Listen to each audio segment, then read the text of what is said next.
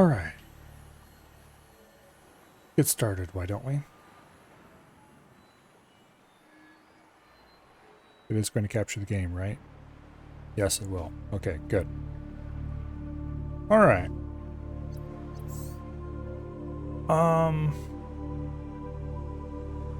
This is a pretty old save. I don't even know if it would load up in the current version of the game, and we're not going to find out. Because we're starting a new game, and we're starting it on Freedom, of course. My first few runs through this game were done on survival, but it's so easy to get around the food and water that it's only ever a problem early in the game.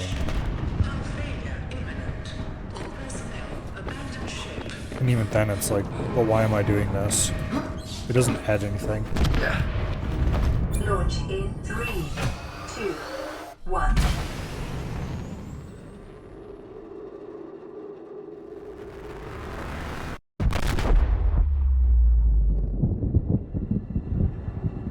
This little cutscene's quite well done.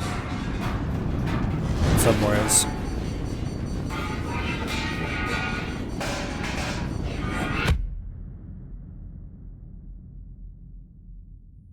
A whole bit of looking out through the top window and seeing the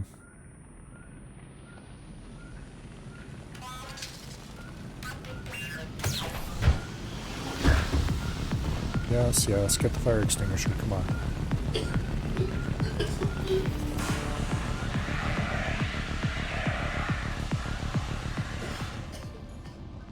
Go.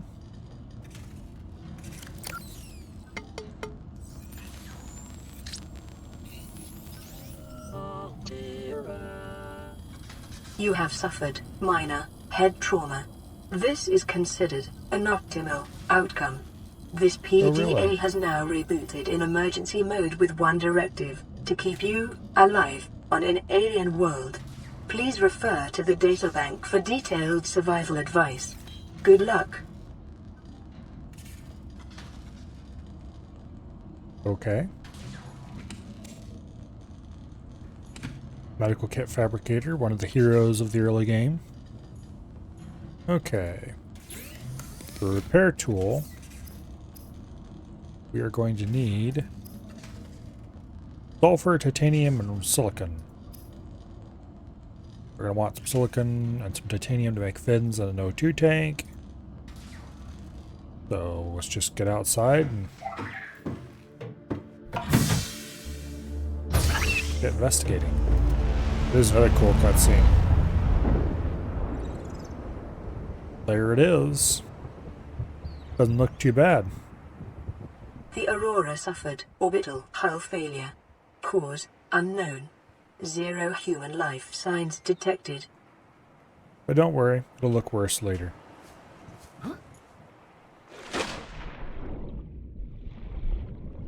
Alright. I forgot about you bastards. Okay, we do not want to go that way. It is not hospitable at this point. If you remember correctly, the pod can spawn semi-randomly in the shallows. Hello, Drad. And it looks like we spawned really close to the Aurora compared to where you normally...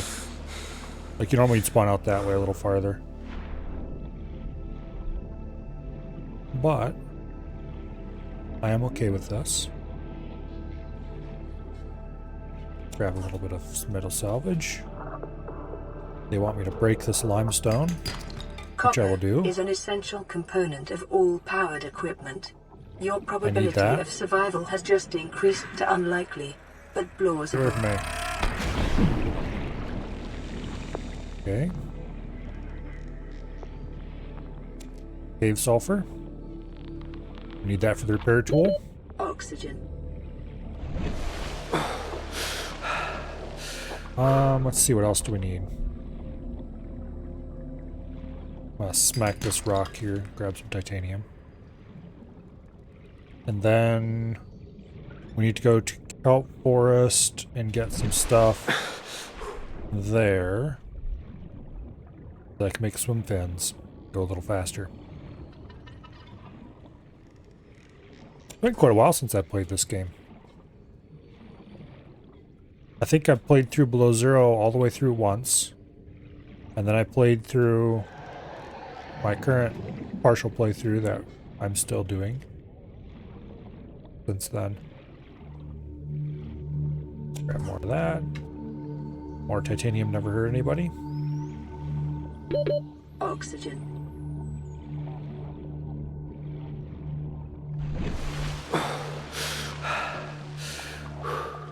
One nice thing about the original game is you can always surface and look for the aurora. And that'll help you orient yourself. New blueprint acquired. Okay, we'll grab 2 of those for now. And then we swim back to the pod.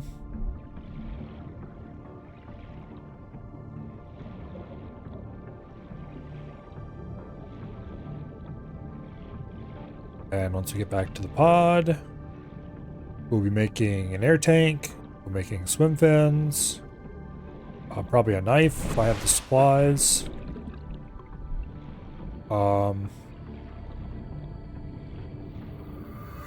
Let's see, what else?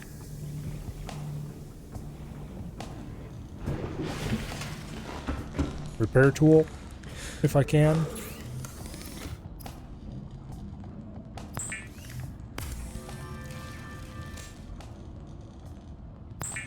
Okay, let's turn all these into titanium. I think we got like 3 of them.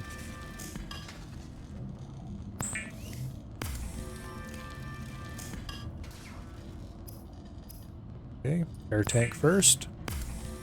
Probably the most useful thing we can make this early. New blueprint acquired.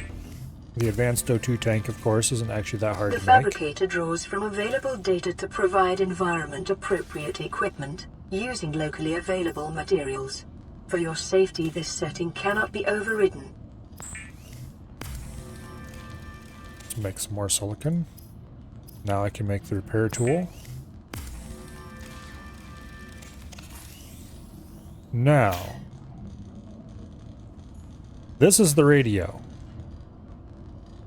A lot of people don't know this, but if you want the happiest possible ending, you'd never repair the radio.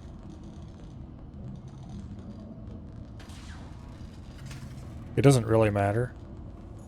I'm just not going to do it. Maybe I will. LifePod secondary systems online. Running full environment diagnostic and outputting results to databank. If you repair the radio, you will get multiple messages from pod transponders and stuff, luring you off in different directions to investigate things.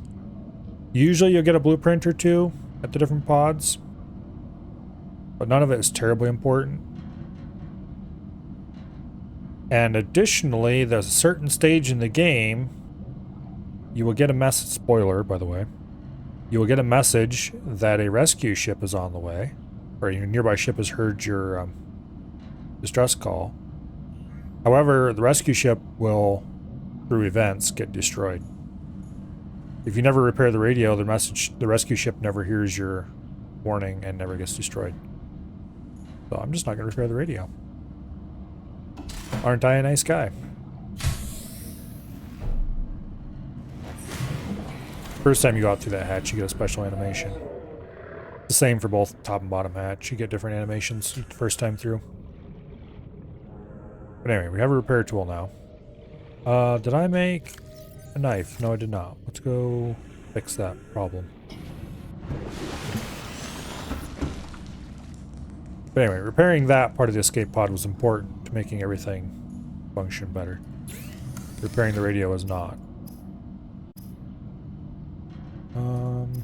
There, survival knife. Weapons were removed from standard survival blueprints following the massacre on Abraxas Prime. The knife remains the only exception. That's nice.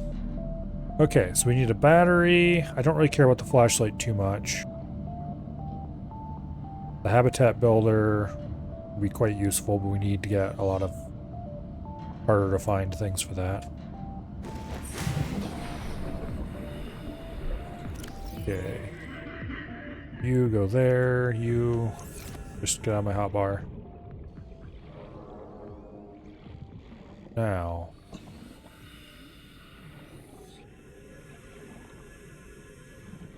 Coral tubes are cool. I need to get the scanner. For correctly, I needed. Let's grab some more metal salvage, and then grab a couple of acid mushrooms. I think we already have one copper, but I can't remember if we need one or. I think it's only one copper to make a battery. So we should have everything we need to make the scanner now.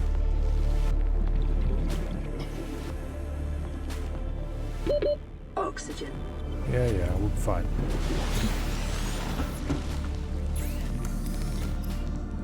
Yep, we can make a battery. New blueprint I need acquired. to make the scanner. The scanner can be used to synthesize blueprints from salvage technology and to record alien biological data. Self-scan complete. Vital signs normal. Continuing to monitor. Okay.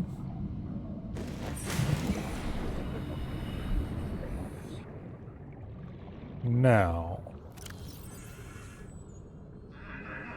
Got the scanner. So the main thing to work to at this point is getting a high capacity O2 tank, for which we are going to want stuff. And then getting the, what do I call it?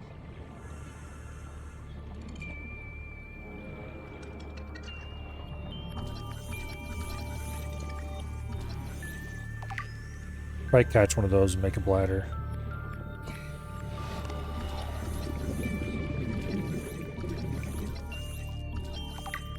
Okay.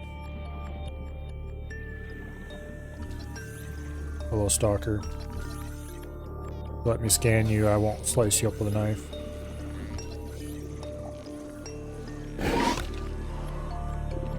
Okay. These hoverfish are really cool. I like them. They look cool as hell. 30 seconds. Okay, to the surface we go.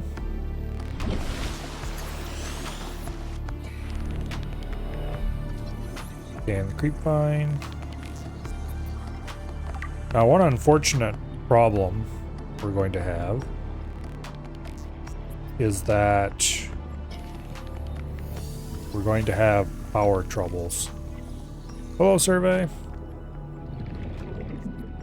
Namely, it's going to be hard to keep ourselves in batteries. Detecting increased Early. local radiation levels.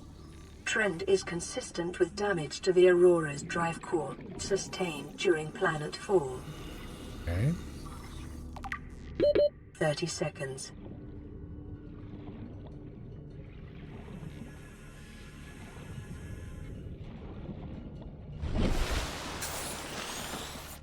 Down we go again. Somewhere over here there's some wreckage. So right now we're in the very early game, where it's kind of not much going on yet, in that some of the wreckages and stuff that will appear later haven't appeared yet.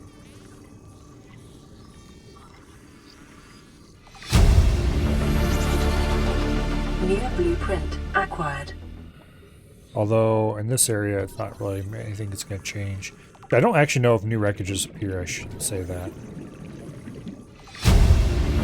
It's kind of hard to get far enough out to find out if they do or not. Acquired. Here we got the good old brain coral. These are the originals version of the oxygen plants.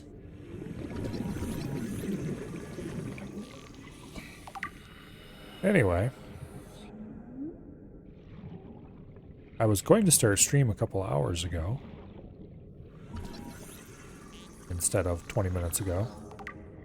However, when I went to start Subnautica, it didn't want to start. And as you may imagine, I found this to be quite distressing. So I did a bit of poking around, and here it turns out at some point, one of the fundamental mods that was used for everything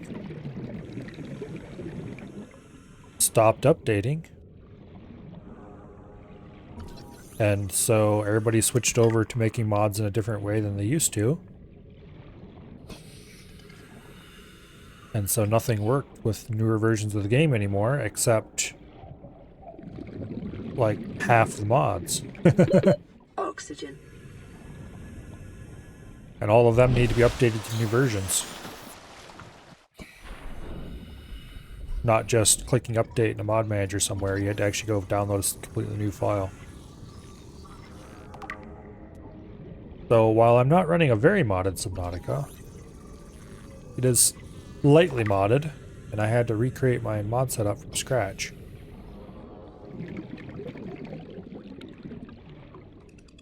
Which took longer than I would have liked. Yeah, I need these for glass. Not surprised there weren't any crash fish in there.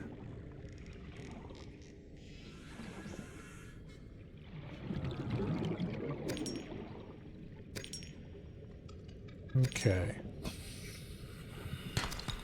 More copper, which I will definitely be needing.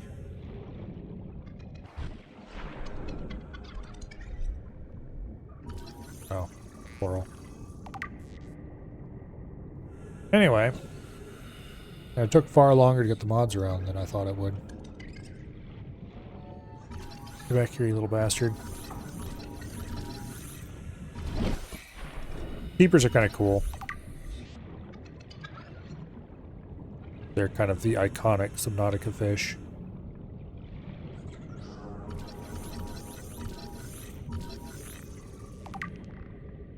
Okay.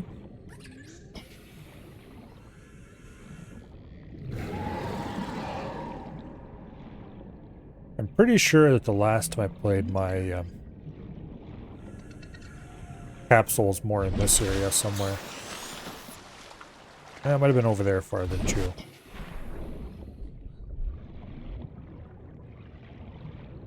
Anyway, I need to find... I should have scanned that. I need to find silver and some lead. We're going to want those sooner rather than later.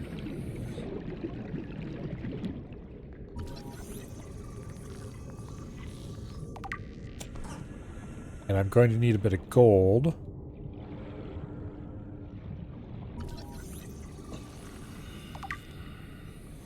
Let's see. Right now I really just need everything. Except more titanium. We have not enough titanium for now.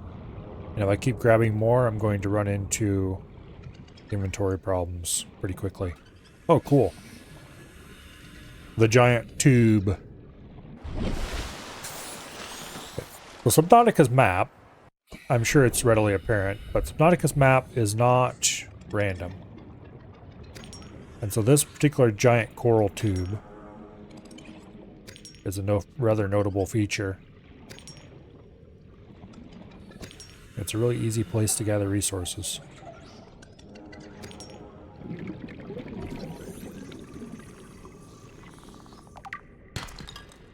Okay.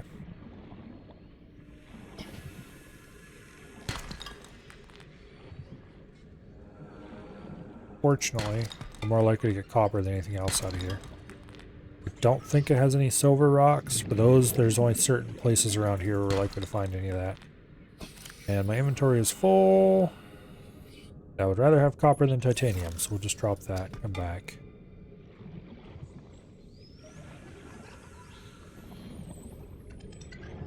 There's a bit of storage inside the life pod, but it's not very much. We really need to go find silver. And gold, but mostly silver.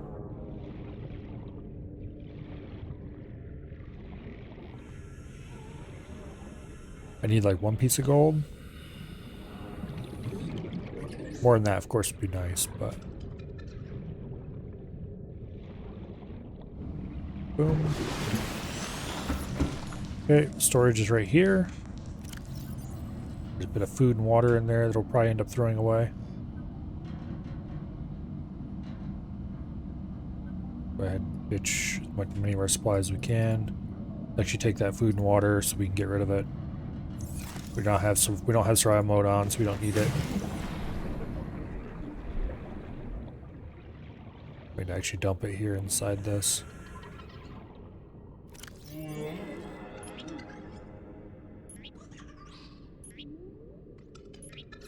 There we go. Remember correctly, a place to get early silver. Okay, there's an island. There's another island. You can tell because of the clouds. We're not going to go to them for a while. Remember correctly, this is the floating island. And it would be kind of worth swimming over there if we had survival mode turned on. Because that can get us early renewable food. It'd be a long swim though. Okay, so the place to get silver is going to be deeper. I think you can find some down in these little chasms here.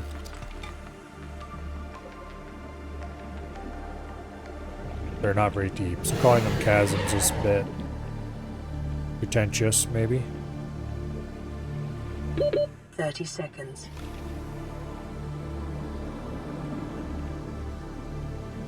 But anyway. Life on this planet grows in unusually distinct and diverse ecological biomes. Further study recommended.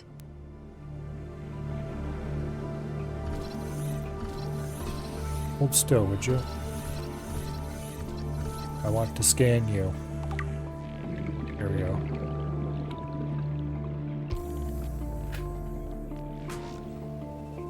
Thought the walls sometimes had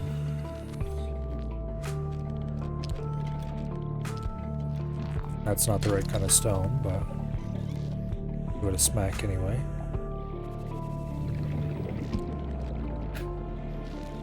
Well, we might have to go to the red sand, to the red grass plain area. Get what we're looking for.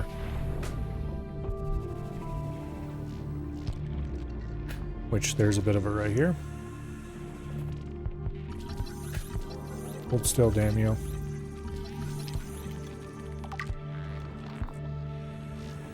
Oh. Possible gold right here. Silver-based wiring kits are an essential component we got of many silver instead. habitat modules.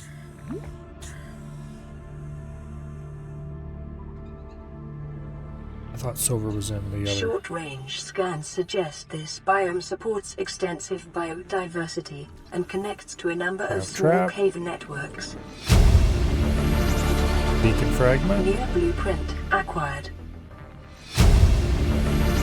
The you have unlocked a blueprint New thing is blueprint really acquired. flipping loud. Okay, so we can make a sea glide now. That's a not insignificant upgrade.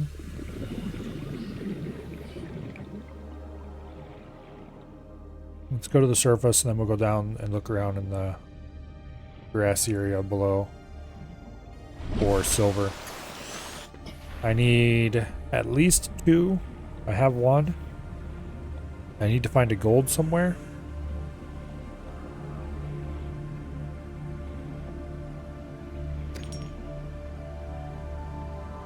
I don't want creature eggs.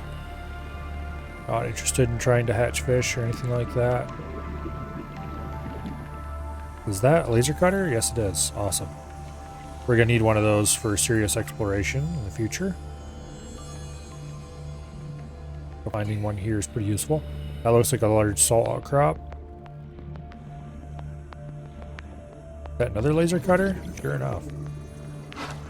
Heck yeah. Serious progress is being made. 30 seconds.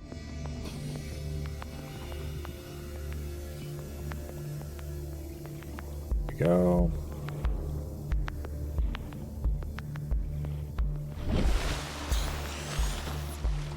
Okay.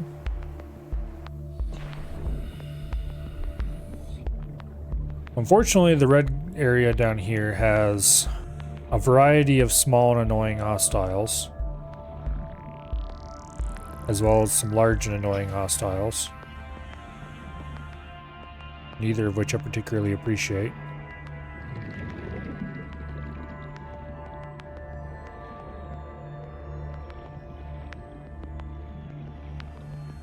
Although it is one of my favorite biomes to build in because it's relatively open, which also tends to make it a bit boring, honestly. Let's see. 30 seconds.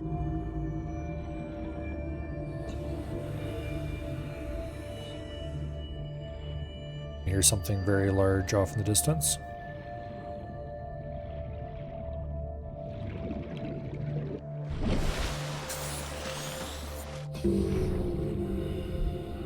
There are ginormous creatures out here.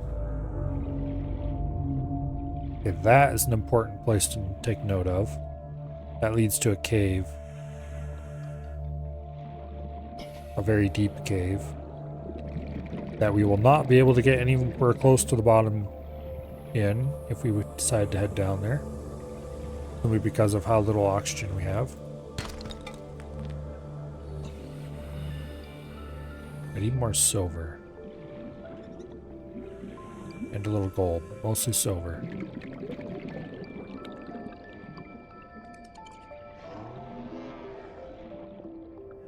"30 seconds.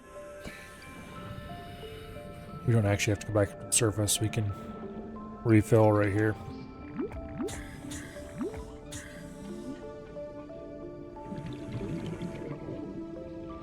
It'll take a few cycles of the brain coral, but...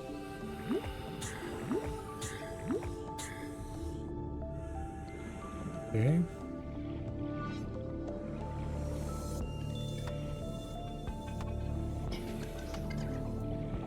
You can see how much more open this is compared to Below Zero. There's way more space just available. Which is why you can have cool things like the Cyclops. Detecting sulfur deposits in the local cave systems. Sulfur is an essential component of the repair tool. Yeah, I have sulfur ready and I've already made the repair tool. I'm not sure if the laser cutter needs sulfur. It might very well need it.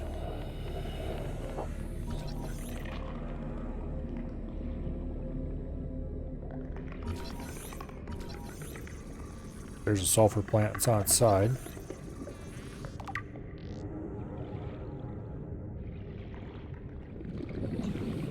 We should probably scan a crash fish at some point.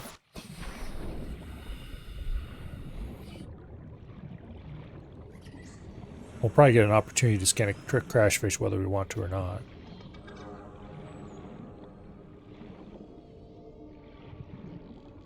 Anyway. Oh, that's just limestone. The lighting made it look more interesting though. Okay, nothing in there. Be careful about swimming into caves.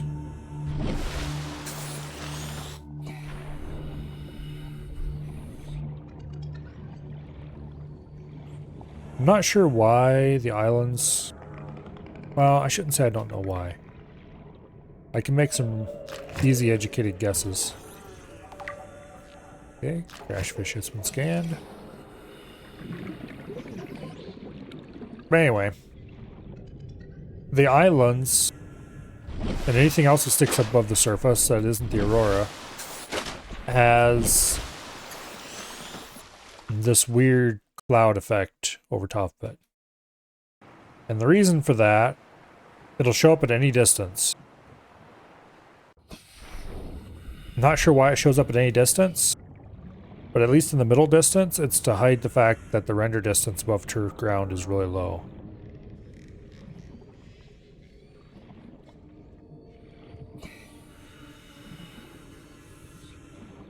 You have to get pretty darn close to a cave before it actually shows up. Thought there was some copper in this thing, but not copper. Silver. But apparently I'm probably wrong. Bullfish. For you. Oh, one of those things. Okay.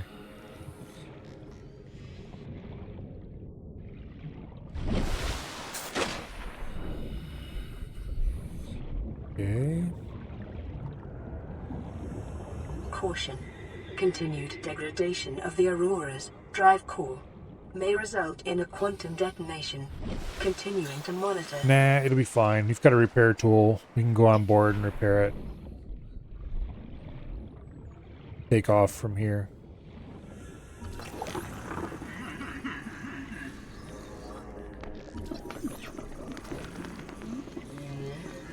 Go ahead and scan the fart fish.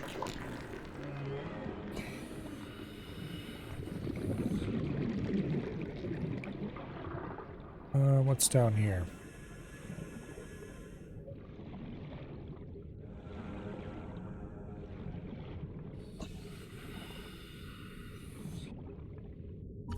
Beacon fragment. I call it fragment, so just give us a little bit of titanium. Ironically, more titanium than it takes to craft a beacon in the first place. 30 seconds. Alright. Let's head back to the craft and take stock of our supplies.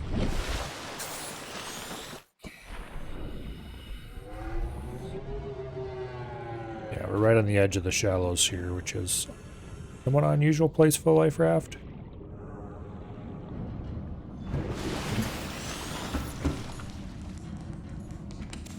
The medical kit. Okay, so we can make beacons, which are extremely useful. Seaglide requires lubricant, copper wire, battery, titanium. The problem is we don't have a way to charge batteries. When we make one of those, we're going to go through a lot of batteries in a hurry. That said, batteries are relatively cheap. High capacity O2 tank, we can make the glass quite easily, so let's just go ahead and make that right now.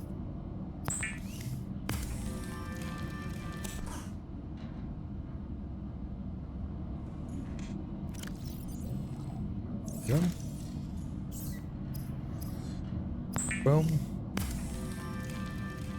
Do glass. I need to unequip my standard tank. I should probably make 2 of these tanks. So I have an emergency tank.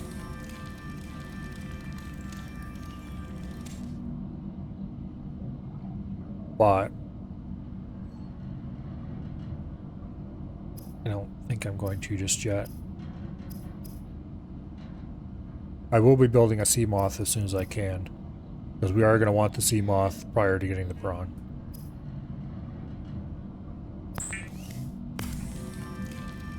The prawn is awesome and all, but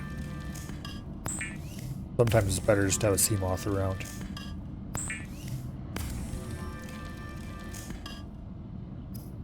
Yay. Rebreather would be nice. For that we need a few things we don't have readily available. Habitat builder would also be nice, for which we need even more things. We need silver badly. We need more fragments.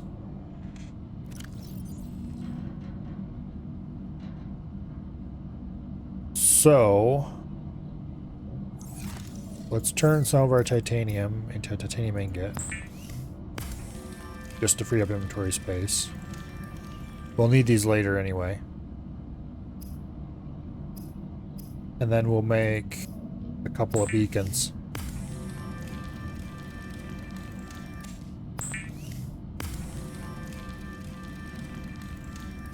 Because there's nothing worse than finding something cool and not being able to mark it with a beacon because you don't have one. Okay, so that freed up a lot of inventory space.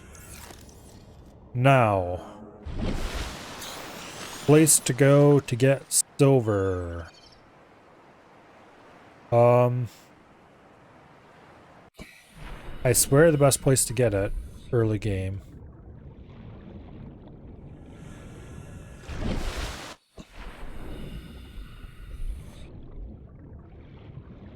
Okay, actually here, wait a second.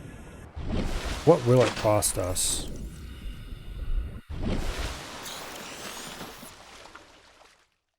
Your breather's obviously out. What will it cost us to get the Sea Glide? Battery, copper wire, lubricant, titanium.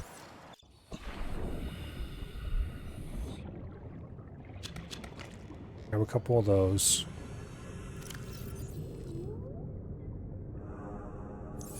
I think we have like 3 or 4 copper stored, so it's probably enough. We just need to go get some seeds.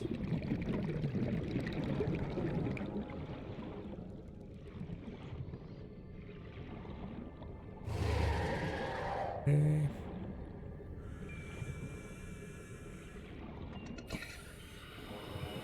Oh, here we go. Sandstone. Gold. We need that very badly. That will get us access to computer chips. Matter of fact, on the way back, I'm going to grab ourselves a couple of table coral samples.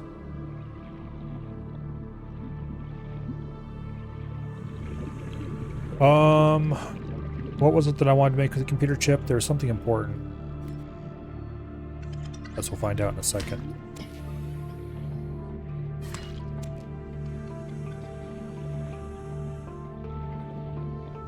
Okay. We still need silver to make pretty much everything we want to make. I think it was the habitat builder that I wanted the chip for.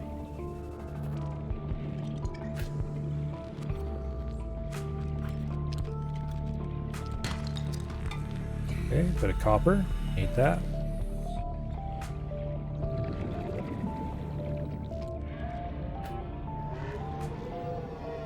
Back aboard.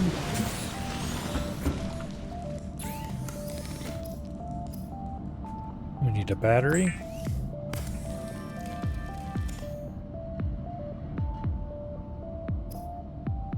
We need some lubricant. Lubricant is essential in construction of vehicles and power plants. We need more copper so we can make 2 copper wire. Okay, first of all, what was I want to make? Habitat builder needs a wiring kit. And the other item I wanted to make was the Sea Glide. So we can make the Sea Glide right now. The other thing we can't make until later anyway.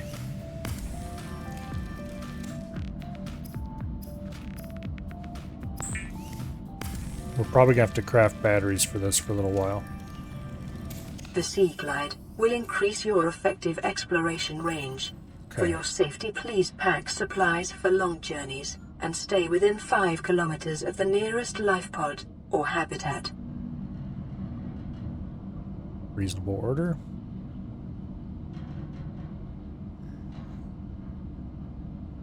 We need 1 more copper. Well, let's go get that 1 more copper and then we can make a chip.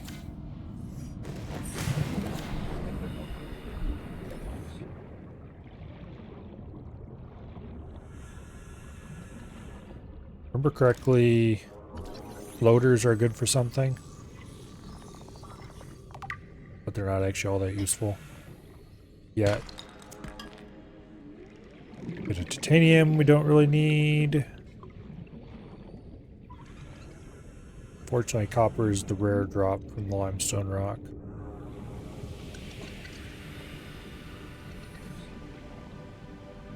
Oh. There we go. That's the copper we needed.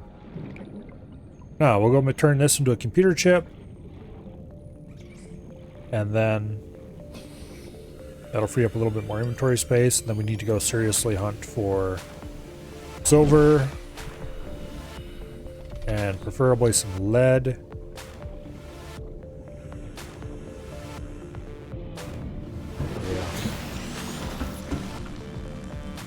Because I would like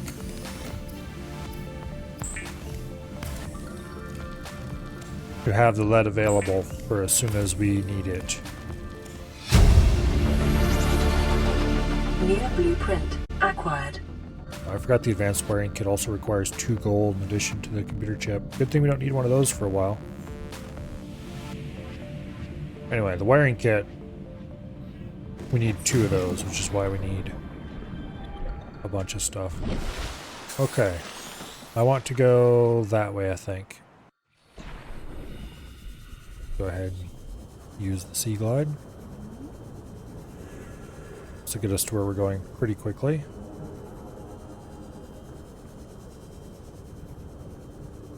As to where exactly we're going, well, good question. We'll see when we get there. Because I don't remember exactly what's out this way. I'm just kind of poking around to see what I can see.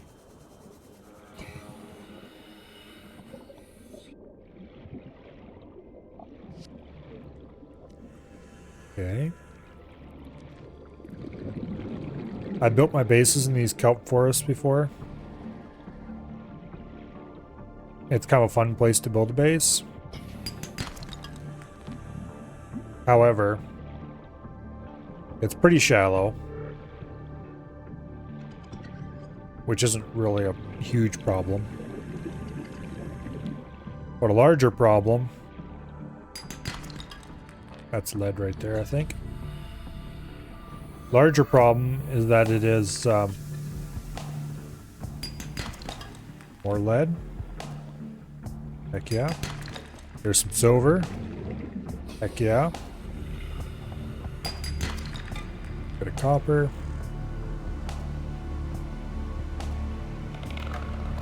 Be advised, a common complication for cave divers is loss of orientation, followed by More lead. eventual asphyxiation.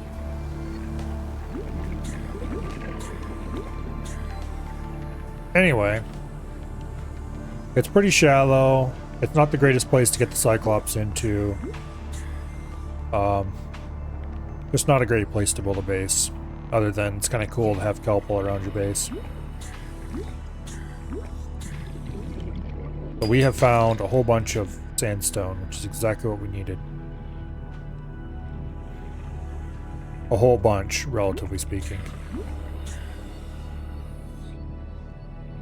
Not actually that much. That cave got us a lot of good stuff. This is where it would actually be nice to have a flashlight. However, we kind of do have a flashlight. Not the best possible one.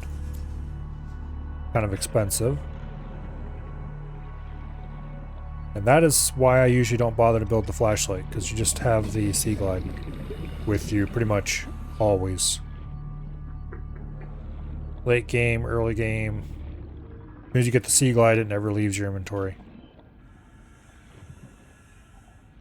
I think that's our last laser cutter fragment. So that's huge. New blueprint acquired. That particular sound is way too loud. More sandstone along the edge here.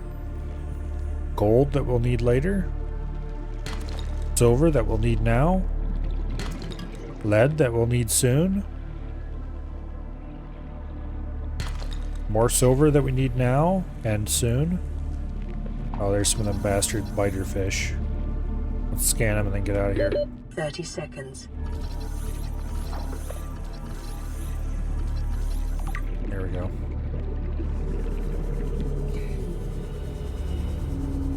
Whee!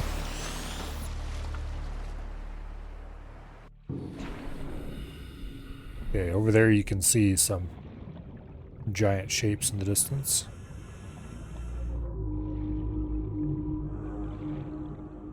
Now here's the real place to build a base, because this is amazing for easy access with the Cyclops.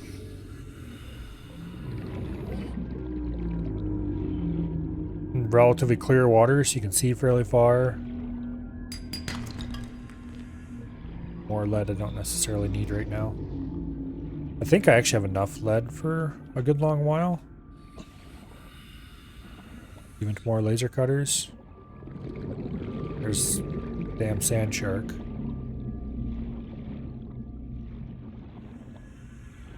Sand sharks suck.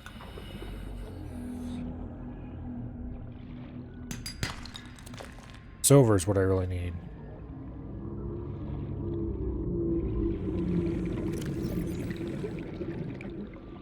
I have barely enough silver. And I'm definitely going to want every little bit I can get. Passing Because 100 meters. Oxygen efficiency decreased. I think we're going to need more silver for the next thing I want to make. That we haven't unlocked yet. Integrating new PDA data. There's the scanner room. Oh, I forgot about those damn things. Tiger plant, or whatever they're called. They shoot spikes at you. 30 seconds.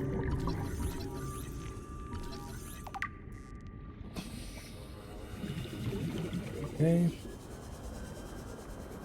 Nice thing about the Sea Glide. Fast way to the surface.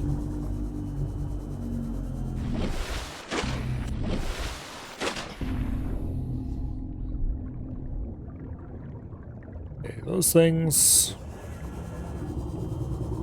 They're large, but they're completely harmless. Also, they have stuff growing on their back, which is kind of cool. Detecting increased foreign bacteria levels in the water. Performing a self-scan is advised. Is not advised.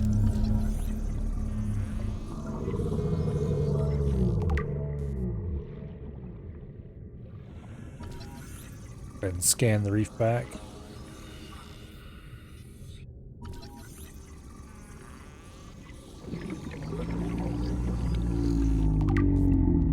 Reefback Leviathan. They just sit over here all the time grumbling to each other.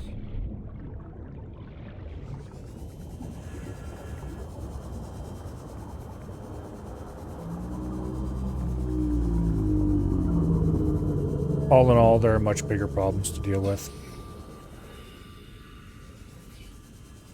Much more important things to worry about, like that bastard over there. There's a large salt deposit.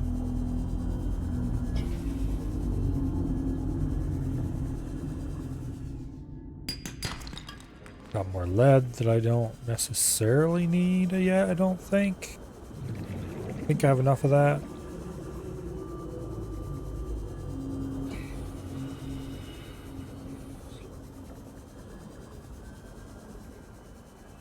Okay.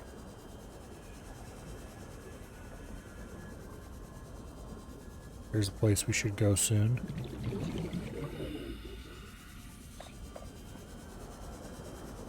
I'm gonna actually drop a beacon here.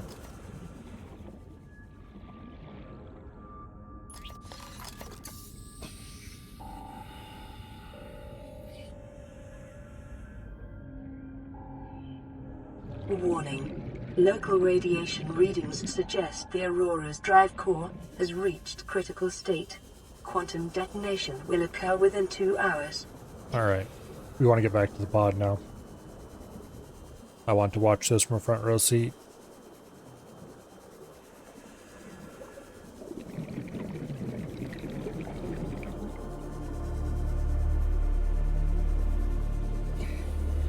For the next event... Congratulations, Survivor. You have exceeded your weekly exercise quotient by 500%. Data indicates that swimming was your favorite activity. Be sure to vary your routine for uniform muscle development. The next event causes some small changes in the world.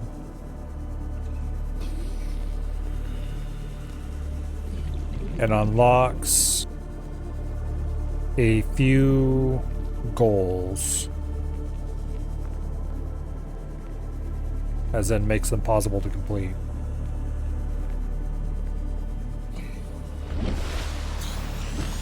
Oh yeah, and also you can climb up the outside of the life raft. So when the Aurora explodes, if I remember correctly, prior to that point, the area around the Aurora is not irradiated yet.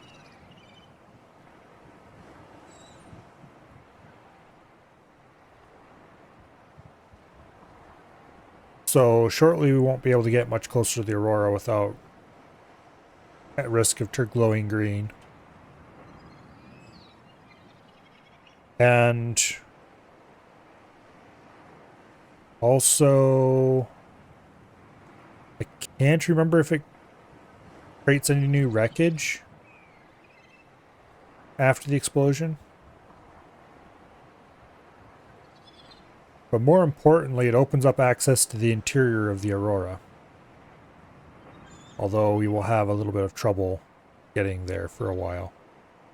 For one thing, there are various creatures around the Aurora who do not appreciate your existence.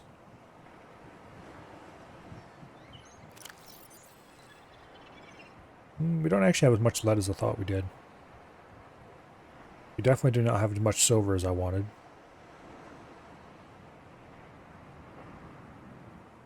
Why am I trying to drag that down there? I can just use it straight from my inventory.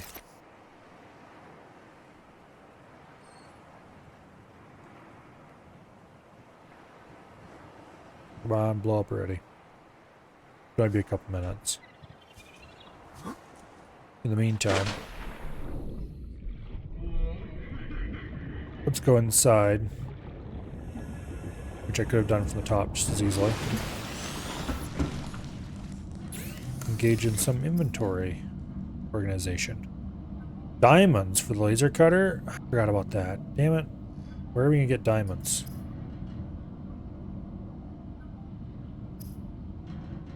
Think I know where I can get some, maybe?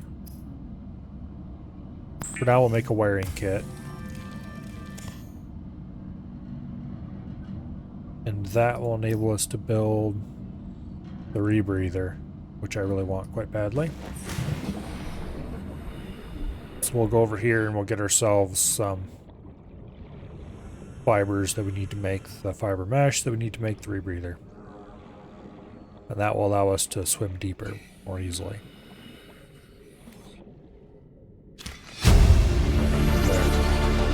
New blueprint acquired. Now it'll stop yelling at us to cut one of those down.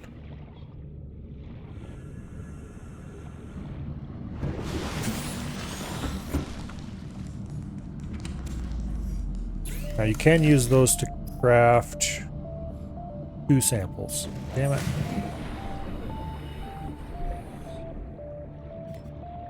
I should have checked before I went out here.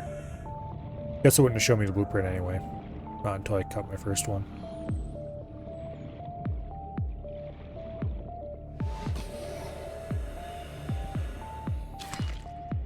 Okay.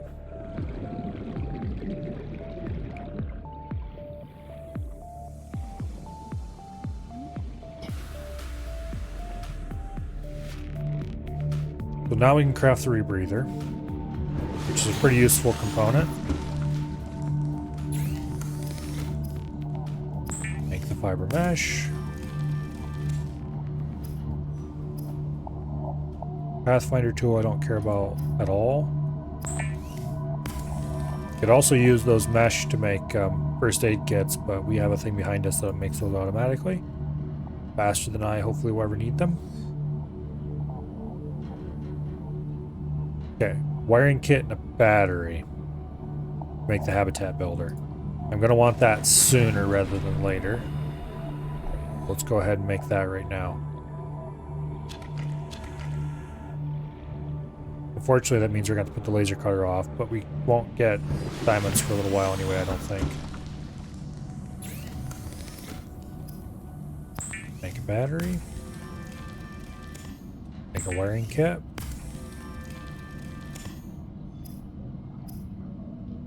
Make the habitat builder. The Builder tool is designed to construct habitats capable of withstanding extreme environmental conditions. Okay. I did make swim fins at some point, right? Yes, it did. Okay, so the rebreather allows us to dive deeper, basically, without using our oxygen up more quickly than what we should. Okay. We've got everything out of this personal equipment area that we have unlocked so far that I care about. We have everything out of here except the laser cutter, for which we need a diamond. The rest of the supplies are easy to get. 2 diamonds, I mean. I think, emphasis think, know where I can get a diamond. Next up, we need to get the mobile vehicle bay and the Seamoth parts. That's probably the next most important objective, I think. Seamoth parts. Not sure we'll find them.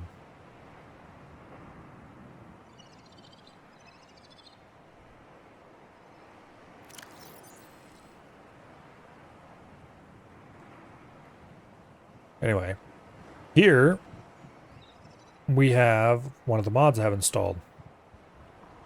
Map. As you may notice, it only uncovers itself as we explore. But this will allow me to identify places that I want to go back to. I can change it to like biome. And right there, I think, is that cave I discovered early on. And we're going to want to go over to there.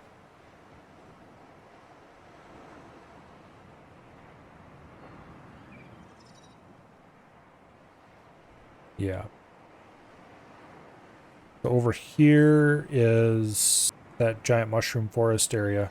This is red grass. This is red grass. These are shallows.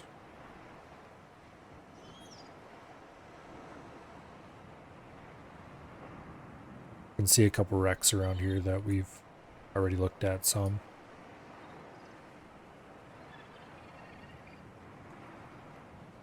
The map is quite useful. Mostly because it makes it easier to find places you've been to before.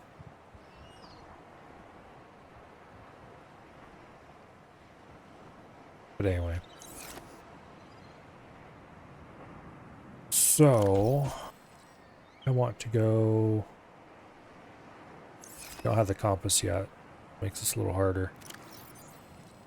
But right now we're looking this way. We want to go about that way, I think.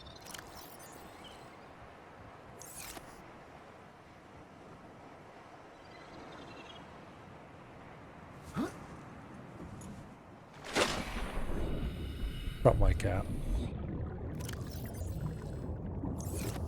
Okay, it looks like this wreck is right over there. So we actually want to go that way?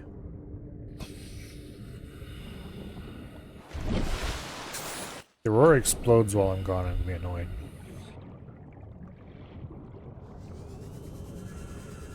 We already used 20% of our power in this thing. And we've only really been using it to get back to the surface quickly.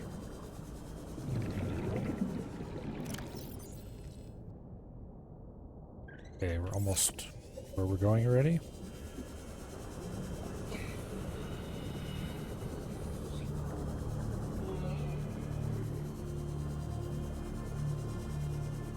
It's right over this way somewhere. Yeah, just on the other side of this little ridge.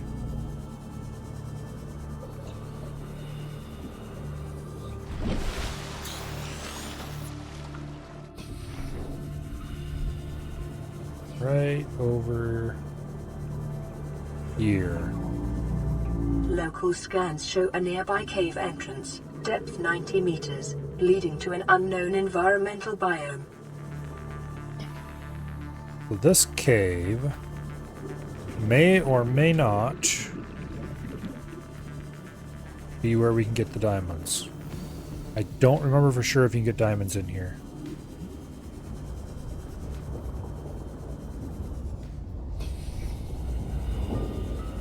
There's some lithium. Non-extractable.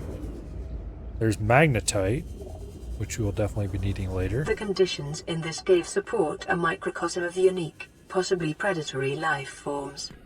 Detecting an artificial structure somewhere in the region. Got some magnetite, probably way earlier than we should have it.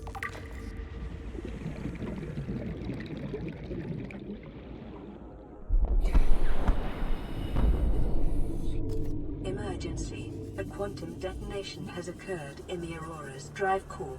To the surface. Reactor will reach a supercritical state. To the surface. 10, 9, 8, 7, 6. Slow down, 5, damn you. 4, 3, 2.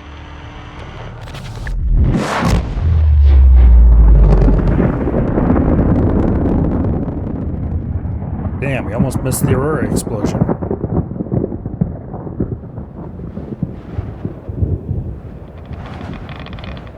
For your convenience, the radiation suit has been added to your blueprint database. Okay. The Aurora has gone kablooey. Also, I'm starting to think that diamonds are not going to be found down here. There's a piece of the sea moth.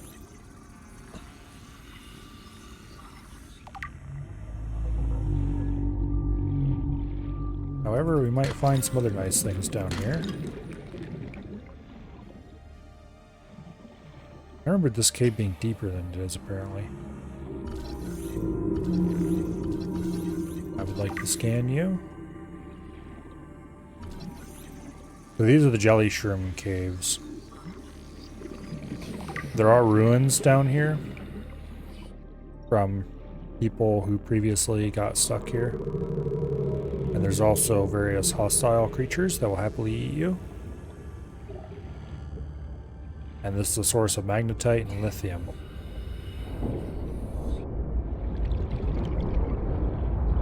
Amongst possible other things. There's some gold. Can't mine that to get the prawn though. Although good news, we're not far away from being able to get to the prawn. Okay, those worm things will happily eat you. It's best to avoid them. Don't think we're gonna find any diamonds down here. Damn it. Where were diamonds?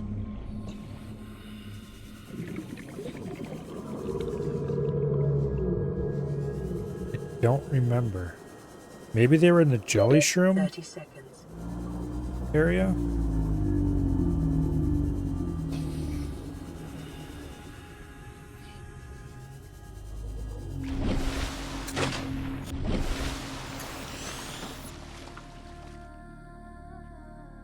I think we'll go back to the pod. We'll take a look at that radiation suit we just got. That's what will gain us access to the Aurora.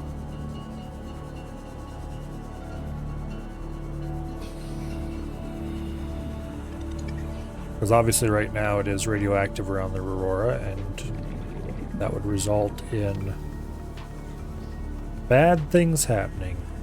Could we try to swim in its direction without the radiation suit? With the radiation suit, we'll be fine. We can get rid of the radiation around the Aurora, but that will require going to the Aurora. Which I want to make a priority for soon, because there's lots of nice loot around the Aurora. And I would like to acquire it.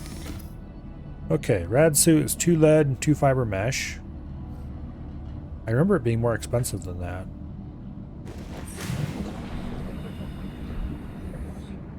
That's because in early versions of Subnautica, lead was not a acquirable mineral. I just remembered. You didn't acquire lead by going to find lead out in the world. You would, don't remember what recipe it was even. I think it was copper and silver. Craft them together to make lead, which is ridiculous. But that's just how it was done before lead was actually added. Most of my Subnautica runs happened before 1.0. I did play it after. I thought I grabbed 4 samples. Dang you. Alright, here we go.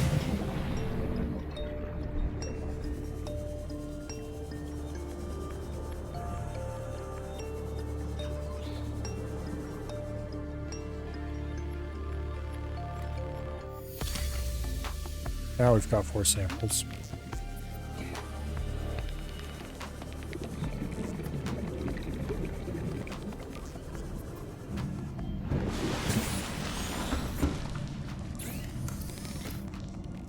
Okay, this should get us the lead suit.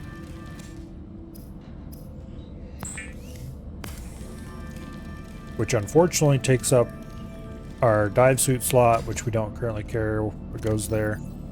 Our glove slot, which we don't have anything better to go there yet. But it also takes up the rebreather slot.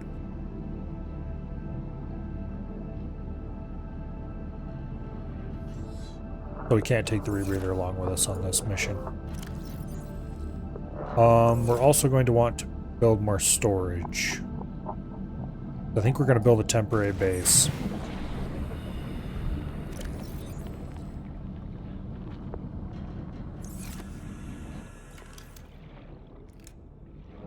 And I do mean temporary.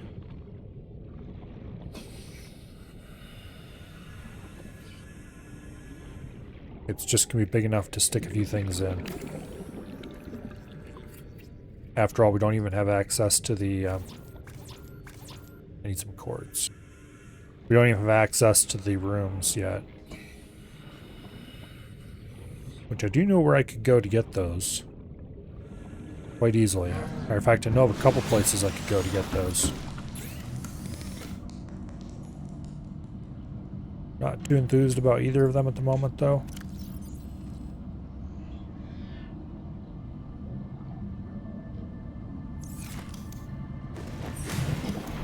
Anyway, we could build loading external storages instead of an actual base with a couple storage containers inside. But that would be dumb. We're going to stake a solar panel on top of this. I need some copper ore for that. The idea of the solar panel is just so that it'll produce oxygen so we don't have to go outside and go to the surface periodically. And so we can have lights and other nice things. I do not have any copper at all. Okay, we need to get some copper then. Couldn't be hard. Go clunk some rocks over the head until they spit copper out.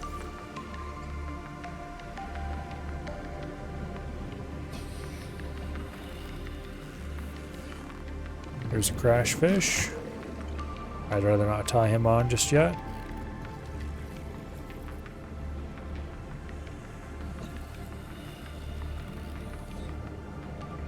Okay.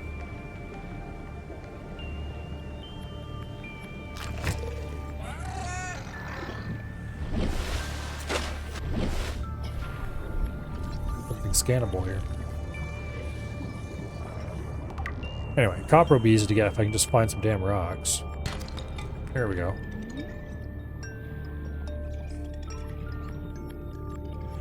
The reason we're building our first base close to the pod is so I don't have to put a separate marker out for it.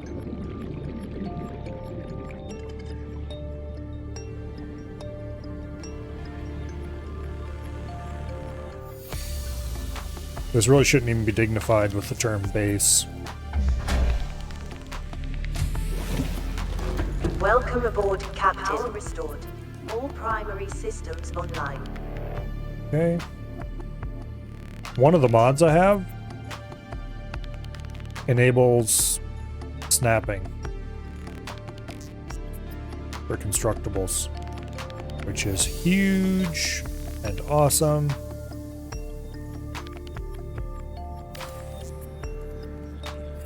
Actually, you know what? I've changed my mind. Can I build 2 of these down the middle, back to back?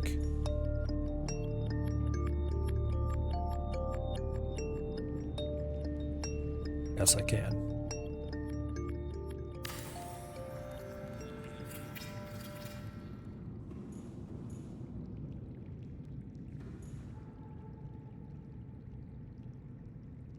Oh, come on. Fine.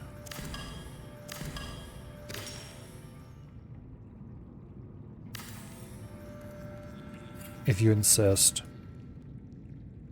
we'll do wall lockers.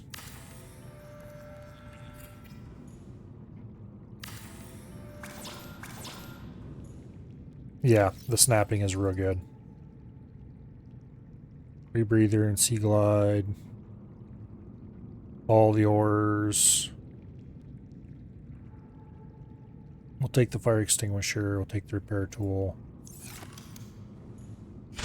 I'm going to wish that I had the laser cutter, I bet.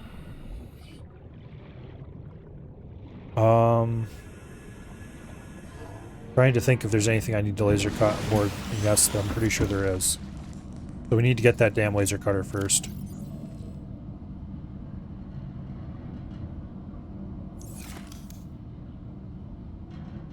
Yeah, we really need to get the laser cutter first.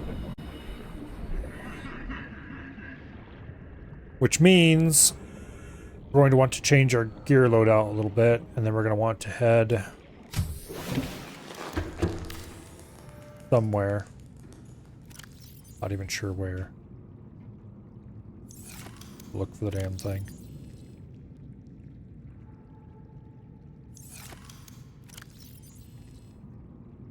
Okay.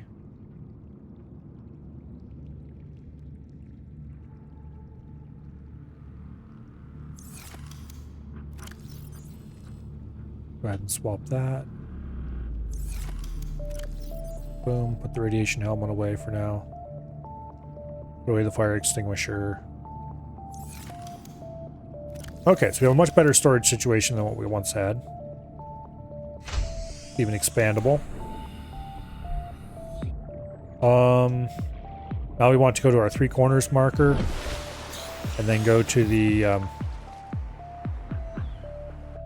that mushroomy area. I forget what the official name of that biome is. And we want to look for stuff there. Importantly, I just need a damn diamond. 2 of them.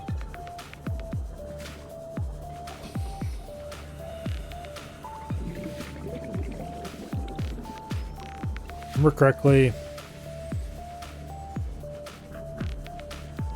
Okay, we want to go this way a little bit.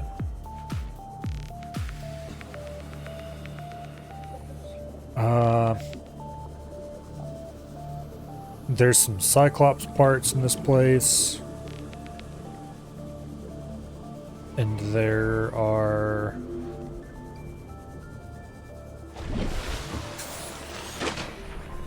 Oh, what else is there? There's a wreck that we're going to want the laser cutter for.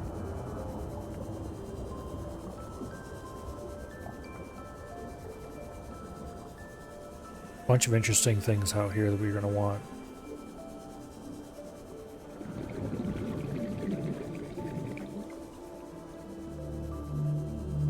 And it looks like it's below us right now. Okay, let's go to the surface, fill up on air. And down we go. We've already used almost half our Sea Glide. That's not good. Also, I think there's lithium down here, which we already have some lithium. But a little more never hurt anybody.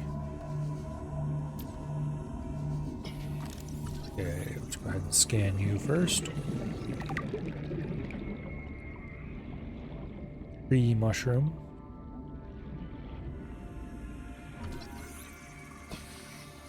The other bits around to scan.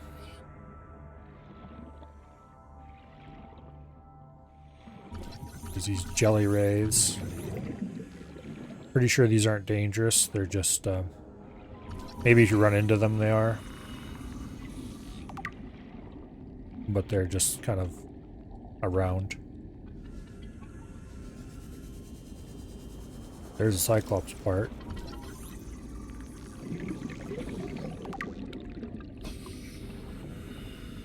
Bit of lithium. More lithium. The biomass in this area is dominated by plant life, picking up faint Alterra vehicle signatures. And yes, there is a wreck somewhere.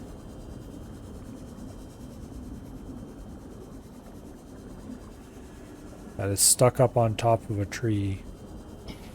Not really looking for that right now, though, because we really don't want to start exploring the wrecks until I have the laser cutter. 30 seconds. Go to the top and grab some oxygen.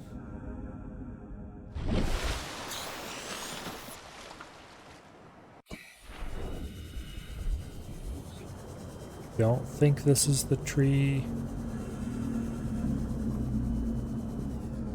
Oh, hello, shale. I don't remember what shale has in it. Ooh, a Remember, diamond. the materials you gather are the property of the Okay. Alterra Corporation. You will be liable to reimburse the full lithium? market price.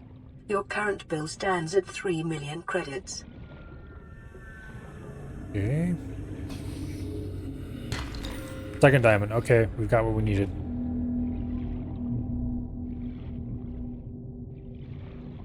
Alright, back to base.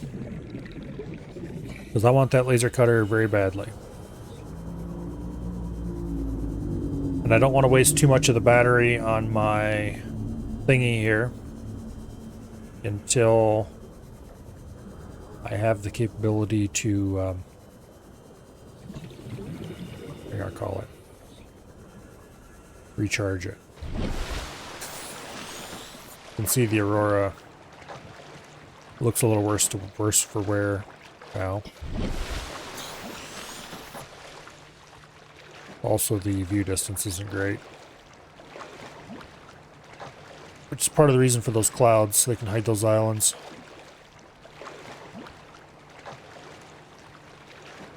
But anyway, we're going to be going back to the Aurora soon. Very soon.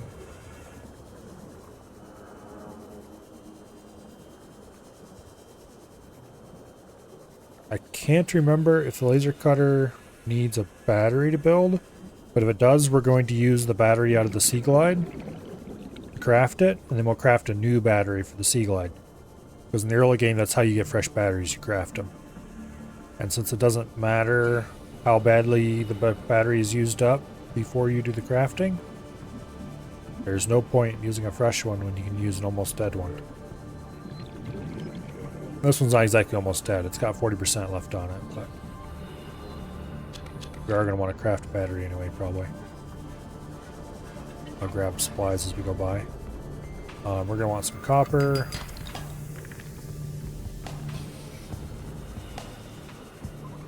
If for no other reason than to make wire in case we have to.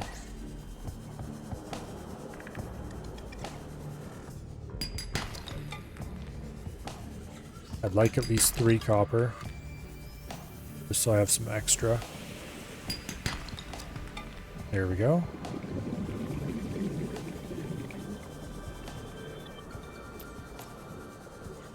Okay. Back to the craft we go.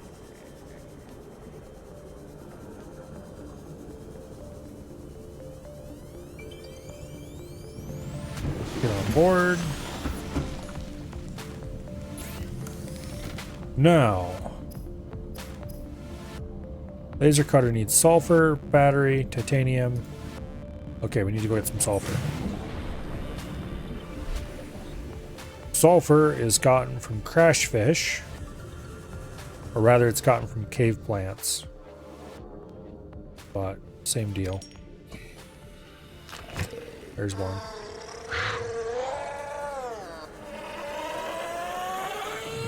Lord me, old bastard.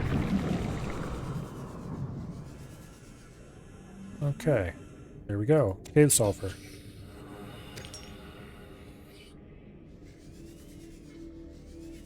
Slightly painful, but relatively easy. Just wasting the battery on this thing because it doesn't matter. We're about to use it to make a thing. And laser cutter, complete with a full battery. For free. Let me craft another battery.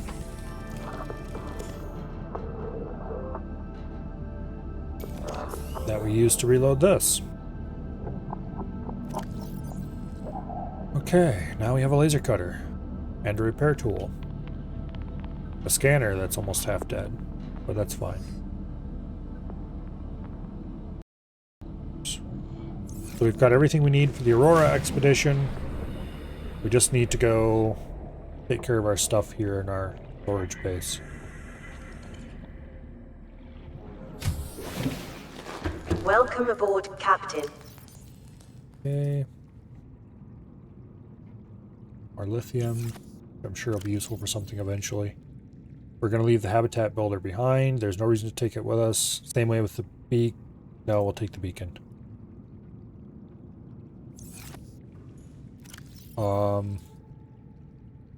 We'll take first aid kits. We'll take the fire extinguisher. We'll get more of a lot of this stuff aboard. We need the radiation helmet. I'm gonna leave the Sea Glide. I'm going to hate myself for this. But I'm going to leave the Sea Glide to free up more inventory space.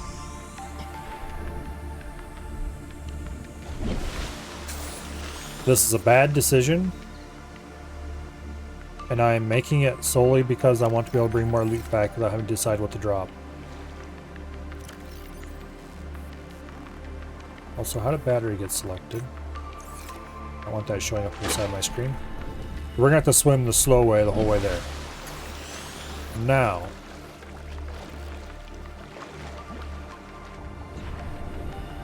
There are creatures we do not want to tango with around the Aurora.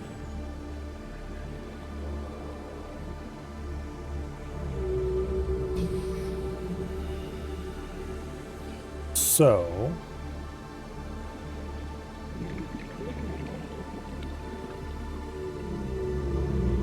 we're going to have to be careful how we swim over there.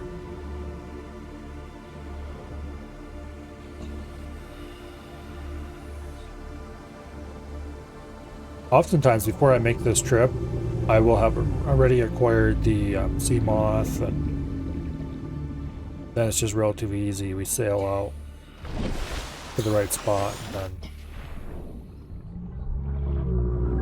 make a relatively safe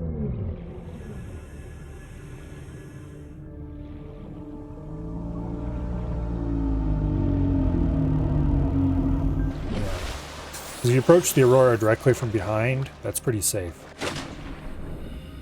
Or directly from in front, whatever. If you approach it from its side, that is not safe. At all.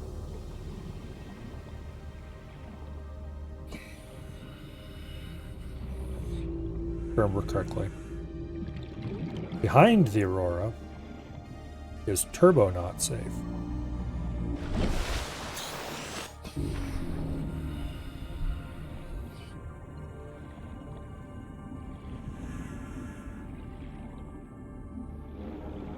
What is this thing over here? Oh, it's an upside down life pod. Not a good idea to swim over to this, but we're going to do it anyway.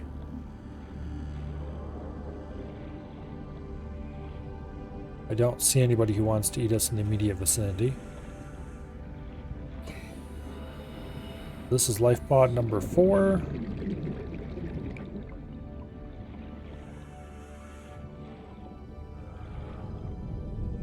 Creature decoy. Can be deployed by hand or submarine. I'll take that. First aid kit. New blueprint acquired. PDA with some Integrating lore. new PDA data. Looks like Altera needs to work on the wiring of their Integrating new PDA data. designs a little bit. Okay. There's some boxes down there that we could loot if we were brave enough. I'm not particularly. What? Screw it. Not like something's just gonna show up and eat us, is it? Propulsion cannon fragment. 1 of 2.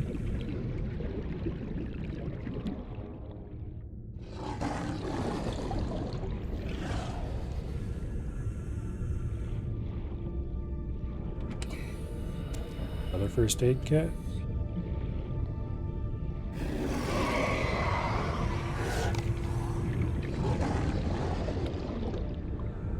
Okay.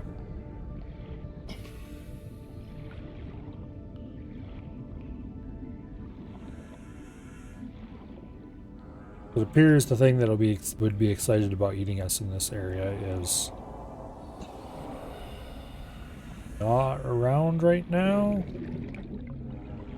In this particular section. They're probably closer to the back.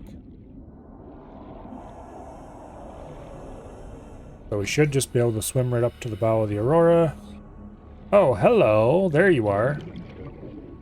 I'll just stay over here and you just stay over there, okay? Life form readings in this region are sparse. The Aurora's radioactive fallout will have devastating effects on the alien ecosystem if not contained within the next 24 hours. Oh, don't worry. We'll be containing it just fine. Alright. We've got these little shits. Cave crawlers.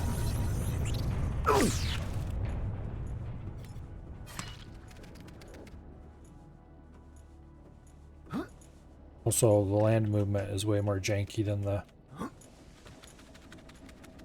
Get away from me. Don't think you can go through this door unless you have... some stuff to move the crap out of the way. But this isn't the entrance we want to use anyway. New blueprint acquired. Okay.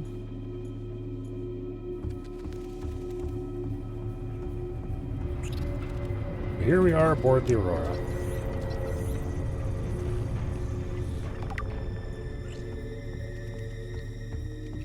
There's loot Warning, ship's structural integrity is all over in this Far place. superior equipment and laser cutters may be required. Exploration is Yeah. conducted at your own risk. They just tell us straight up that we're going to want gear. Disinfected water, I don't care. We have that system turned off. Because it sucks. Survival games are almost always more fun if you don't actually have to worry about eating or drinking. Caution. Scans show the digestive tracts of nearby life forms contain human tissues. Okay, let me just go across this little bit here.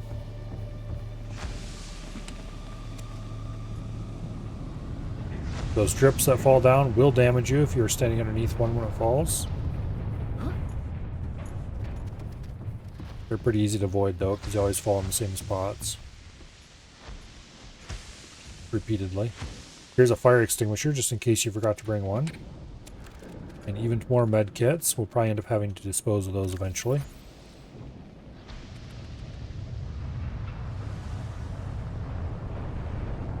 Okay, one of those is the fire extinguisher that we use to extinguish the fire at the very beginning of the game. What the hell? I was standing there, I hadn't moved. You can extinguish a fire to the point where you can't see flames anymore. But if it's still glowing red, it'll still hurt you.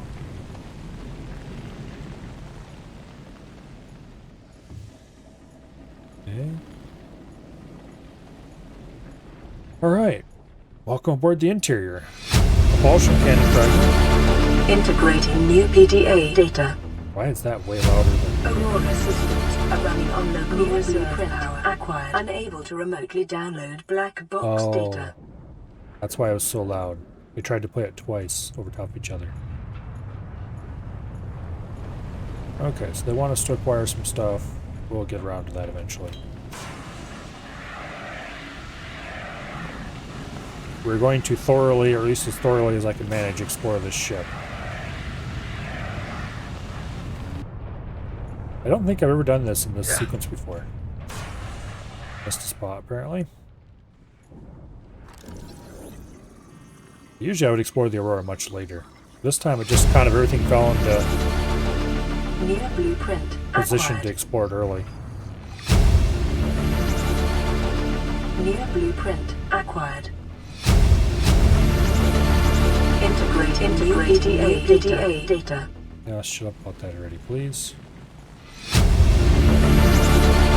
Integrating new PDA data.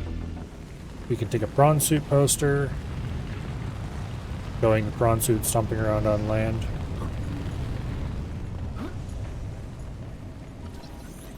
The prawn suit isn't supposed to be a submarine. New blueprint acquired. It's supposed to be an all-environment mech, basically.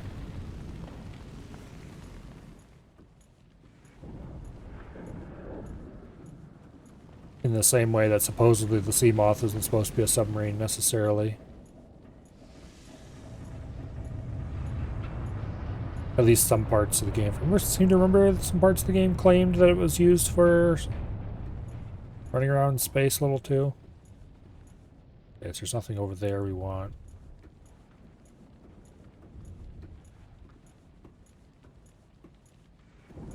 So our main mission here is to get the damn Aurora to stop leaking radiation. Our actual mission here is something much more important. Much, much more important. And that is to get the blueprints for the prawn suit. Okay, how do I get out of here? I don't remember.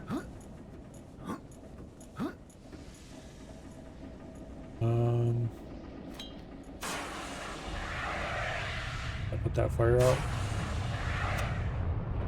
Doesn't seem like it.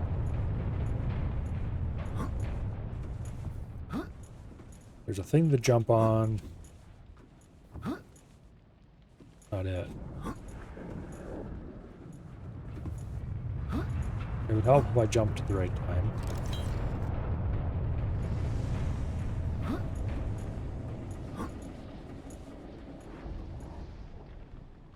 Okay. I know you go through here. I've done it before.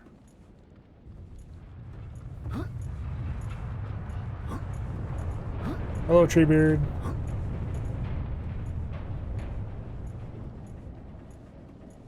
Because this is the path forward. I'm sure of it.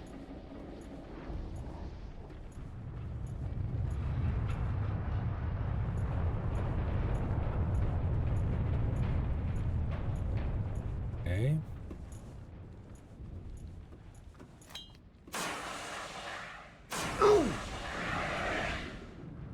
I don't think you can put that fire out. Well, that was dumb. You didn't see anything.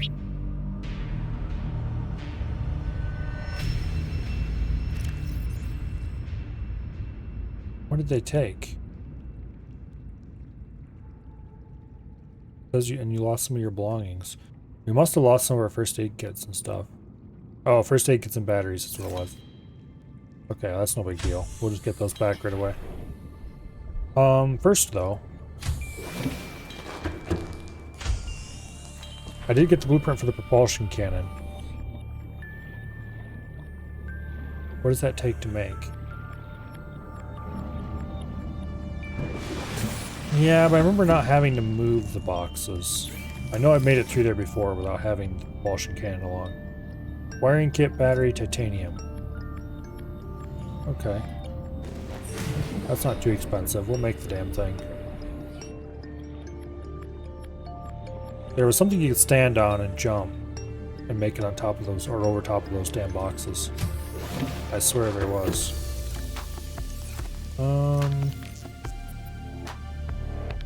Do I have enough silver for this? No, I do not. That's annoying.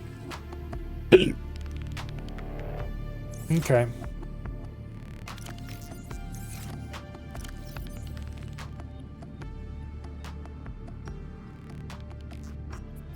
We need more silver. And more copper.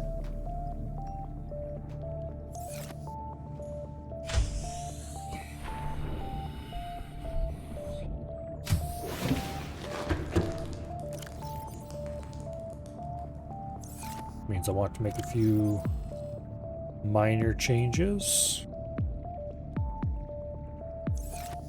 Okay. Go ahead and store that for now.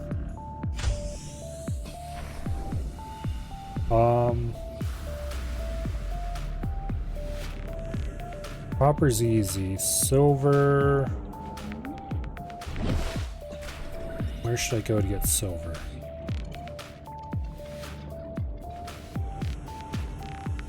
I think we'll just go straight out this way. We'll get to some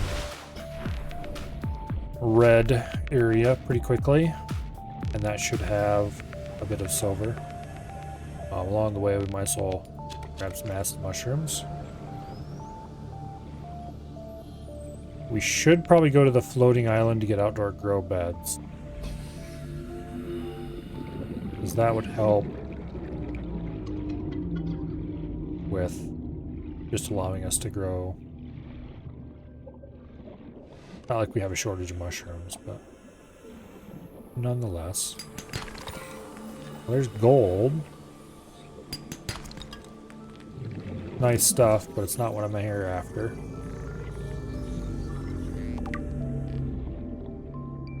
Do not run into the drooping stinger thingies.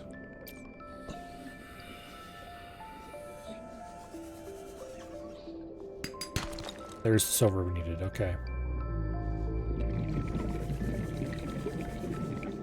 Now we just need a little more copper. Immediately required right there. And I think we have what we need. Yeah. Alright, back we go. And we'll change our gear again. And we'll go back to the Aurora with the propulsion cannon, which should allow us to blow crates out of the way and shit like that. Which might allow us to take the bottom shortcut.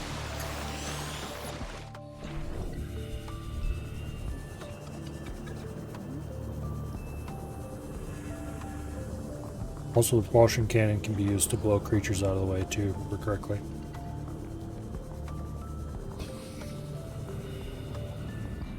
Been a little while since I've used it. Alright, need a wiring kit.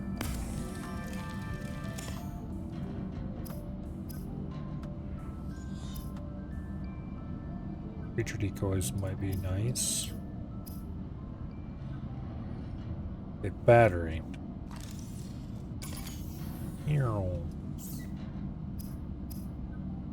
Boom. Propulsion cannon.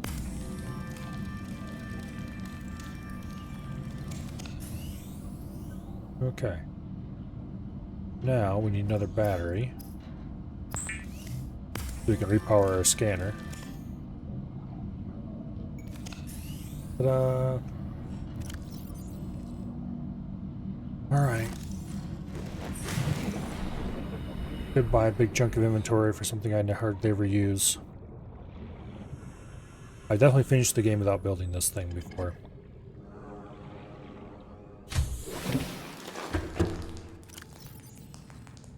Okay, we need you. We're gonna leave the Seaglide at home. We're gonna leave like all of those health kits at home because we have tons of them. We're leaving the beacon at home for now. Take the knife, we'll take the scanner, we'll take repair tool and laser cutter because those need to open some doors.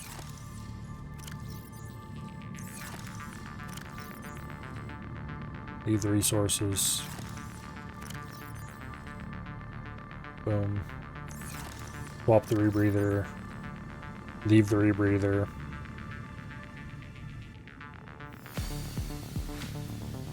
Okay.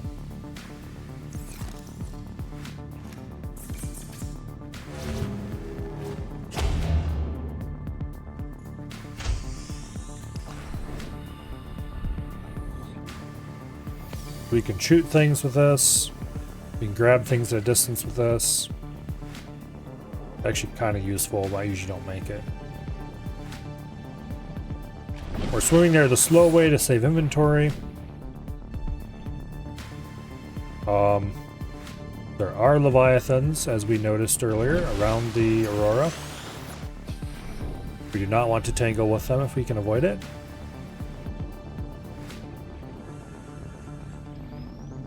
They are not kind, charitable fellows.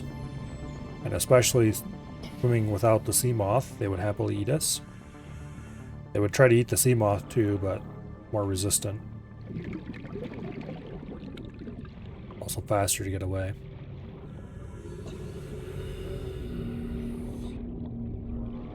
Hopefully, we can avoid most of the fine, friendly fellows around here.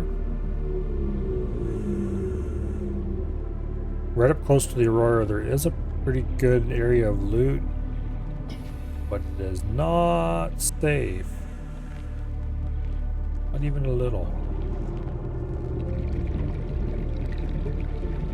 Behind the Aurora, there's a big debris field that's pretty cool too.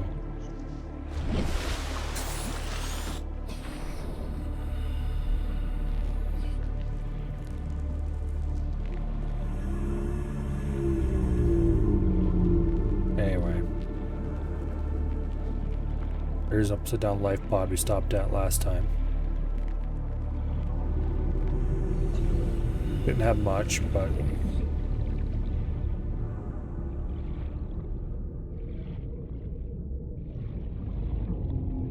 yeah, keep an eye out for large snaky things headed our direction.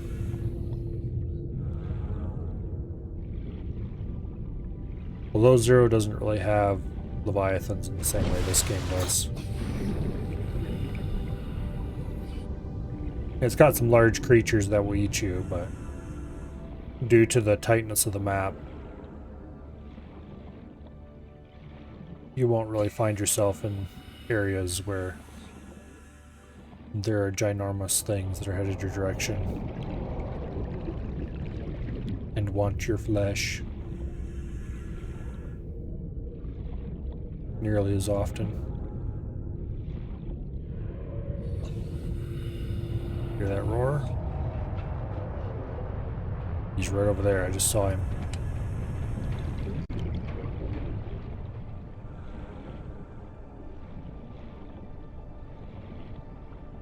These guys will pick you up from quite a distance.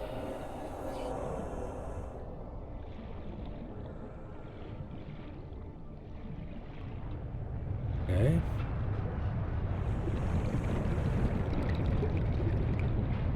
We should be safe in here.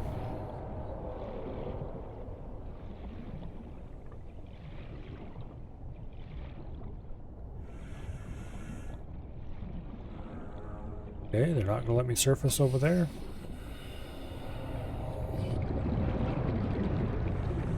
Despite the fact that we can see the surface quite clearly.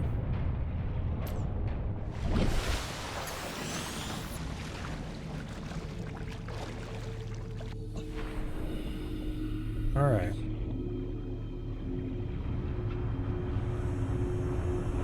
Over over here somewhere is where we actually want to surface, though.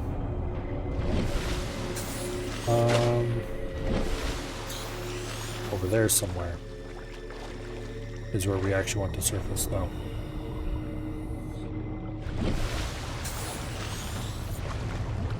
Alright. Welcome aboard the Aurora. I hope you enjoy your stay.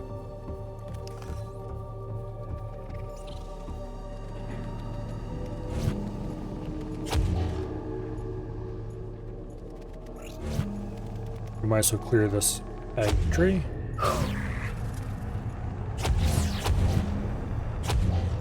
Yeah, screw you.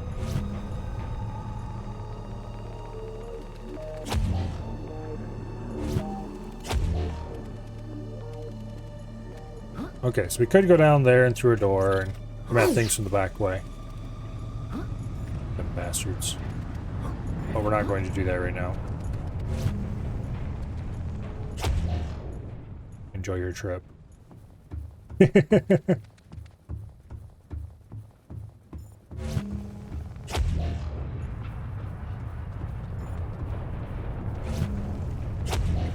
Okay.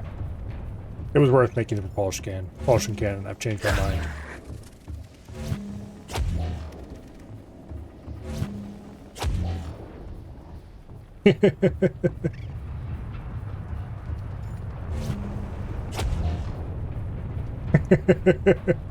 Hello, Sealith. Yes, this is the OG. Although I am playing with a few mods. Nothing too major. Most of them focused around vehicles. Also, one that adds a map. Although, obviously the map isn't revealed at the start of the game. You have to explore to actually know where things are and all that bullshit, but... Okay.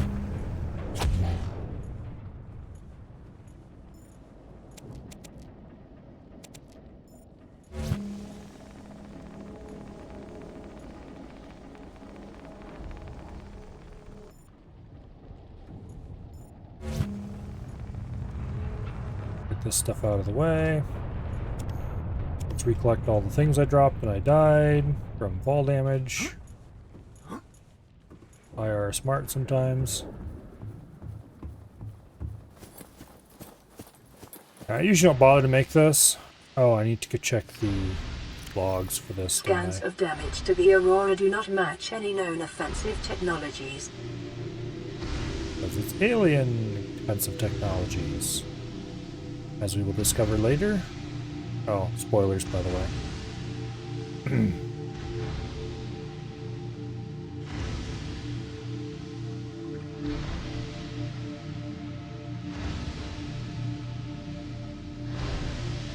Okay.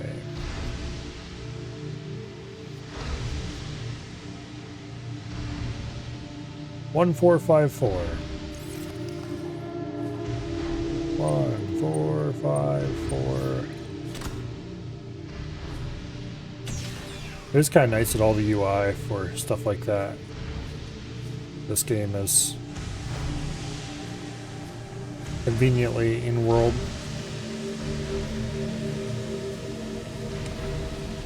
Nutrient block, not interested. You've used up almost an entire battery just with a little bit of shooting things off at the distance we've done already. Nutrient block, not interested. Integrating new PDA data. You don't have to be so loud. Everything else is just right, but the you have discovered a thing noises are way too loud. Some of them are turbo way too loud, and some of them are just too loud. We can get up on top of this pile of boxes for no particular reason. Pretty sure there's nothing back there.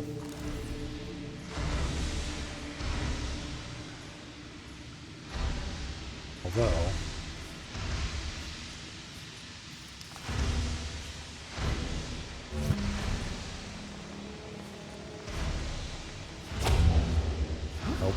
remove that. Alright. The game wants to be sure you know a thing happened. I guess. Let's swap in a fresh battery on this just in case we actually have to use it.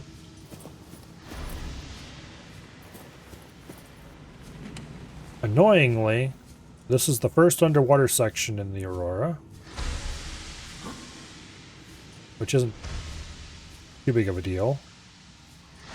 The annoying part is that it has those damn blood leeches in it.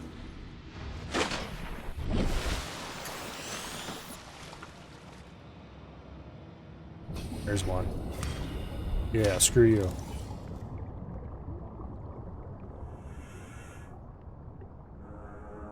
There's another one. Bleeder. Looks like this one was an affected bleeder.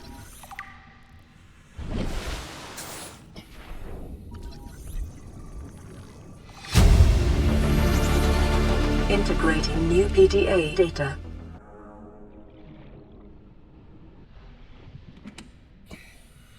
The sooner it is before we have to deal with warpers, the better. Okay. This is why we brought the repair tool. But sometimes you have to repair things to get in instead of cutting them open.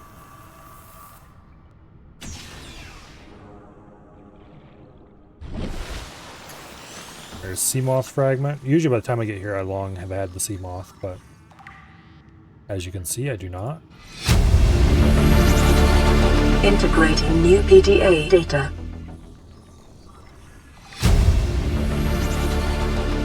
New blueprint acquired. Seamoth depth module, another thing I often have before I get here.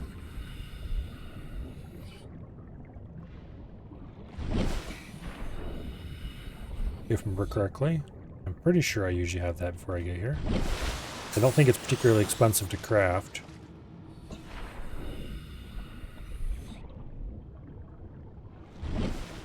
Okay. Nice battery. There's the drive room. Drive core shielding. Sustained internal damage during collision.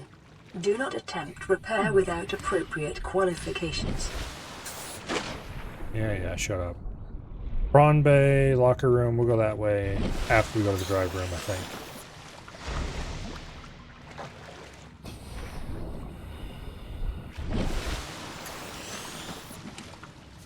Another battery.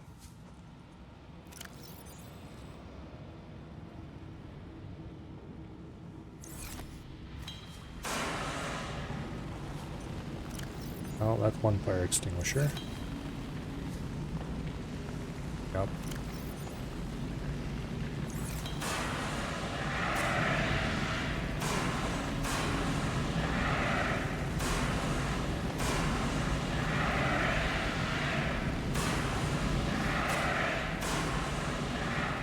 Okay.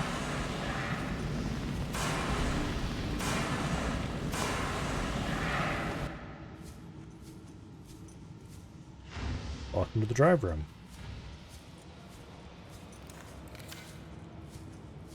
Warning. Cyclops local engine radiation efficiency at module. maximum tolerable level.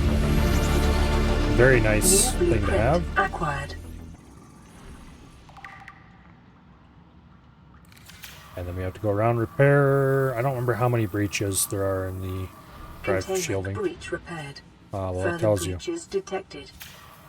10. Containment breach repaired. 9. Further breaches detected. There's more of those damn bleeder things in the water around here.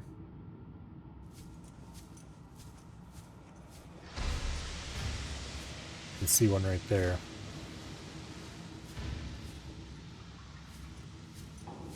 Okay. We'll deal with them when they arrive.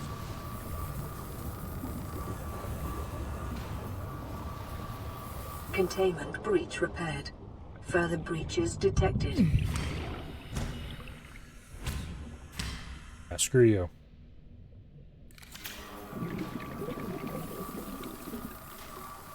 Once we repair all these, Containment breach repaired. the radiation Further around the breaches Aurora should detected. clear up. I don't remember if it clears up instantly or if it takes a while. Containment breach repaired. Further breaches detected. Look at how many of them little bastards are coming our way.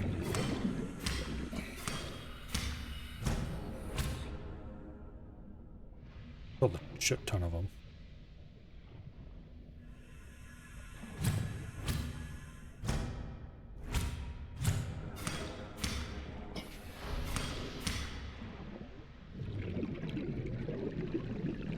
Okay.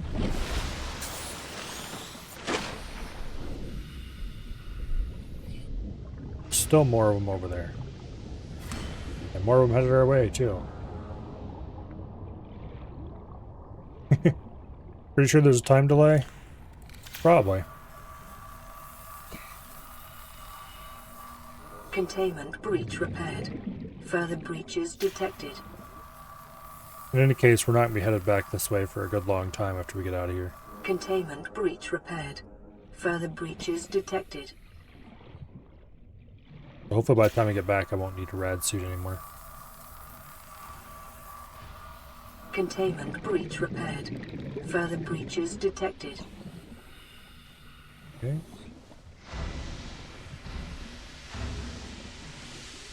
Ah, there's two more.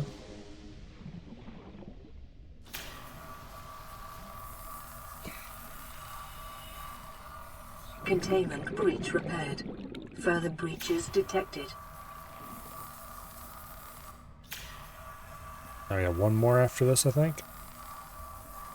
Containment breach repaired. Further breaches detected. There it is.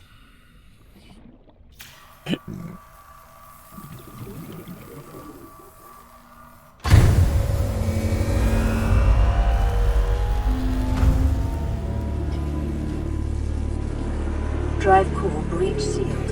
Radiation levels decreasing. There, now we just have to repair the rest of the ship and we can get out of here. Okay. Not really. Let's drop the empty fire extinguisher. We don't have need of that. We have fire extinguisher and a half left now that we've just collected that one. I don't think there's anything else in this room now that we've collected the drive efficiency module. We should go over to their side if I can and make sure.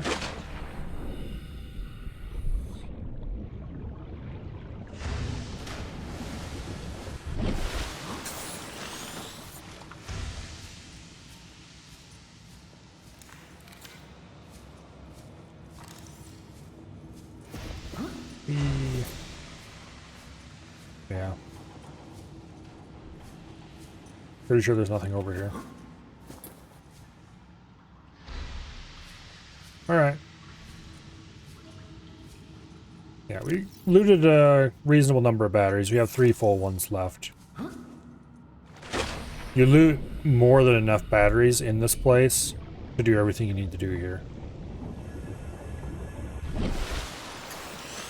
Okay. Now, technically we've completed, quote unquote, what we needed to do in the Aurora. However, down this way is where the real fun starts.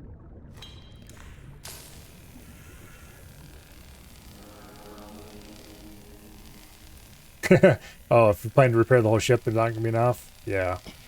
Yeah. Well, the real hard part is going to be fitting the grapple claw to the Cyclops so we can drag the bits that are laying all over the map back here.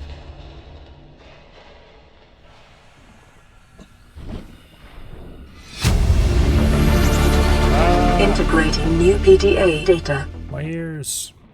Why must you do these things to me? Integrating new PDA data. Okay, is there more lore in this room? I don't really think so.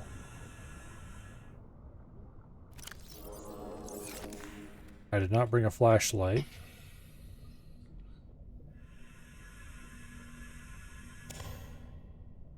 Looking around here for loot is a little more complicated than it could otherwise be. I usually never craft the flashlight because I usually use the one on the Sea Glide. And I didn't bring the Sea Glide because I wanted the extra inventory space. Alright. I think we've cleared out the lockers well enough.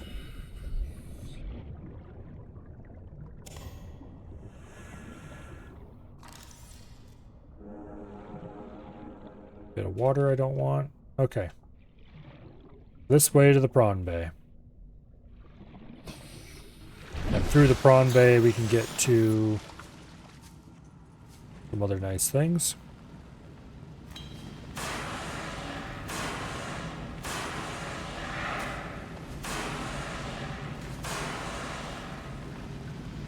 Okay. Get this door repaired.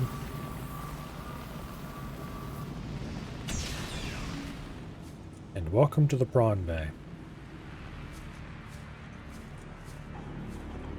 Which, despite what the game may otherwise tell Picking you, up a faint black box signature originating on the other side of the hull breach in this room. is the actual reason to come here.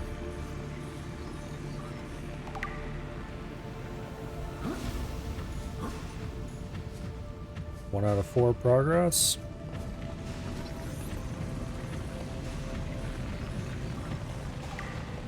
Two out of 4 progress.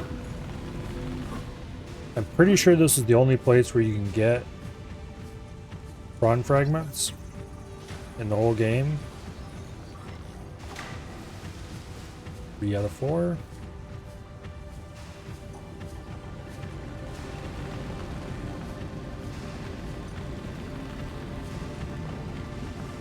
And here's 4 out of 4.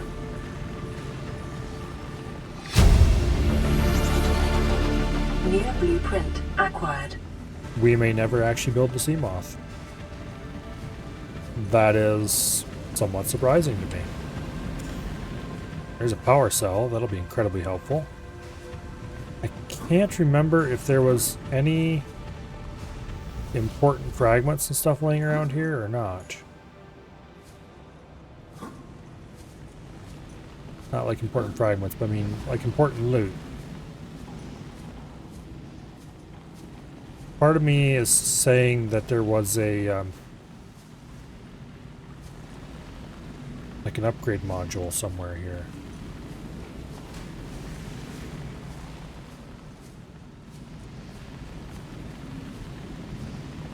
But I don't think I see anything like that.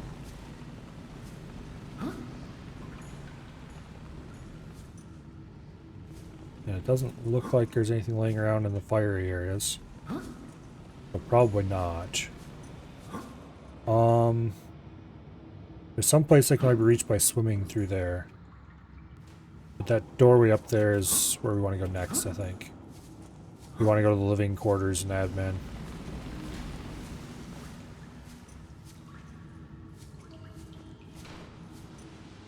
Okay. I think the easiest way to get up there is going to be over here. Probably should use the propulsion cannon for this, but I'm going to see if I can make it up without it. Answer is yes. Yes, I can.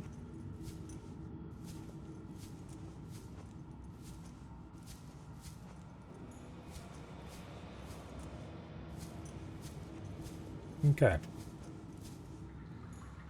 So there's more loot here. Lots of food. Lots of water. Thankfully we have that system turned off, so I don't need either of them.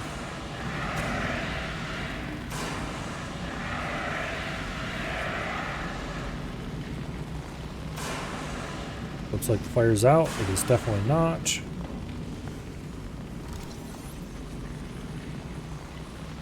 Lots of decorative bullshit to scan. New blueprint acquired. We're never going to build any of this. New blueprint acquired. Integrating new PDA data.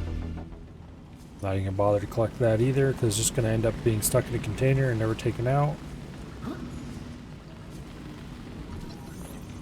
Sad but true.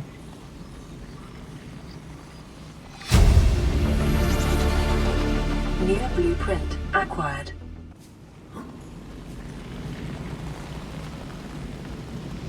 Okay, I do believe I have everything in this room.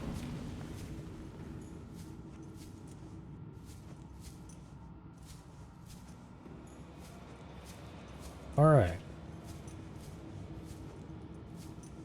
There's all kinds of lore and stuff in here about the crew.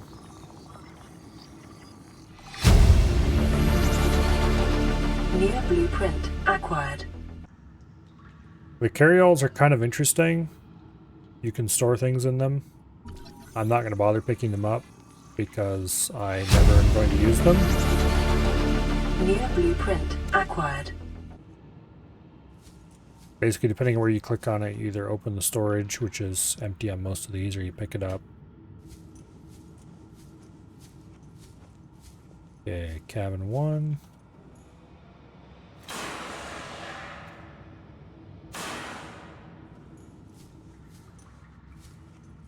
Captain's cabin. Cabin 2.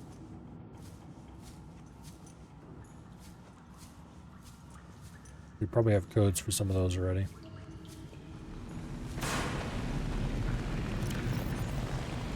Right, another empty fire extinguisher. This is about the only place in the game that fire extinguishers are actually useful. There's not very many places with fire in the game about underwater.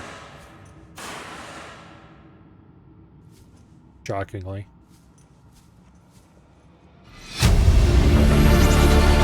Integrating new PDA data. Okay, more batteries.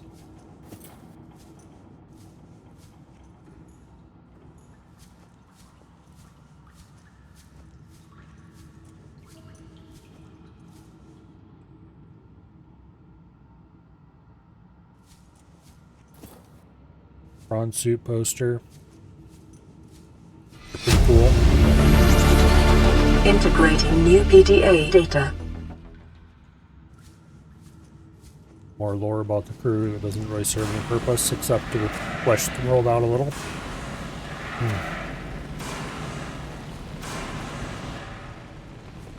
Don't know why I bothered putting that out. Pretty sure you can't get into cabin 5. More batteries. Poster for Natural Selection 2, which is a game these guys made before they made this. I hear it's pretty good. Never played it. Actually, wait.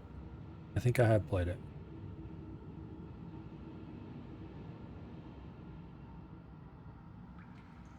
Where's Play Night?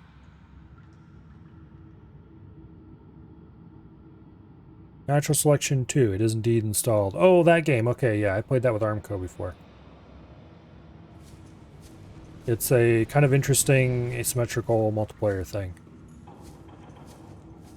Where you have one team of monsters and one team of Marines, basically, and it's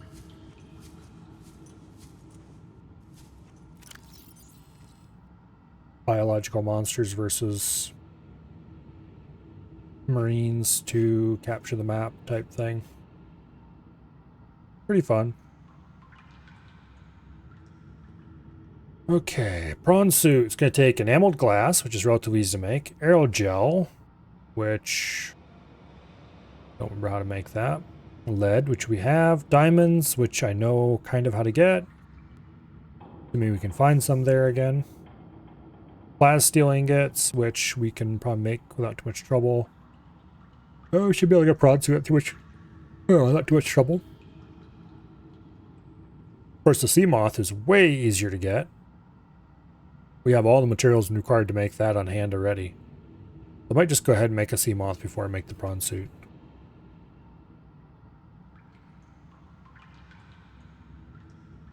Because the sea moth isn't bad. I like the sea moth. It's fast, it's small, it can get you to places easy. But it is not as good as the prawn suit. However, it is way better than the sea truck. Faster, it's more maneuverable. And it isn't pretending that it's a replacement for the Cyclops. Okay, well, we're actually looking for here. Cabin number 1, 1869.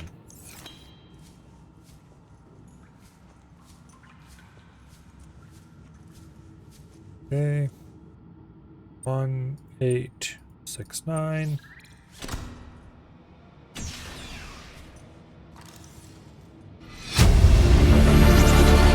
Integrating new PDA data. Okay. New blueprint acquired. Get a few more scannables in here.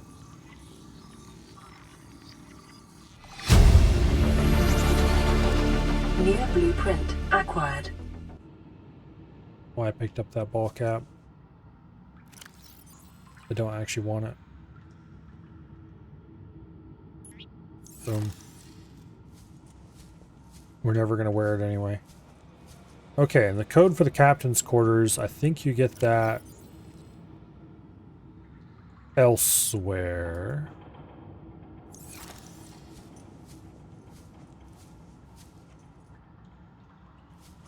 Yeah. I know that's delightfully non-specific, but we'll be back here later with the captain quarters code.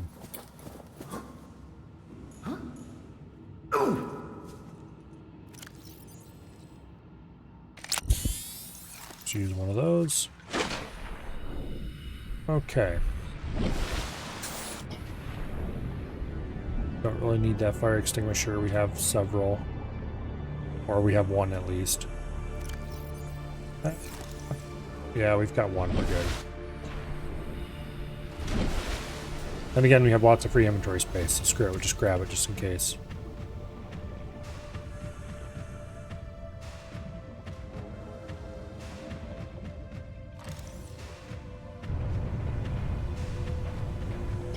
Now, somewhere in here...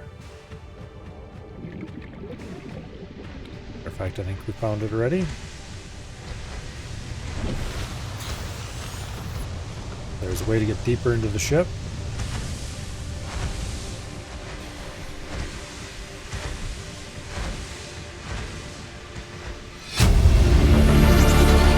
Integrating new PDA data.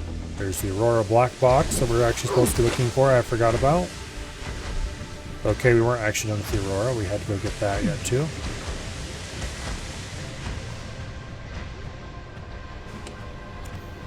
Got a battery. Just cut open this door, see what's on your side.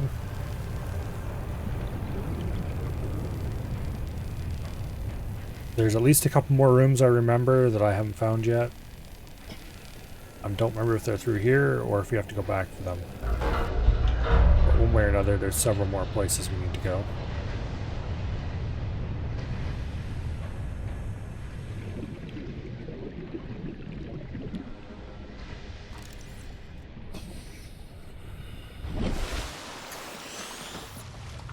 Okay.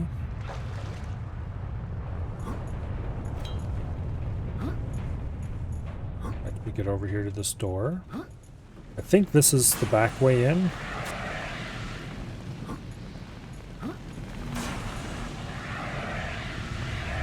I don't think the code for the captain's cabin is actually found in the captain's quarters.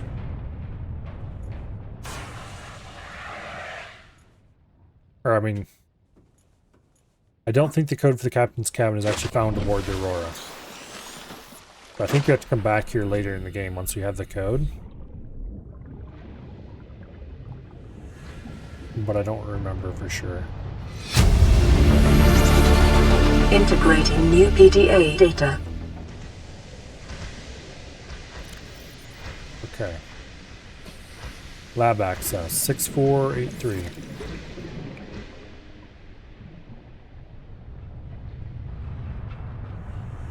Six, 4, 8, 3.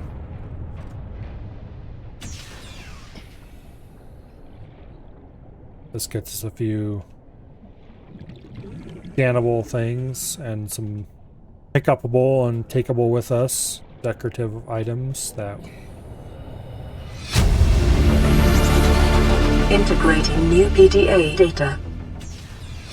Data Okay, bank never mind. corruption was detected on your PDA. Your technology blueprints have been updated.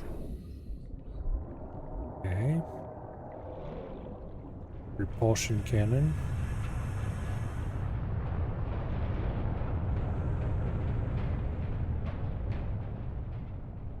Don't think there's anything else in here that I want. And I'm pretty sure we didn't get the blueprint for the, not blueprint, but the, if I remember correctly, it's part of the whole escaping the planet sequence to get into the captain's quarters. Which is part of why the Skyrim door is here, so you can get back to there quickly. Let me up, you piece of shit. There we go. Okay, let's just dump that fire extinguisher on the ground. We have a full one still.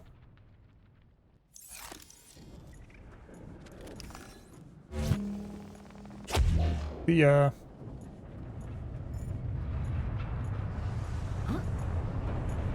Okay. Now.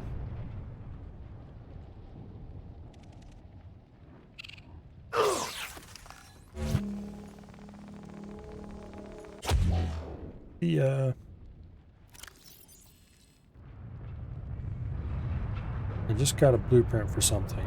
Repulsion cannon. Applies percussive force to entities. 2 magnetite computer chip and a propulsion cannon. Well, we have magnetite back at base. Computer chip's not hard to make. Maybe? Might be useful for defending ourselves. We need to get the mobile vehicle bay fragments next, though. Okay, so back to base we go.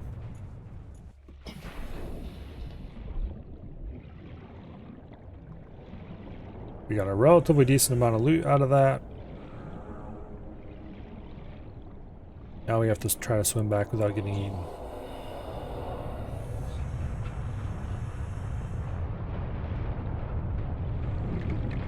And there are definitely large and exciting creatures around here that would happily eat us.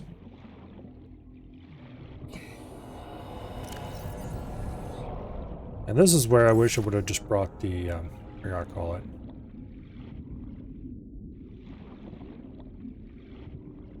I remember there being a lot more loot here, but also the last time I looted this place, I would have been collecting a lot more stuff too. Things like the food and crap like that. I wouldn't have been the last time, I guess. Passing 100 meters. Oxygen efficiency decreased.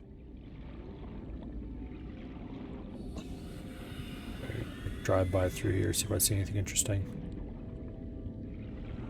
Doesn't look like it. Alright, back to the surface we go. We'll want to come down there later anyway.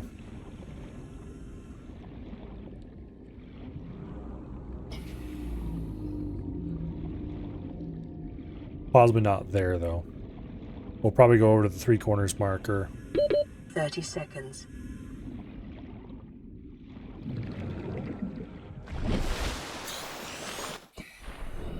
Okay, I think we're far enough away from the Aurora that we don't have to worry about being eaten immediately. I need to decide where I'm going to build my base this time.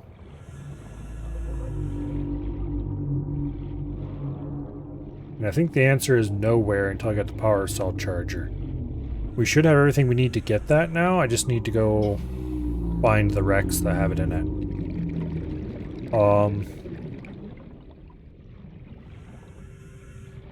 You can charge power cells using the moon pool, but we also need moon pool blueprints. I should probably go ahead and build myself a Seamoth right now. Except we can't because we don't have the mobile vehicle bay. We need to get that going first. So current priority, I guess, is the mobile vehicle bay.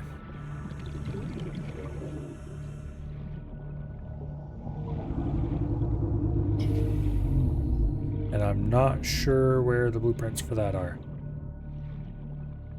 But first we need to go back to our temporary storage base and swap out our gear. Store the extra batteries.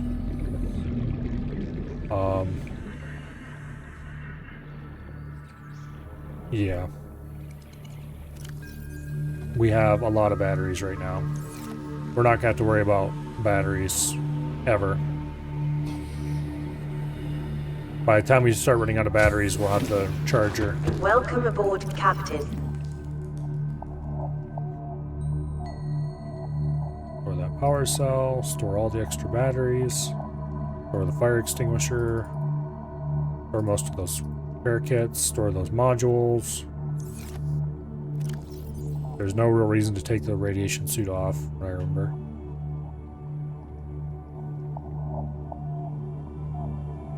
Okay. Oh yeah, you go in there. Propulsion cannon goes in there. Laser cutter goes in the last slot. We're more likely to use that than anything else right now. Store the helmet. Okay.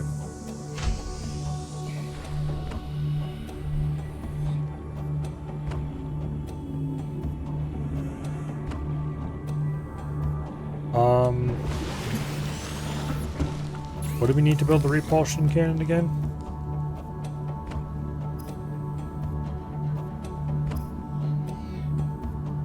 How do we have polyaniline and we aren't called unlocked at this point?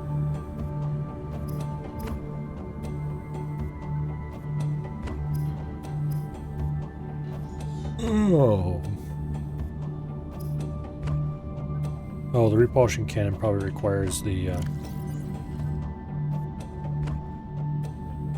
modification station. Yeah, we don't have that yet. Okay. We don't have the blueprint for the modification station yet. Okay, note to self. Come back, make things when we have more blueprints. For now, we're going to Three Corners. And we're going to do some serious hunting for blueprint pieces.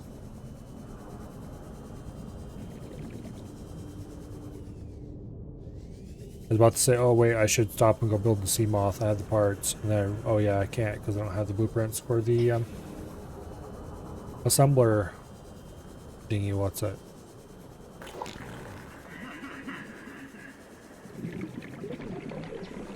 So, we need to go find the mobile vehicle bay parts, amongst many other things.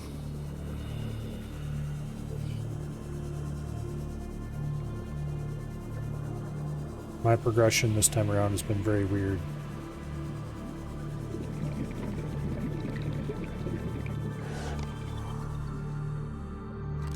Well, there's a mobile vehicle bay fragment right there. One of 3.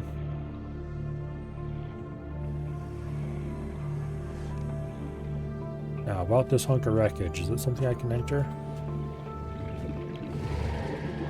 Yes, yes it is. Pampas? Okay. New blueprint acquired.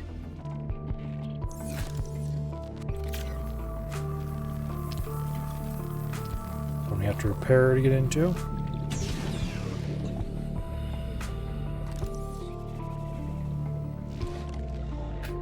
Mobile vehicle bay fragment.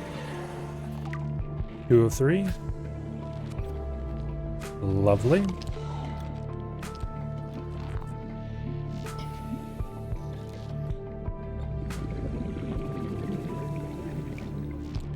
Okay, I think that's all that's in here. Oh wait, there's another 30 one. seconds. Mobile vehicle bay. Heck yeah. New blueprint acquired.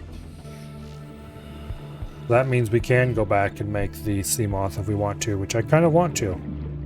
Because this can be a total pain in the ass to swim to the surface every time we need oxygen. Oxygen. When we could just swim to the Seamoth instead. So, back to base. We will be building the mobile vehicle bay and the Seamoth, assuming I can get all the parts together in one place, which shouldn't be too difficult. We probably have most, although probably not all, of the materials we need on hand already.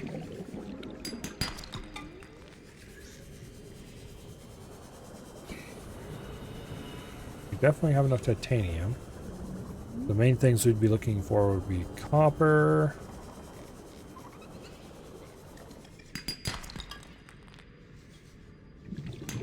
And probably silver. We should have plenty of quartz, but grab it nonetheless.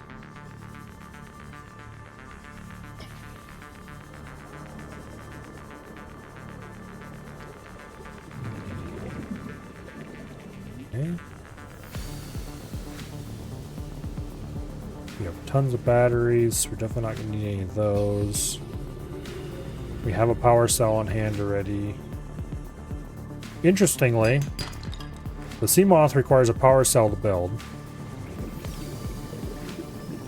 And then has a power cell installed in it after you've built it, which you can remove if you work correctly. You can definitely swap it for new ones. And the prawn suit does not cost a power cell to build, but it comes with 2 power cells pre-installed. Copper wire wiring kit for compass, a little steep. We don't need that just yet. Titanium ingot, lubricant, power cell. I think we're going to have to make a power cell, which they cost mostly batteries.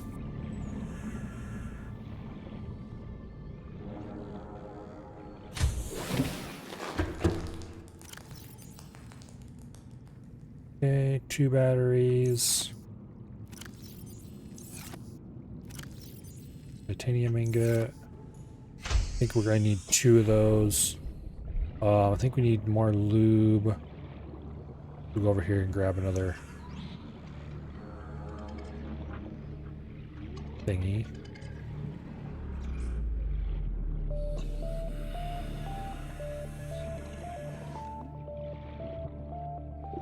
Okay. I thought I scanned the creepvine clusters a long time ago. I swear I did.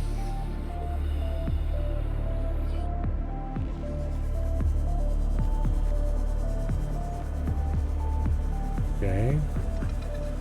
Which I should grab more of that, because I think not only do I need lube, but I also need, whatever it's called. Stuff.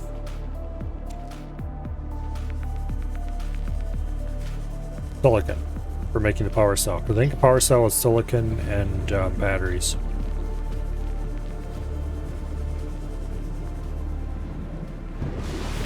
A lot of thinks in there, but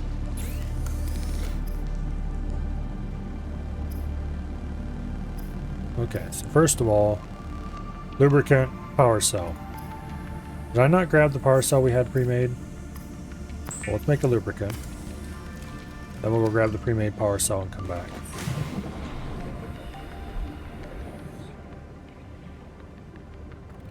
Because we're definitely going to need a power cell for the Seamoth, but there we go. Also, since we're building the Seamoth, let's get the Seamoth Depth Module Mark 1 right now.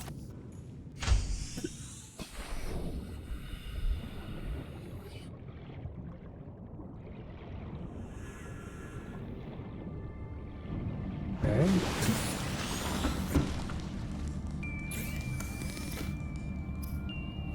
Full vehicle bay.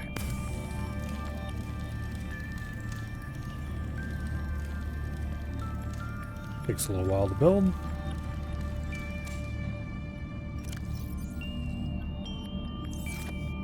We'll deploy that outside. We'll put it right over there.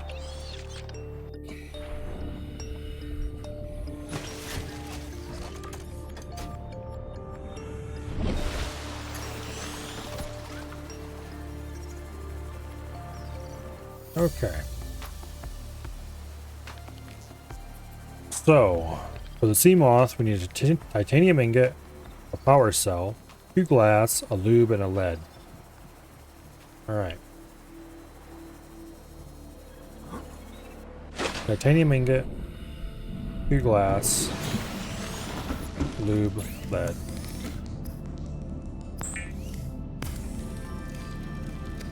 There's the lube. Power cell is indeed silicon and batteries.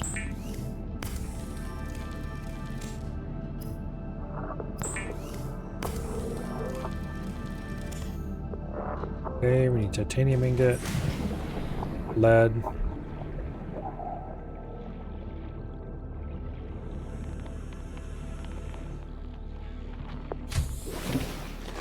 Welcome aboard, Captain.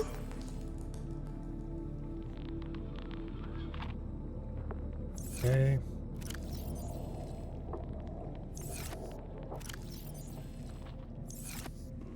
I think we've got everything we need now. Just have to assemble the titanium ingot.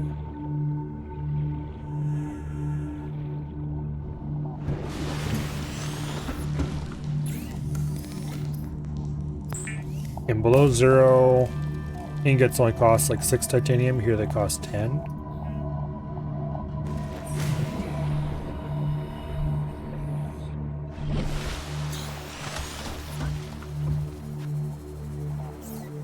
Okay, we don't actually have everything we need because I forgot to get the glass. Damn it. 2 glass. Which is 4 quartz, which we should have available in storage. And then we'll have the Seamoth. Unfortunately, we won't be able to charge the Seamoth. Or not until we have access to the power cell charger or the moon pool. But we can always make more power cells if we need to. They're not that expensive. Of course, neither are they particularly cheap.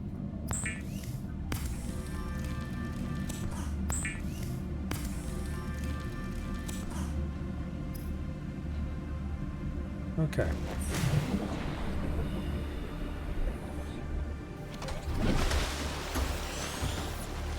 And there we go, Seamoth. The Seamoth is a fast, safe mode of transport, but remember that swimming is good for your glutes and endorphin levels. Yeah.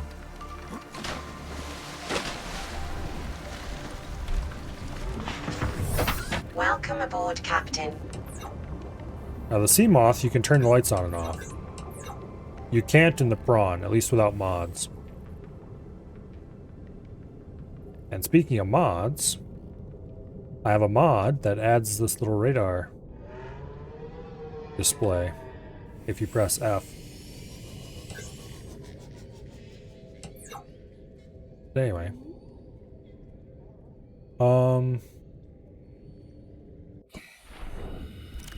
Let's see. Let's go dump our... I was about to say let's go dump our excess resources, but first I want to install the upgrades. Rush depth now 300 meters. That's not particularly deep, but it's better than what we had.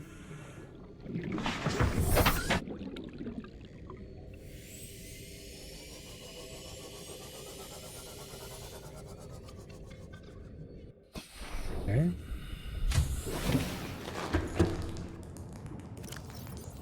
Go ahead and store our stuff.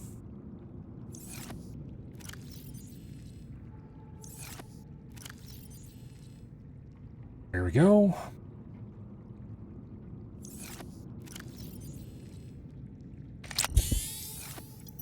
Go ahead and heal ourselves a little bit. Take our beacon. I'm sure we will use for something eventually. Or not that eventually, as the case may be. Alright. Now, we're headed off for Three Corners, where we are going to do some exploring.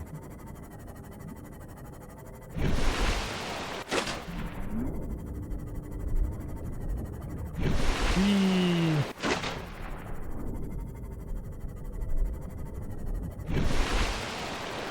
You can actually jump this thing pretty far out of the water.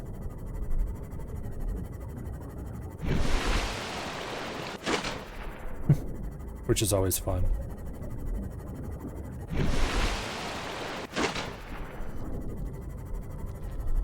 Why wouldn't you jump it out of the water?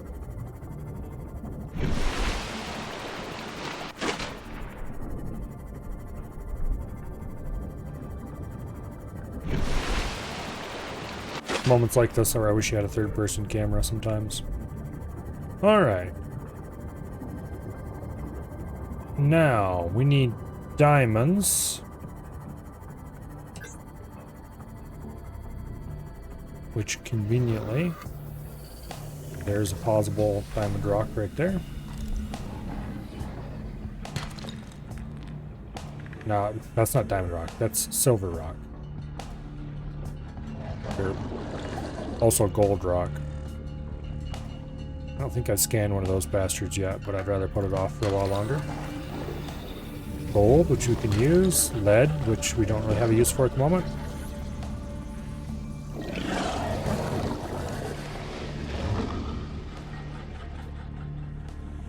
Get back here, you bastard. I want to scan you.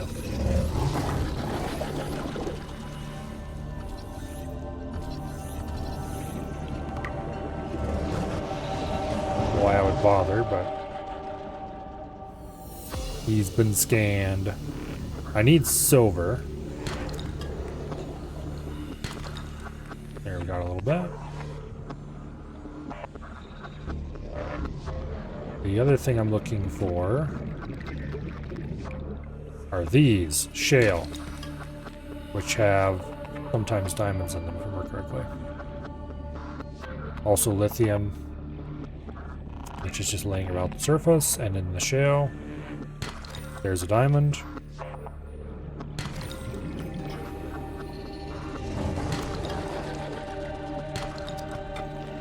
Okay.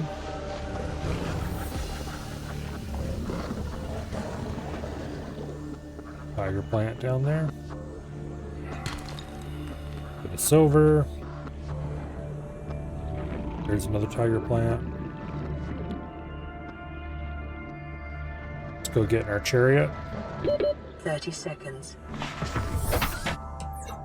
Daylight, we don't need lights on anymore. So in the forest here, there are a relatively large amount of Cyclops fragments. There's one right there. Pretty sure. Yep, Cyclops Hull fragment. That's one of 3 Cyclops Hull. We already have one of 3 bridge pieces from the last time we were here. There's another diamond. Some lead. If we had a prawn, we could come here and get a whole bunch of copper out of that. Oh, hey. I almost missed this. Power transmitter. We're gonna want these. New blueprint acquired. Power transmitter is extremely useful for building deeper down bases. Or for building bases that are next to but not at where you want your power to be.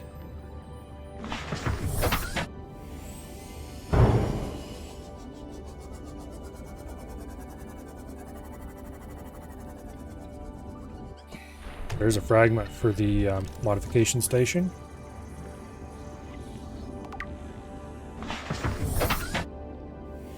All kinds of lovely things we're acquiring down here.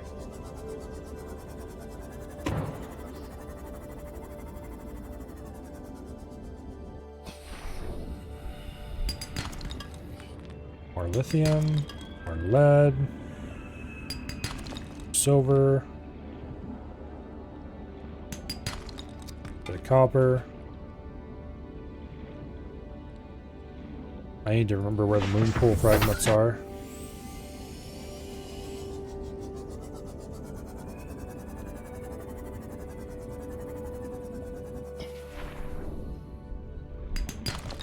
The real reason why the Cyclops is awesome is you don't have to get out all the damn time to pick stuff up.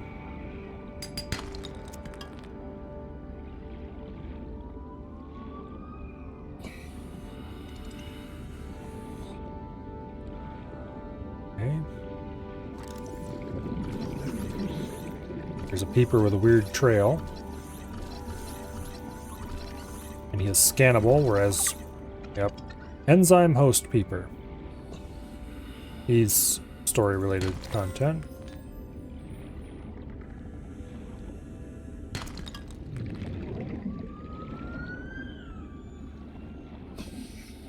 More lithium.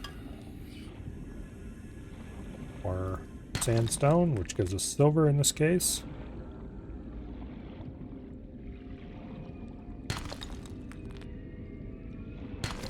We are sadly rapidly getting close to the point where warpers are going to start showing up. Not looking forward to them. That's just flat out annoying.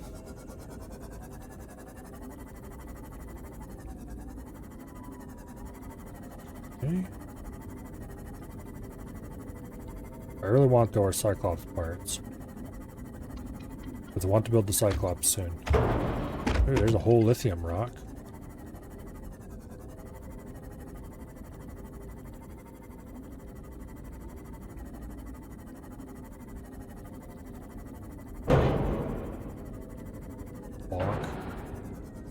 Okay, that wasn't very good piloting on my part.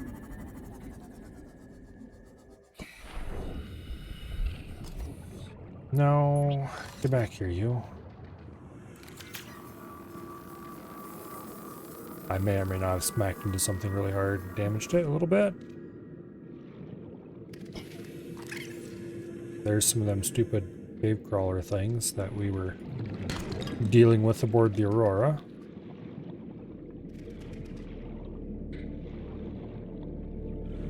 Not particularly excited about going out that way just yet. Detecting multiple Leviathan-class life forms in the region. Are you certain whatever you're doing is worth it? As I was saying, I'm not particularly excited about going that direction. Is that the map border already? Okay.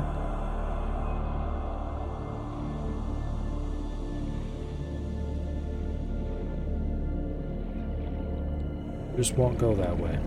How's that sound?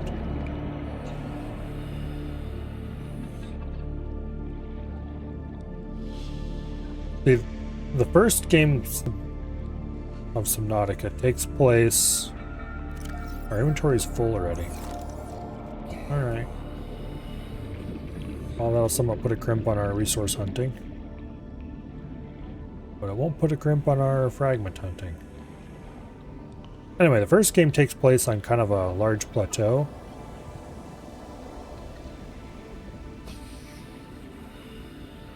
And everything around the plateau, there's a steep drop-off. And everything out past that drop-off is inhabited by very large creatures who do not like you and will attack you relentlessly. Welcome aboard, Captain. If I remember correctly, it's kind of stated in the lore that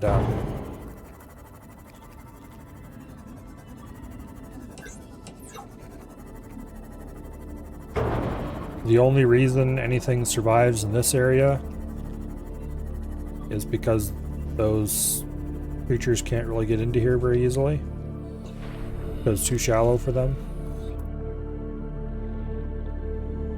Something. Yeah, who knows. This looks like another Cyclops fragment right here.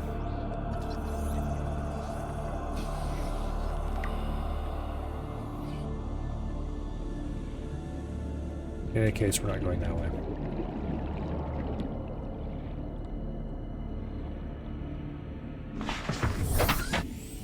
We need to get the cargo carrier for this thing. There's another Cyclops hull fragment right there. This should be the last one. Now we just need more bridge. New blueprint acquired. And engine fragments.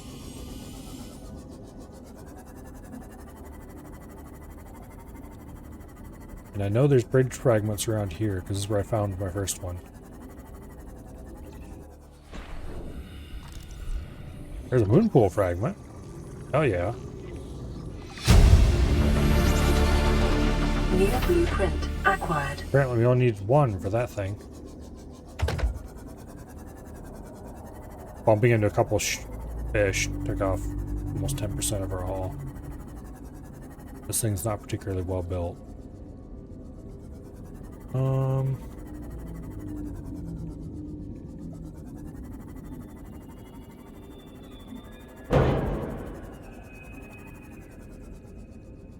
Okay.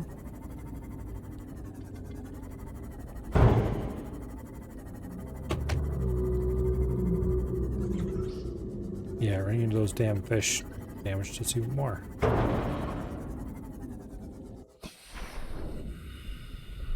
Creature egg.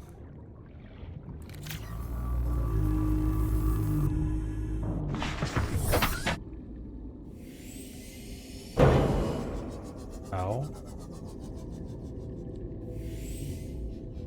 Not sure what I banged into there, but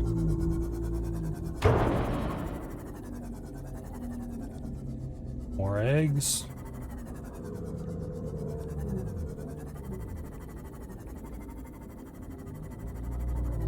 Okay. That looks like another bridge fragment.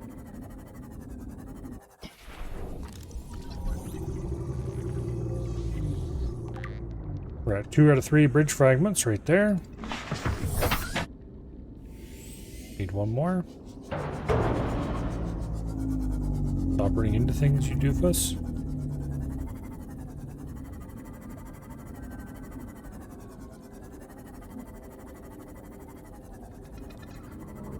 Okay.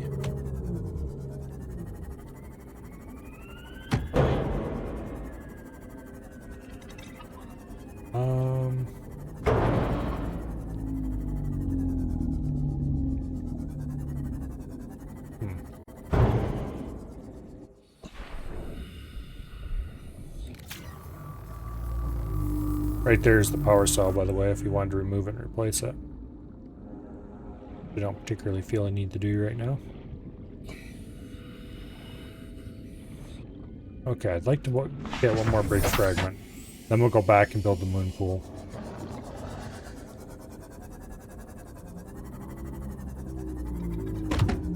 Then once I figure out where the hull section fragments are for the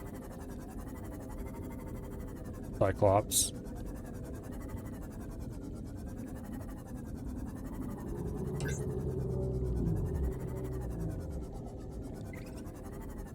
There's another one, I think. Unless it's the moon pool. No, it's moon pool.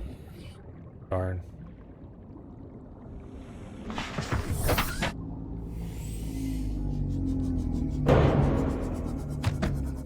Moon pool's unlocked from just a single fragment, so there was no need to scan any more of those. Cyclops takes 9 scans to unlock. 3 scans of 3 different types of fragment. Remember when I first played Subnautica? The fragments all looked like white safes. Just untextured cubes with like a safe door on it. Kind of dumb.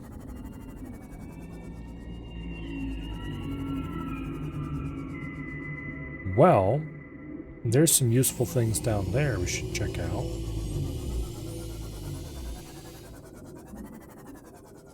Let's put a marker there.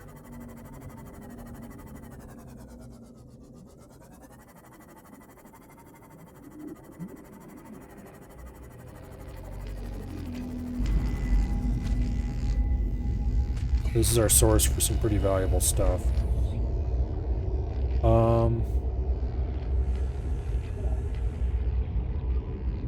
Such as benzene and things like that.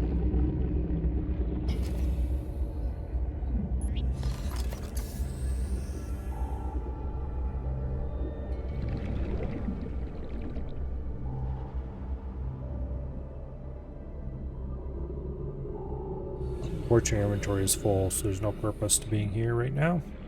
I really need to find that last couple fragments and then get my ass out of here. Those guys are not friendly. And they're not nice either. I would prefer to avoid them if at all possible.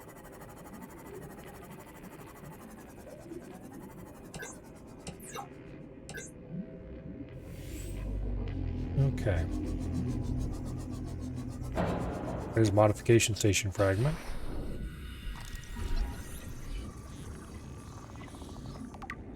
Two out of 3 progress.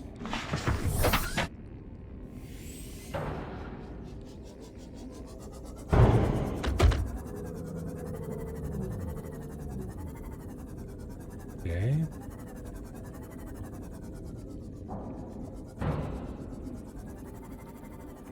Oh, hello. What are you? That looks like another bridge fragment. Yep. Cyclops Bridge. New blueprint acquired. Now we just need Cyclops engine room fragments.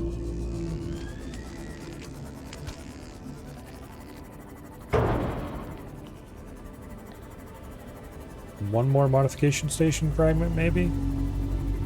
That too much to ask for? Probably is.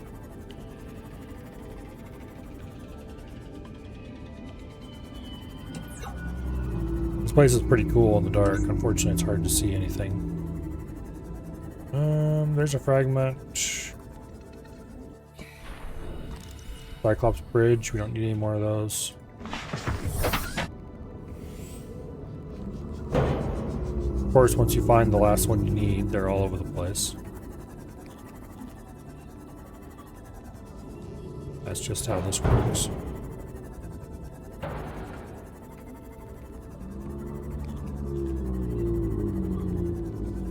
Okay.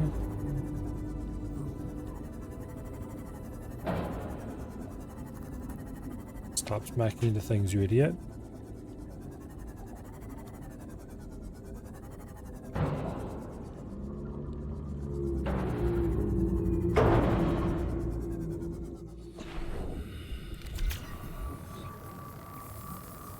This is one reason why you need a repair tool.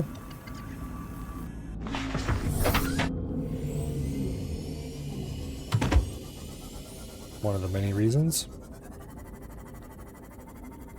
Alright, let's get back to base and get this stuff stored.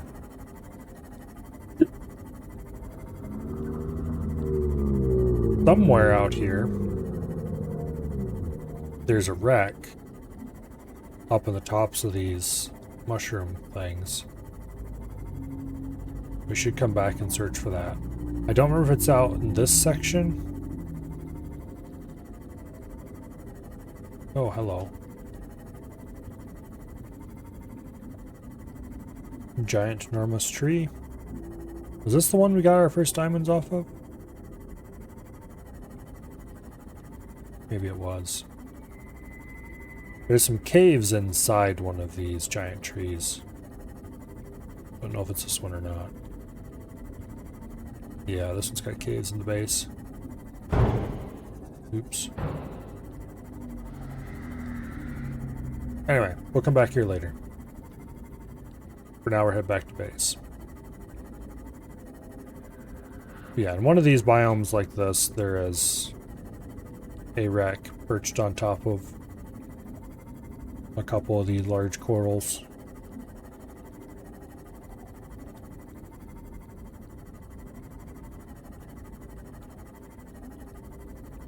And it has loot inside it, of course. Like all wrecks do. I don't remember what loot it has inside it. I just remember the wreck because it was particularly memorable.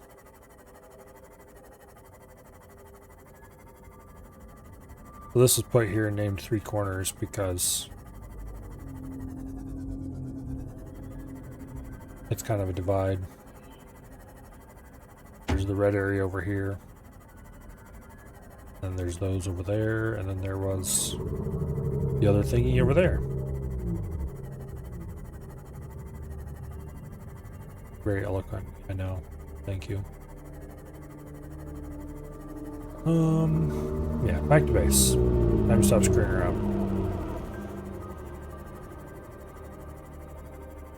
The good thing about the Seamoth is not only do you not have to go Not only do you not have to worry about going to the surface for air all the time, but a lot of creatures that would attack you if you're just swimming around won't attack the sea moth.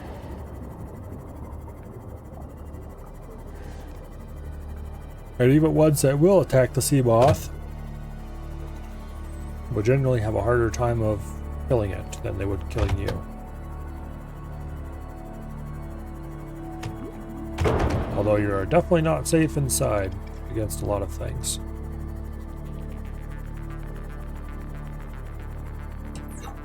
There are many things that can and will happily eat the sea moth. Or several things at Welcome least. aboard, Captain. And most of them will make short work of it if they ever get their jaws around it. Got quite a bit of silver actually. Only 2 diamonds though, which is a bit disappointing. Okay. Copper can be moved out of here. And go in with the common quote unquote materials.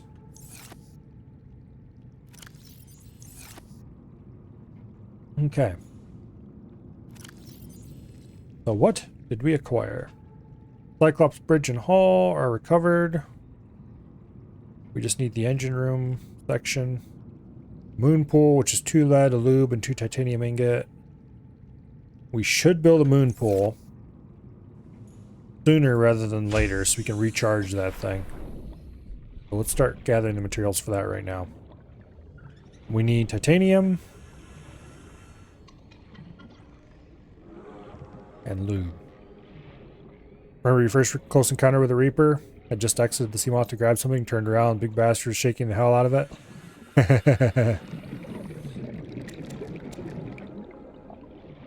They do enjoy the taste of it.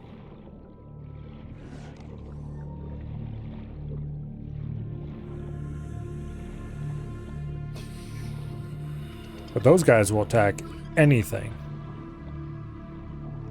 including the Cyclops. So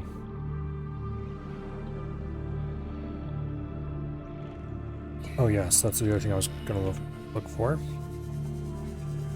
I need more titanium. Let's just sail around a little bit and grab. Also, New blueprint acquired. Stalker teeth.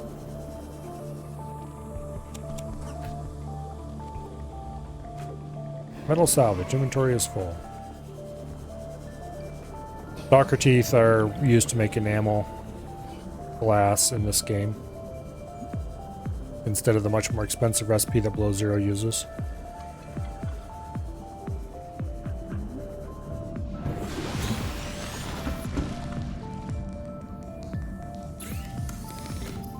Okay, we need a lubricant.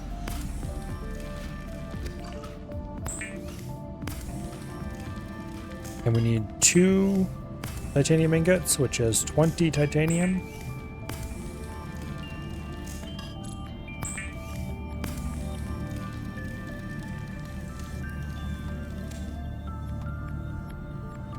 Okay.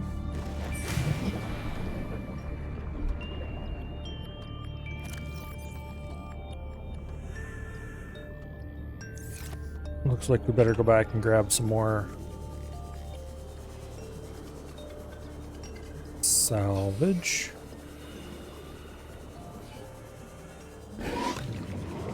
Hey, get that back here. I want that.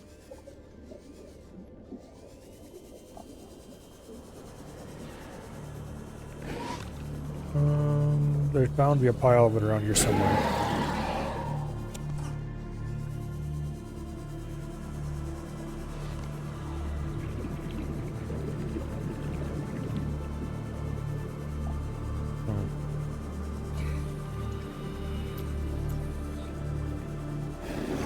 Get it back, you bastard. I want it. Oh well. We probably have enough titanium with what we have in our storage and everything.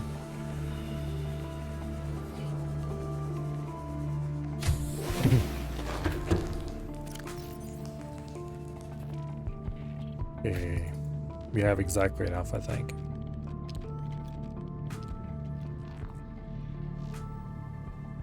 We don't need those stalker teeth right now.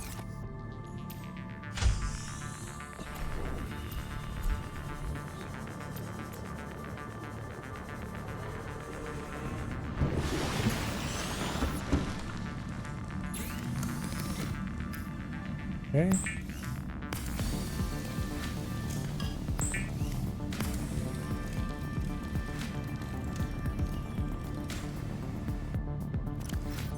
That should be everything we need once we get 2 lead.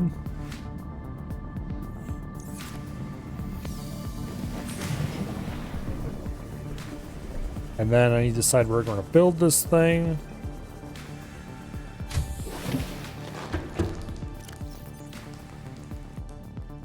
Okay. We'll grab 5 lithium. That's used for reinforcements and stuff. We'll grab some copper. And we'll grab some quartz. And I'll even grab a few gold.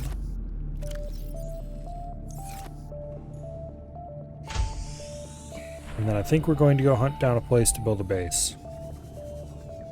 Once I get more titanium.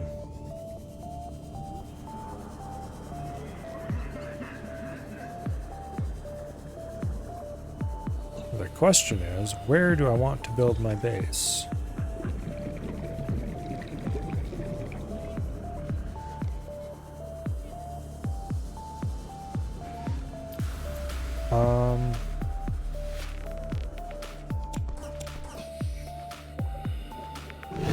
That's not very much titanium, but our inventory is pretty full of other stuff. If we had the moon pool, we would be able to build more stuff for the sea moth, namely storages.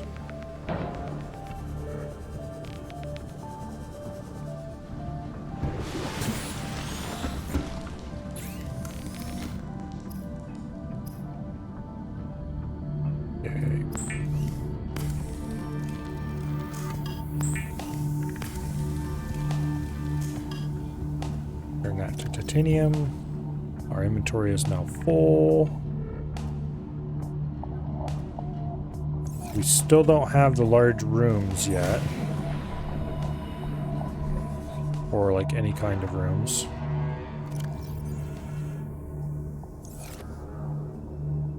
Let's go back over here. Let's dump some of the unnecessary things to get the remaining capacity for more important stuff. Namely, we don't need that first aid kit. And that will get us the constructor. I could / should store the Sea Glide so I can carry more titanium, but we'll be fine. Welcome aboard, Captain. I think we're gonna go build somewhere over by 3 Corners.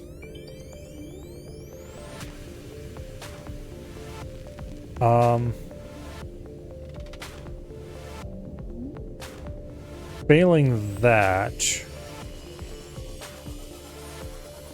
I kind of remember there being an interesting spot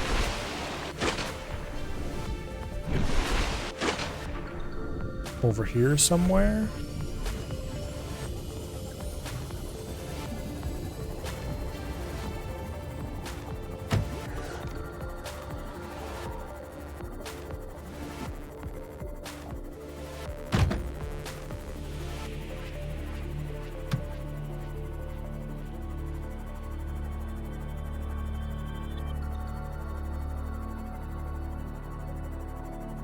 Like somewhere along this ridge, maybe, was it?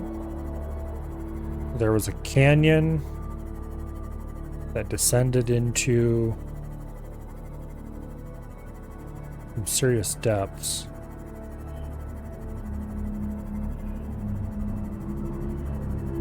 I think.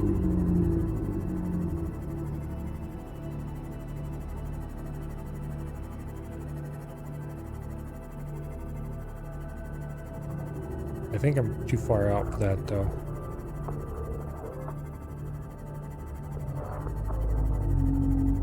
Anyway, let's go over to the Three Corners area I marked.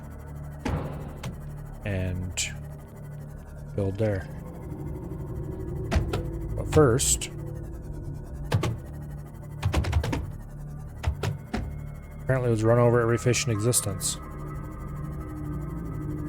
I was thinking about exploring that wreck and I decided against it for now. That looks like a mole vehicle bay fragment. We don't need that. Hello, Carlo. Welcome here.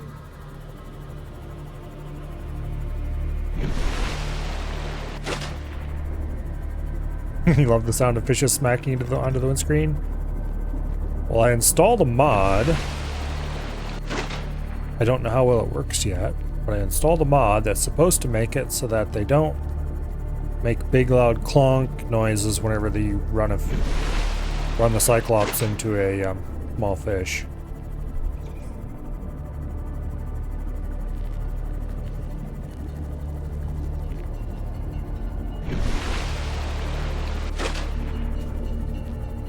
And also that makes it so that air bubbles that ascend and bump into the Cyclops don't make loud clonky noises either.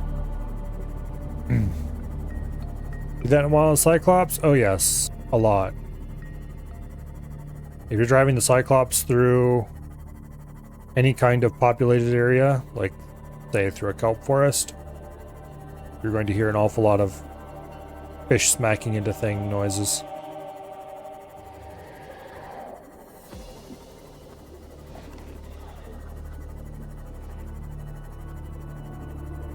Okay. I'm inclined to construct my base in a location that is fairly deep, but is not too far from shallows. And therefore, I'm thinking it'd be fun to build the base down here. Also, there's a bridge fragment that we no longer need. Now, if I put the moon pool right here in front of me, it's always important to build the moon pool first.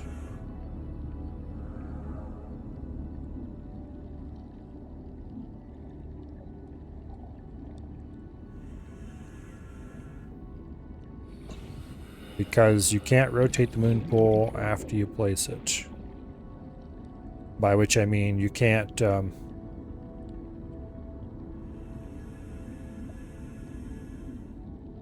once you start placing pieces, the moon pool is a fixed rotation relative to the rotation of the first building piece you place. And I don't remember if this is going to be the right direction or not. And we might be too close to the... Yeah, we're too close to the ground. Like, really too close to the ground. Actually, but first, though, let's figure out if this is the right orientation.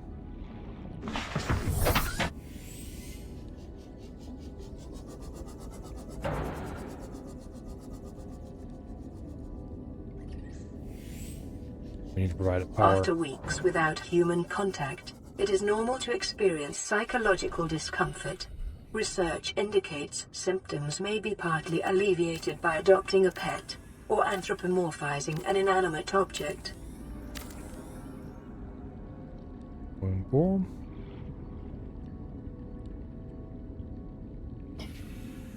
I need you high enough off the ground that I can walk underneath it with the prawn suit. But not quite that high up off the ground.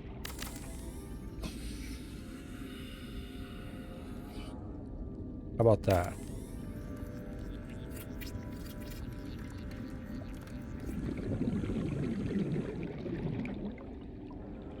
That's probably much more reasonable. Okay, now let's try to get some power run.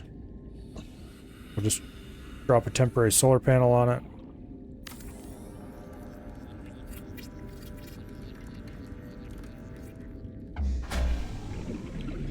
The real solar panels we'll be putting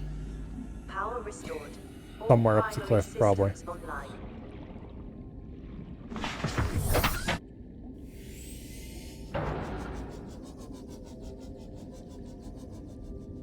Damn it. Welcome aboard, Captain. Bass backwards.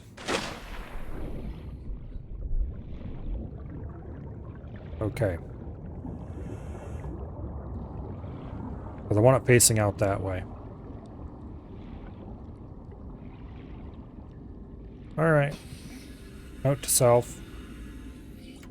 The rotating antenna thingy needs to be close to me.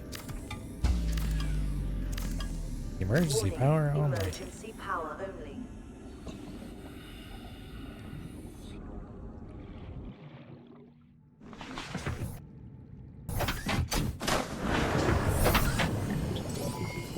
All systems online.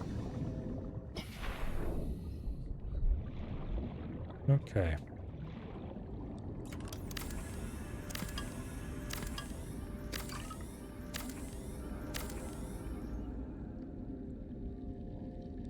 Cool.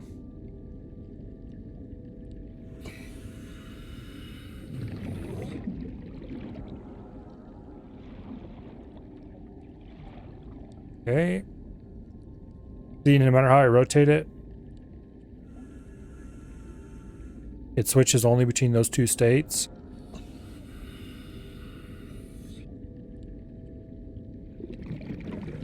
Even if I try to use the keyboard to rotate it. That's because it only has 2 rotation states. It doesn't have 4. Good night, Colo. And that means no matter what you do, you can never make it unless you physically turn it around this way. But you can never rotate it so it faces all 4. Which is really turbo stupid. So to get it to face that way instead of... Basically, you need to be looking the direction you want it to go. The direction you're looking when you build it is the direction that the Cyclops or whatever will leave. Not Cyclops. The, Okay, is this where I actually wanted it? Listen here, buddy. Screw you. Get away from me. 30 seconds. I don't think that's where I actually wanted the damn thing, though.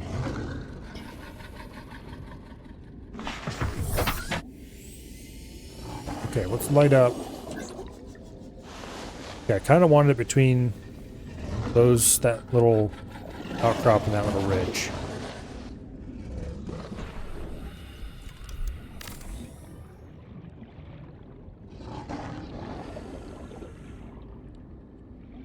So...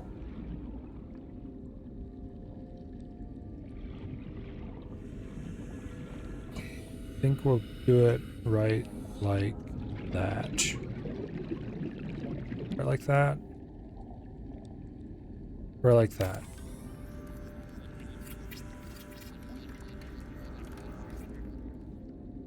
Give us enough room to walk underneath it. Warning, emergency power only. Oxygen production offline. Welcome aboard, Captain. Okay, now to build the rest of the base down here.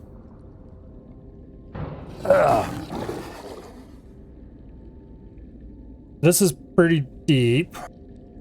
Like, not extremely deep, but it's deep enough that we're going to have to put some reinforcement on should we want to attach anything made of glass to it.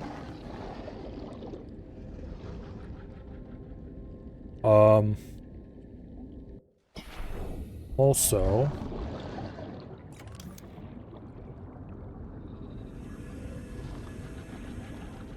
I'm going to run power transmitters over to there.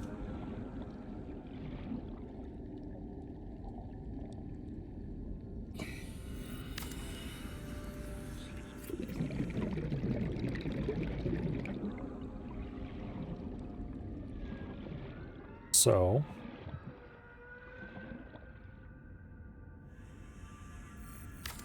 we can't see the connections between these right now because we don't have a power source. that will be fixed in time.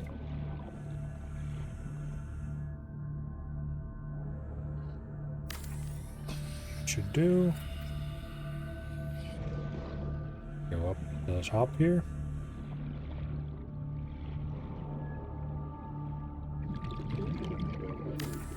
We want these to be as close to the surface as we can for raisins.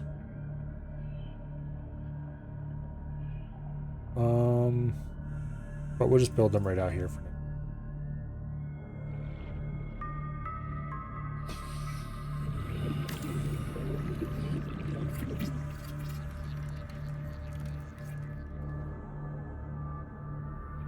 Okay, you can see it energized all the way back to there.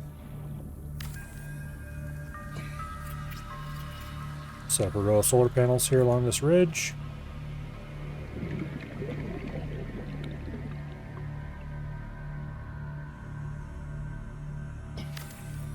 "30 seconds.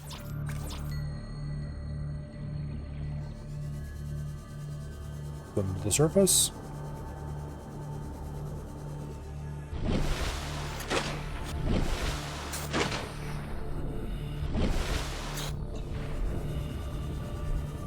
Okay.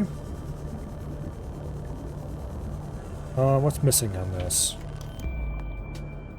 Titanium.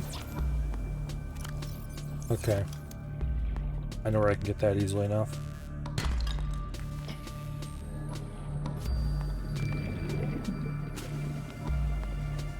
There's a fragment down here we can scan that we already know.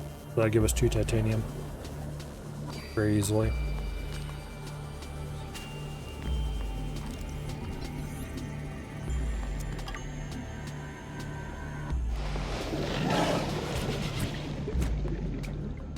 Look, get away from my base. Or else. Take the sea moth up there.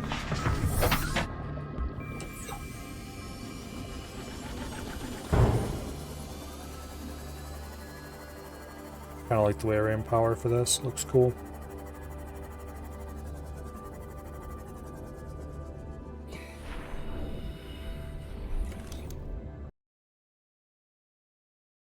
No, I did not. Like that. Boom.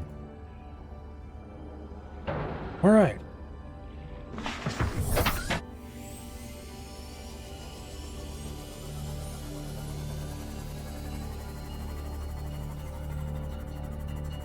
Three solar panels should be plenty for a moon pool.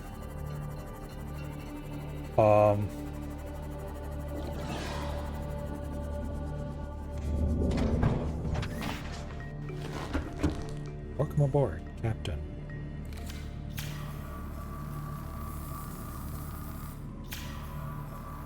Come on.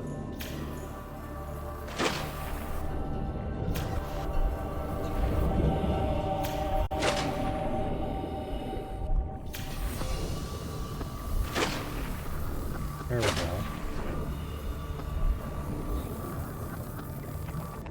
Kind of annoying to get the right angle to repair that.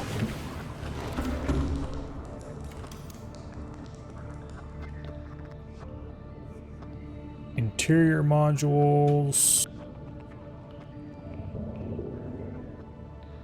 We do not appear to have the upgrade thingy yet. The fabricator we could make if we just had a little more gold, titanium, and table coral. We need to bring a bunch of stuff. We do not yet have the battery charger or the mod station.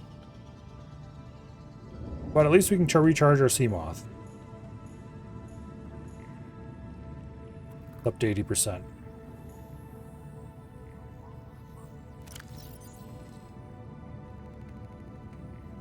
And there we are. Base, sweet base.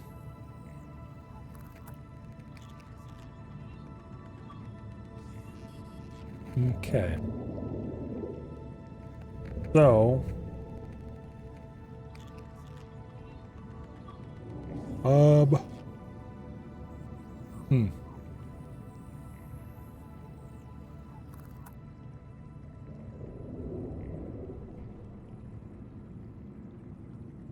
Yeah, this is not the map edge. That's the dunes biome.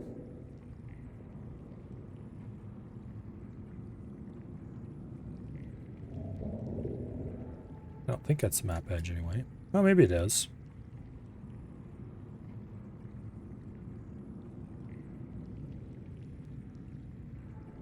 Anyway. It should go drop a marker on the entrance to the Jelly Shroom Caves over here. I think this is another entrance to the Jelly Shroom.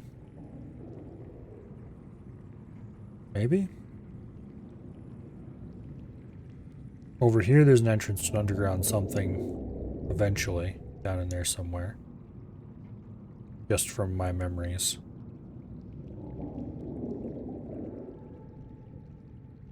Yeah, anyway. We need to go back, get a whole bunch of titanium. How full are you charged? Fully charged. Alright, let's go. All systems online. Nice. We don't need to put a separate marker here because we already have the 3 corners marker. That's good enough.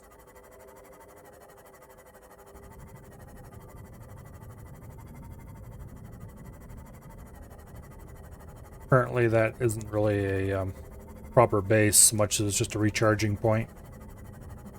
But we'll build a base there of some sort. Not sure what it'll look like. Probably just a couple moon pools and a room with some storage and crafting stuff. Or a moon pool to store whichever vehicle I'm not currently keeping in the Cyclops. Because I want to build the actual base aboard the Cyclops.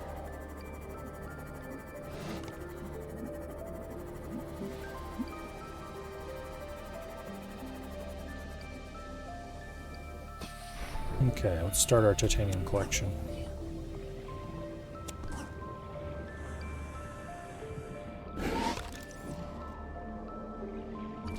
Glide. Take more titanium.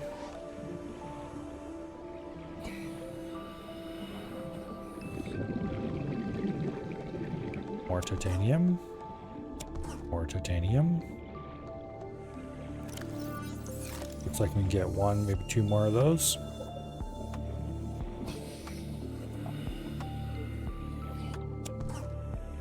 Okay. That's it. We should get a table coral and a gold to bring back with us. We can build a fabricator.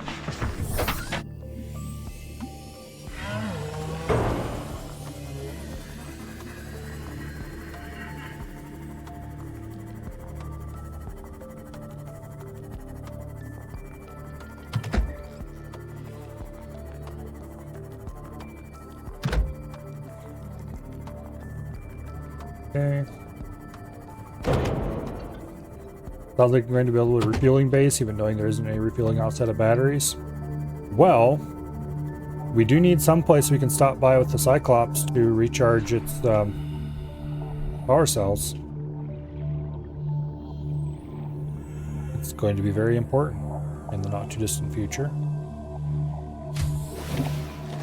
Welcome aboard, Captain. Okay, I need a gold. And a table coral. Because we're going to need a bunch of power cells. Cyclops is so power hungry if you're actually using it as a base. But we're going to need a bunch of power cells on chargers. We're going to need a bunch of power cells in the Cyclops, including spares. Welcome aboard, Captain.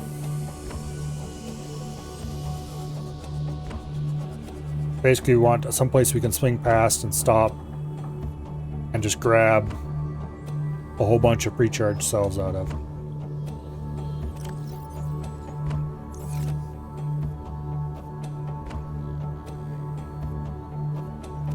Yeah, I need to turn this metal salvage into actual salvage. Let me check something. I might be able to do that on location. Yeah, I can. Alright. let's go back to the new base. We're gonna have a wall of chargers. Probably about 3, maybe 4 if I can arrange it. Thing is, they're expensive, so I probably won't actually build that many.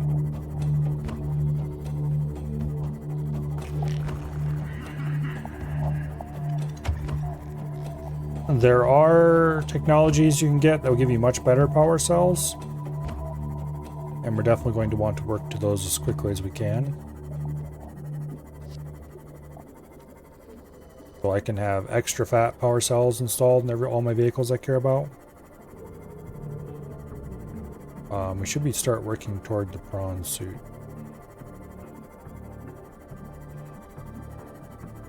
And I need to find that last set of parts for the Cyclops.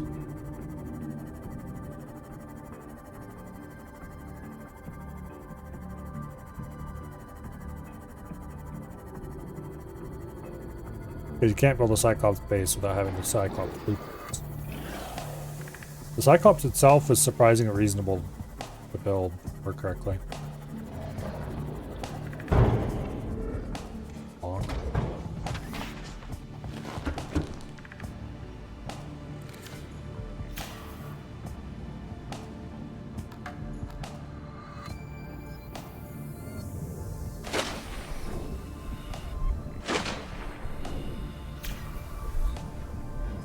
Come on.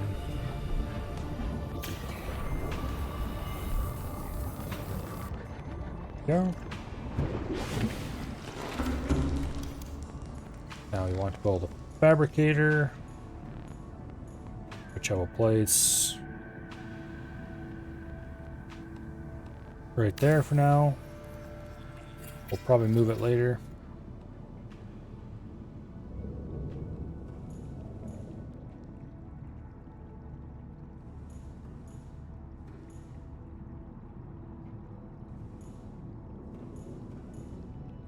Could just build a hatch straight on the wall there. I don't want to though. Alright.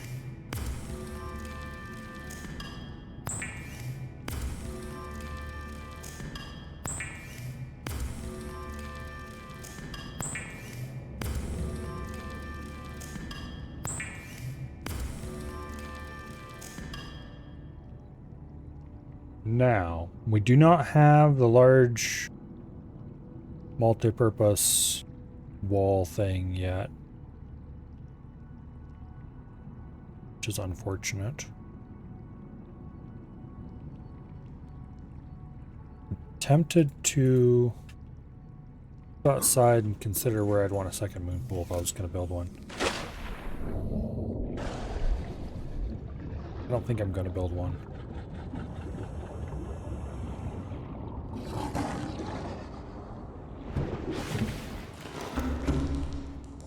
Let's go ahead, put a reinforcement panel there for now.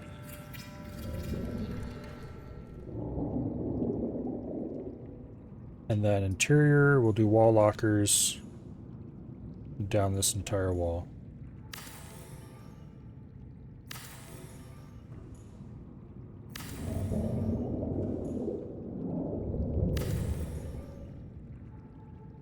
Tell you what, this mod for snapping things into place is amazing. It does so much for consistency.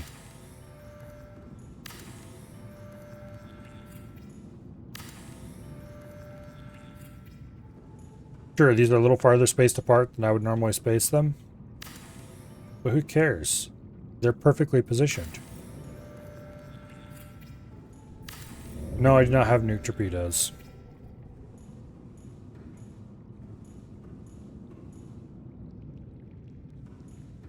Okay. They're sort of perfectly positioned. Why are they spaced at different distances from the wall?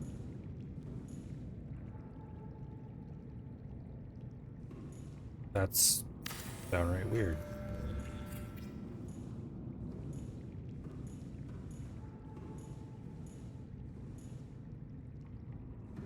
Okay.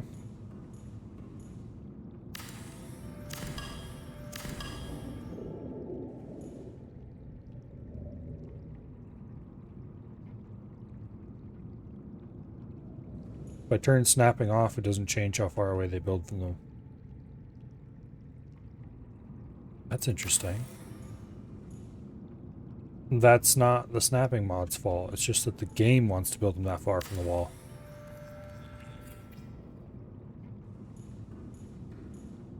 Huh. Well, that's annoying. Why would it do that?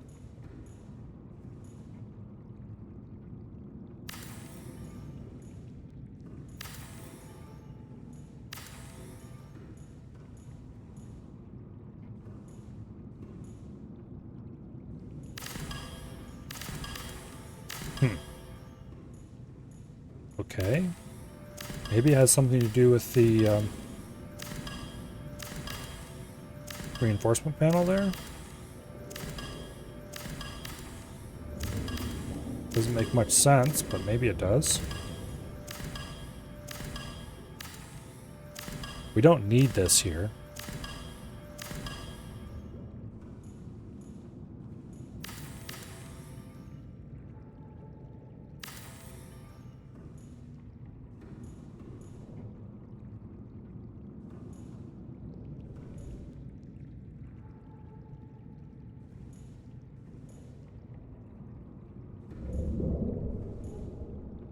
Okay.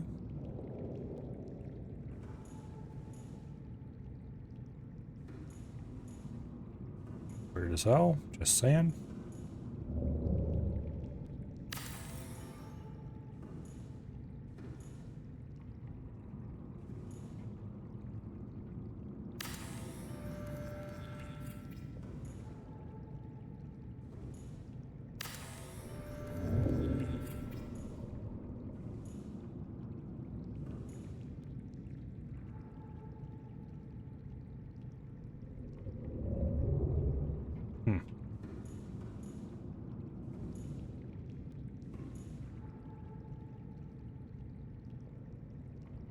Yeah, snapping turned off, doesn't want to build in there either.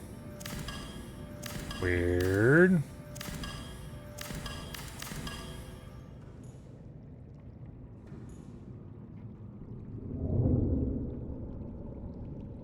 Okay.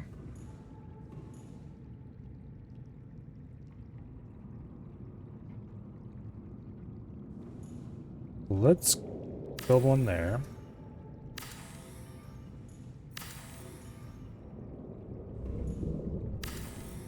Apparently certain spacings work and certain other ones don't.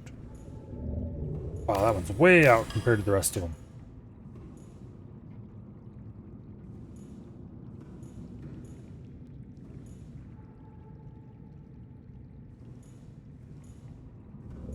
Huh.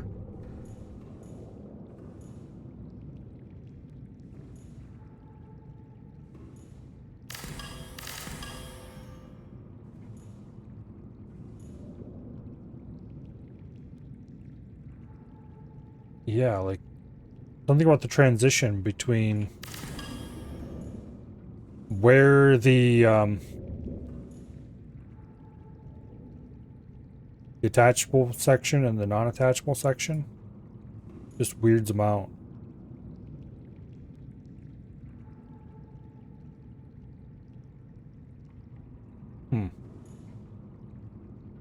Okay. Wow, maybe we should place it based on that visibility then. Except this side of it insists on placing all the way away from the wall, and that side seems to be fine. Alright, let's see what we can do about using this wall instead then. Longer wall is better for storage anyway. Hopefully this one doesn't get weird. If it was just like the end walls that are super weird, then I am a-okay with not using them.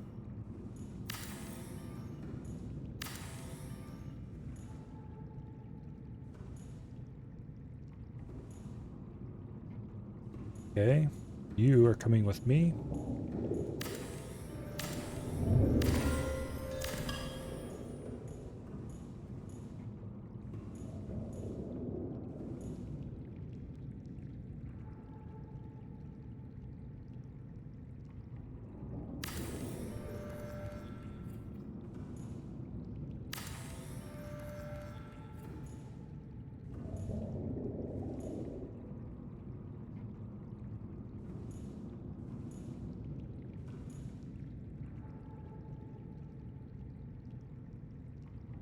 There we go.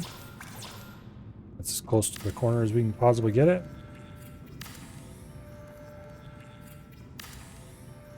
These look relatively straight. And this should be plenty of storage until Cyclops and past. I think we might just end up doing a single room base.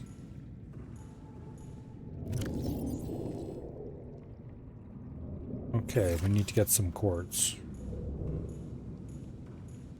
Yeah, one piece of quartz. Alright.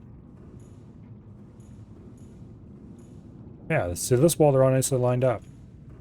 It got a little weird here at the end, but we fixed that by just placing a fabricator. And then over here we'll have the station for modifying whatever's docked there. The upgrade thingy. And then we'll have another station here for who knows what. No, we'll put something there. And the end walls, we might make them glass or something. Because we do have a little bit of extra base integrity we can throw away. But, for now...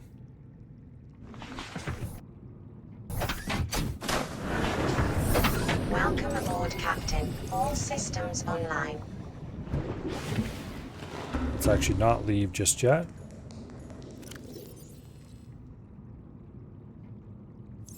Okay. Titanium.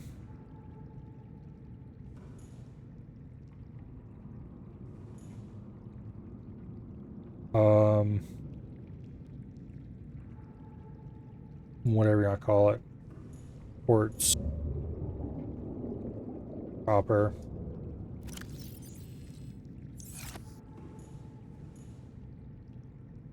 Lead.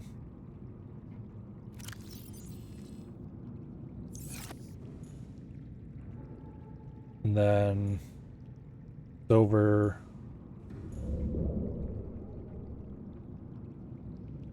I think it's AG. Anyway, silver and gold. And then lithium.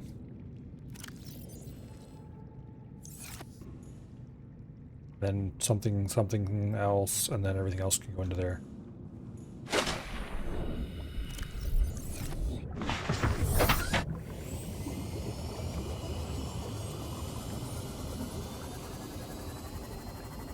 Anyway, let's go clean out as much of our temporary storage base as we can, and we'll probably have to make 2, maybe 3 trips, particularly without the moth storage yet. But once we acquire the resources we need from there, we will tear that base down.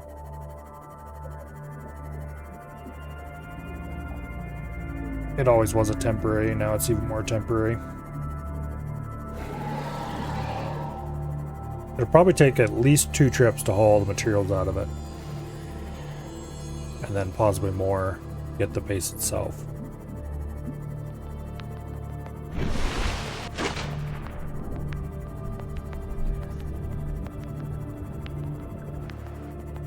And also we should grab the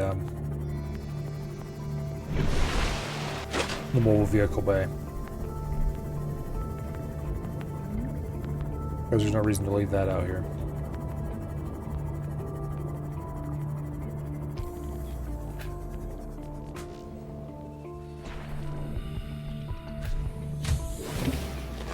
Welcome aboard, Captain. Okay.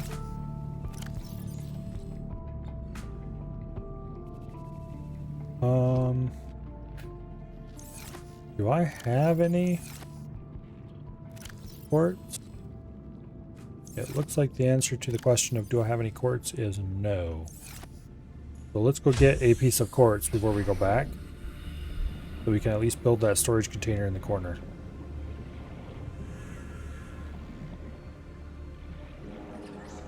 There should be a piece just laying right around here somewhere. Alright, there's one.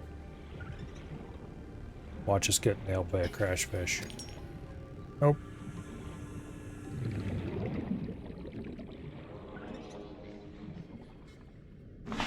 Alright. There are at least a couple more trips, probably 3 more.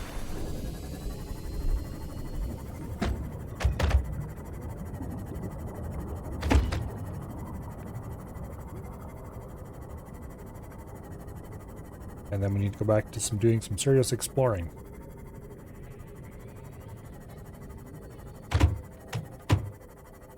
With an eye toward acquiring the resources required to build the Brawn and the Cyclops once we get the blueprints for that. Ideally, we would have power cell chargers.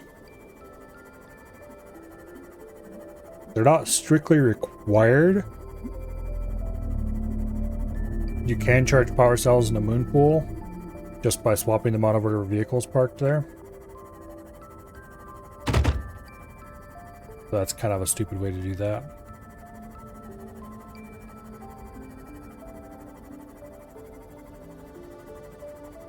Like, which would you rather do? Use a moon pool to charge two at a time, assuming you had a prawn docked?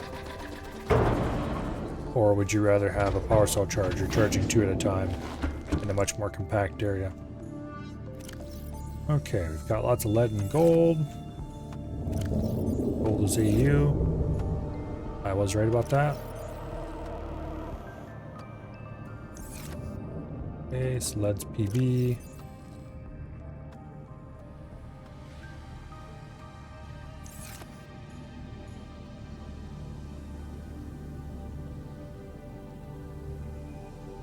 Okay.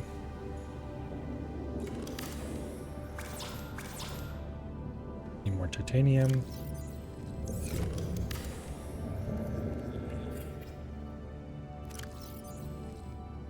Store the basic materials in there. The stuff that's not going to get its dedicated container just yet. Now that we have this, we can leave tools that we're not currently using there.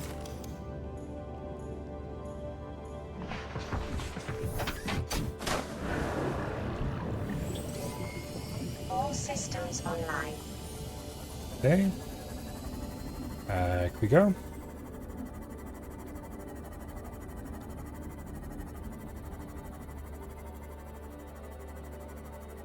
They did a really good job in this game of making the vehicles fun to pilot.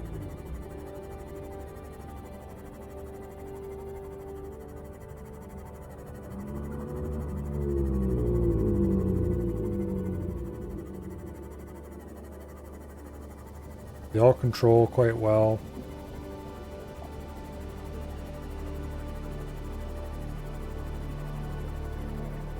It would be cooler if you could, say, roll the Seamoth and stuff like that, but it's definitely not required. Pretty maneuverable.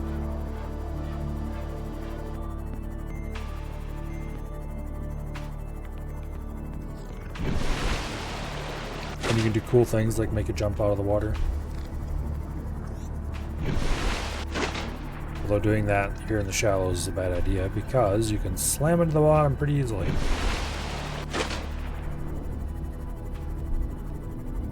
All the momentum you gained coming out has to go somewhere when you re-enter after all.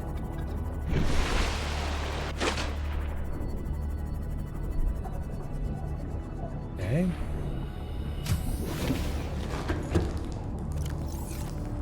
Bunker's empty. We've got a bunch of silver, some diamonds, some lithium, some magnetite. Shit ton of batteries.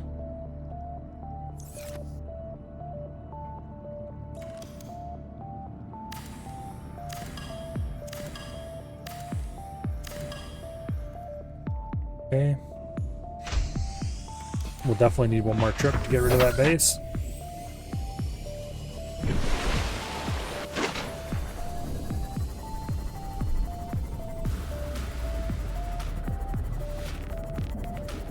Okay. I think I'm going to rename this marker when I go past it.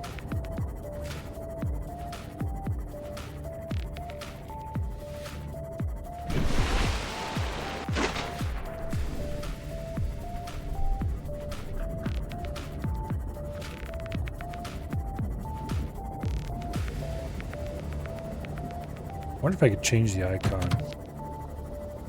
Can't remember if it's a thing that you're allowed to do or not. I know you can't below 0.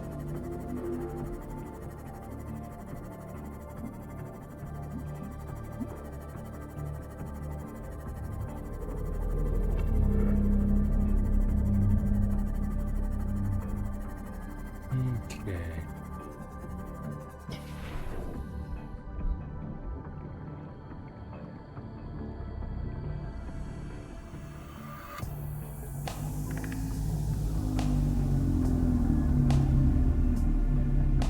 The Three Corners gas station.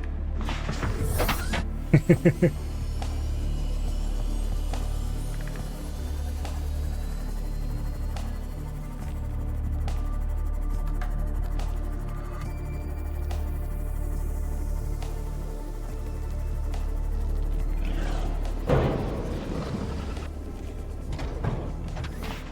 we go. Now, got a significant amount of silver.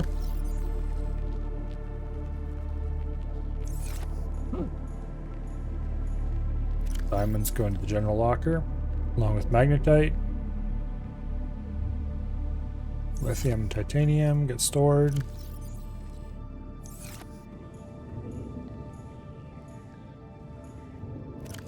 Magnetite should probably get its own container, but that'll happen later. First aid kits and batteries get stored.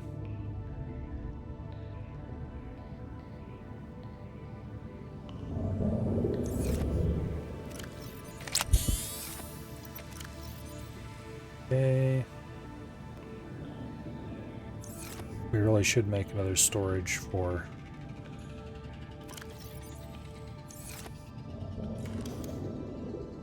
other supplies that I don't need.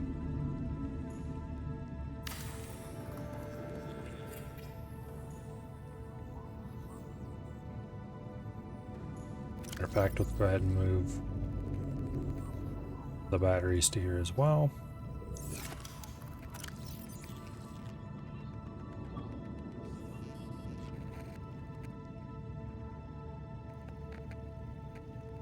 Go. First aid kits as well.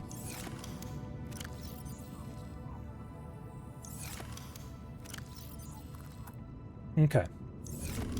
Much more reasonable.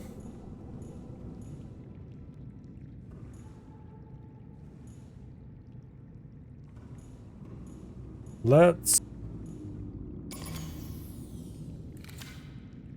unload the batteries from a couple of our tools here.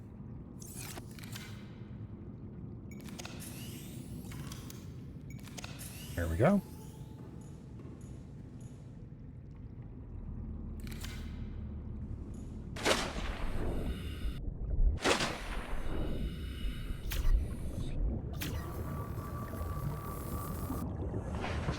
Fix that up.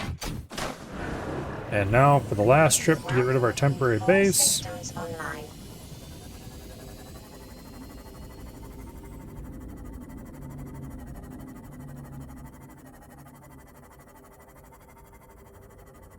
I should move this marker.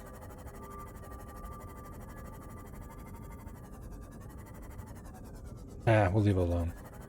I was thinking about moving that marker to put it right down beside where the where the floor panels are, but there's no real reason to do that.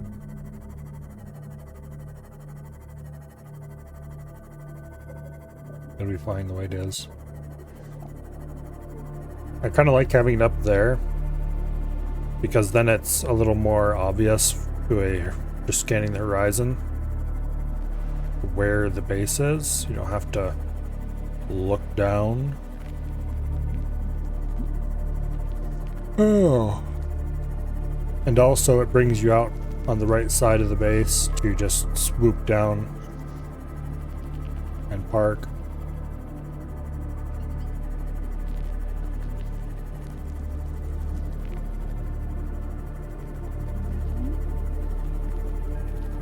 But anyway.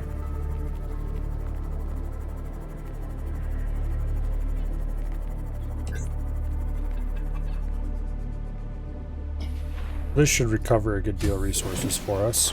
Welcome aboard, Captain.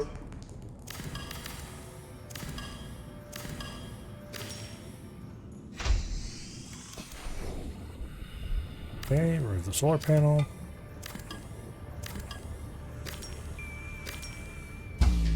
Remove the hatch. Warning, emergency power only. And then the compartment itself. Ta-da! It's like the base never even existed. I'm reasonably sure we have everything out of the storage containers in here. But just in case, we'll check.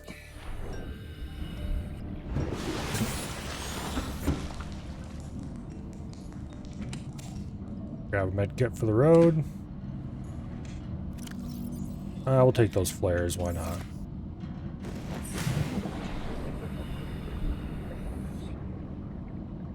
Alright, where did I...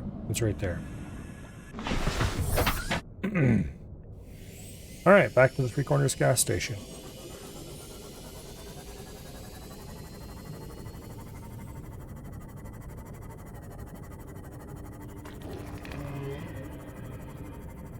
And then after charging this thing up again, which doesn't really need it, but we might as well, it'll be time to go exploring for more fragments, specifically engine bits for the Cyclops.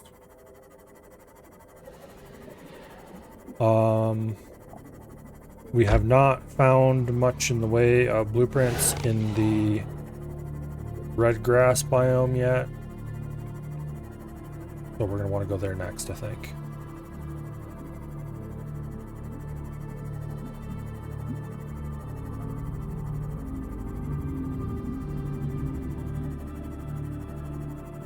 Okay.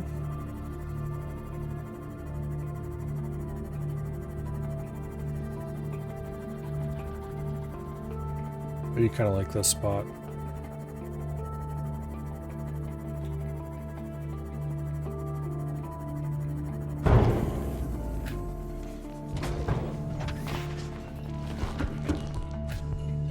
Okay.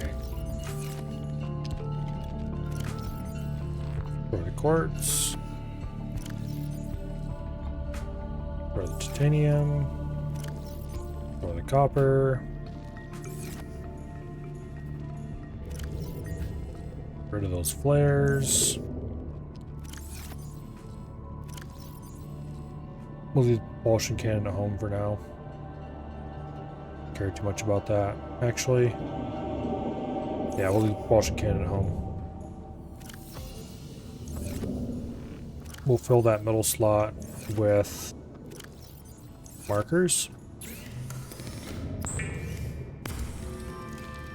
Being big enough to fit the sub in and get it in and out without too much trouble. Yep.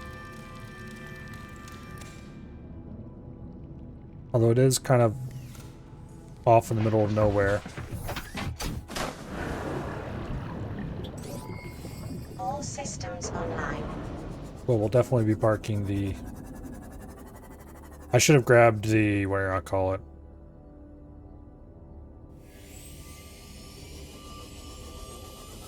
The mobile vehicle bay. We'll have to go get that later.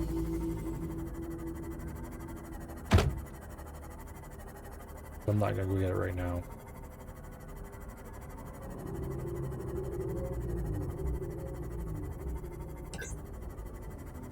Okay.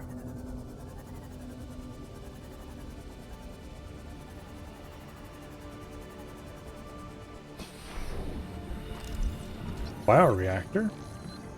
We'll probably never build one of these, but it's nice to have it anyway.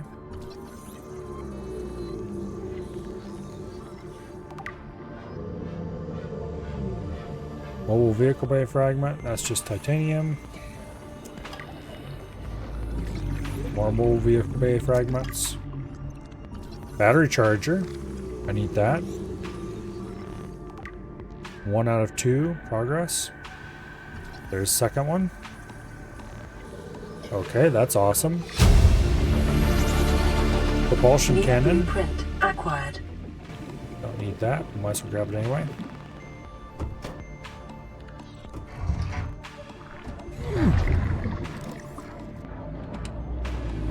Disinfected water. Not interested.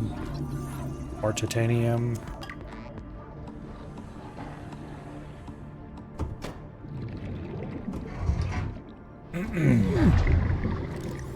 Okay. Seamoth fragment.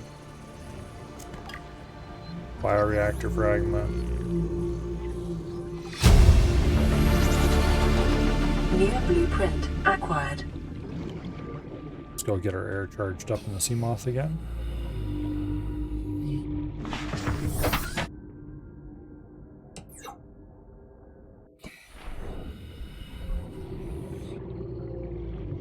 Okay, now.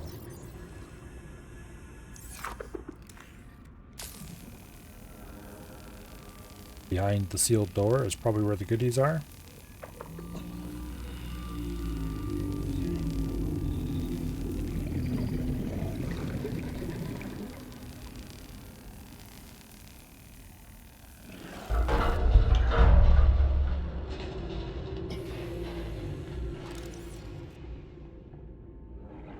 Okay. Disinfected water. Not interested. Battery charger. We already have that maxed out. We might as well.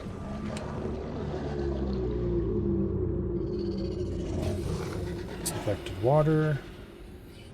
Laser cutter. Why would you have a laser cutter fragment someplace that can only reach the laser cutter? Whatever.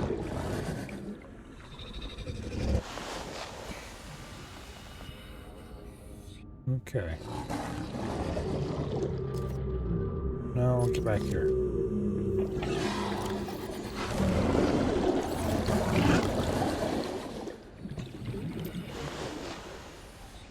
Just take a quick look around, make sure we didn't skip anything.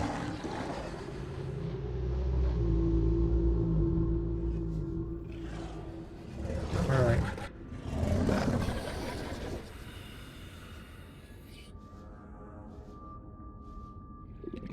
Oh, hello. 30 seconds. We'll check that out later.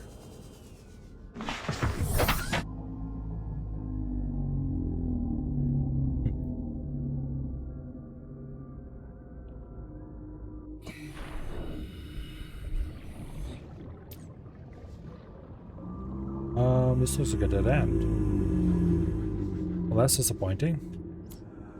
Alright. Well, that's this place then.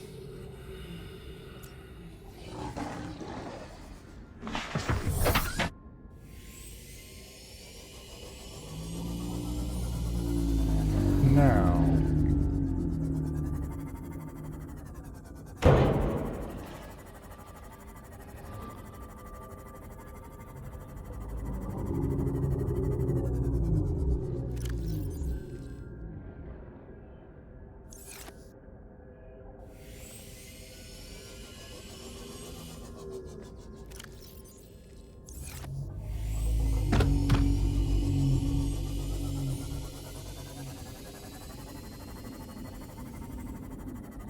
This looks like an exciting place.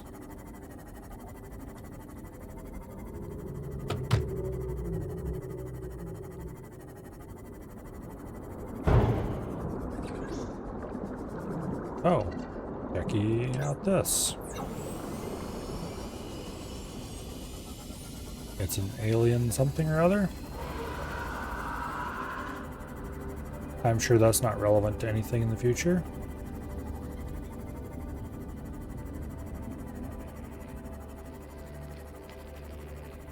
Okay, I've already explored this area pretty thoroughly.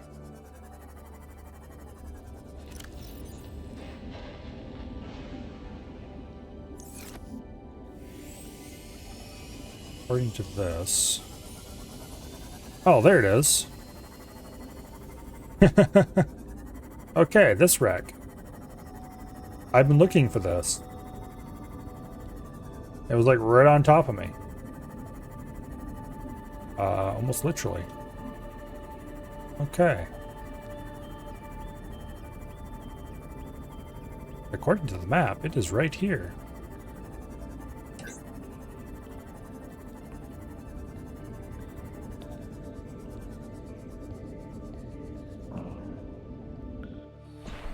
Pretty sure this isn't the main entry, but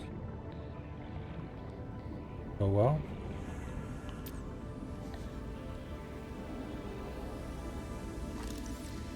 Modification station fragment. That should be the last one of those we need. New blueprint acquired. I'll have to cut that open to continue on. Plant pot. Office chair. We'll never use any of those. New blueprint acquired. Plant shelf. Another thing we'll never build.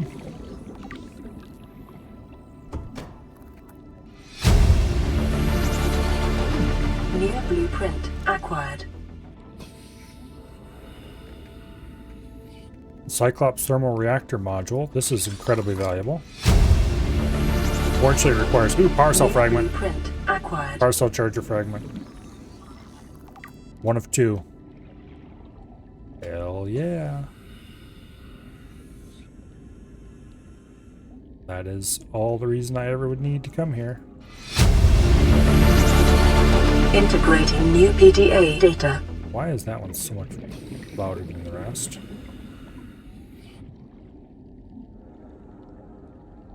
Okay. Hopefully there's another power cell charger fragment in here because I need it. I remember them being somewhat expensive to build though, so we might not actually have that many built.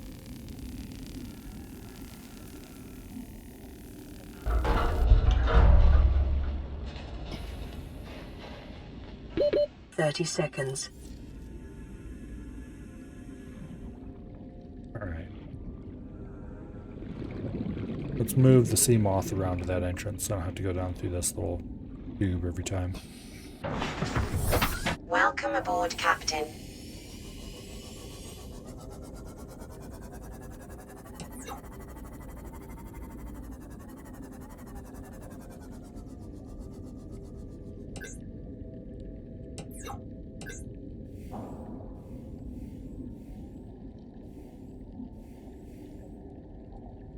Good enough. Don't know whether that light will actually make things better or worse, but we has light now. Power cell charger fragment. Oh yeah. Should be the last of those we need. New blueprint acquired. Modification station. What's this? Vehicle upgrade console. Hell yeah, I need one of these. New blueprint acquired. That's a thing to build in the moon pool, and probably our next priority, actually. Because that will allow us to get things like storage things built.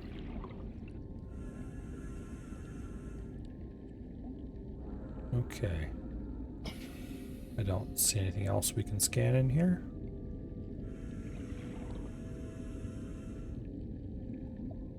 Okay, this place was an absolute treasure trove. Oh, there was something scannable in that pile. Light stick. Okay. Probably never used that, but oh, doesn't hurt to scan it.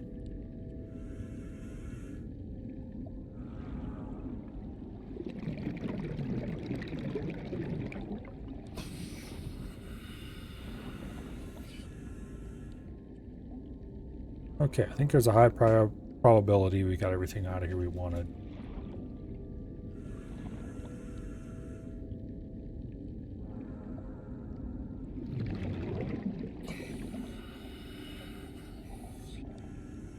All right. 30 seconds.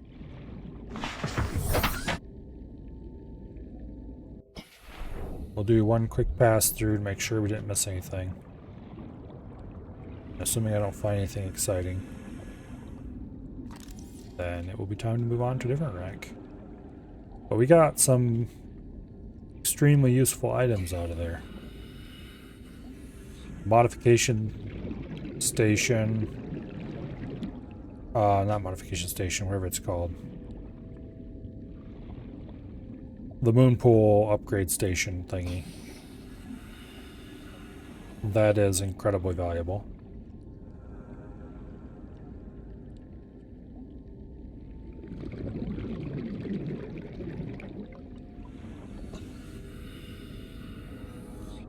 Okay.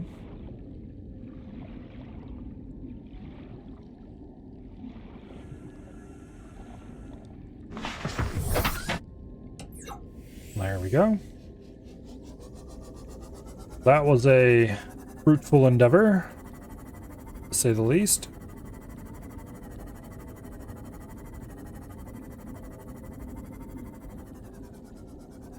Let's go back to the moon pool and let's see if we can build that thing.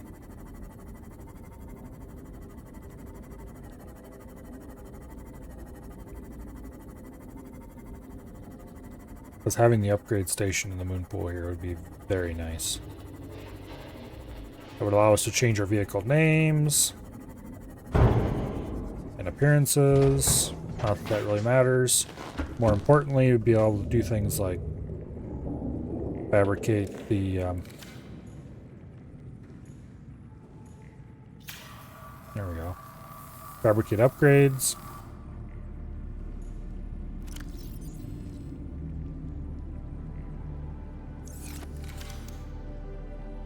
Okay, power cell requires an advanced wiring kit, which is not cheap. 2 rubies, which, okay. And titanium. This requires computer chip, which is a large part of the cost of the advanced wiring kit. Titanium and lead, not too big of a deal. Battery chargers, just a wiring kit and copper wire. Titanium, that's not too bad. We're going to build one of those right away, before I forget. Okay, wiring kit is 2 silver ore. And copper wire. We're out of copper, that's bad.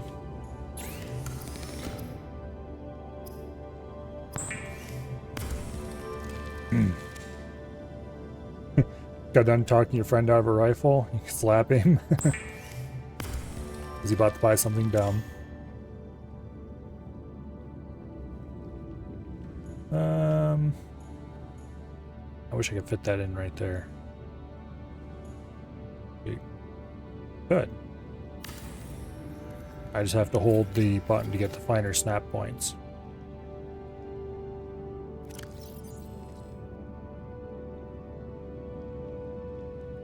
Okay.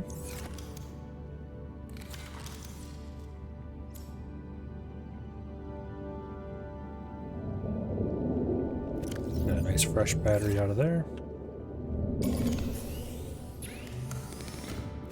Put the 4 dead ones in here. And there we go.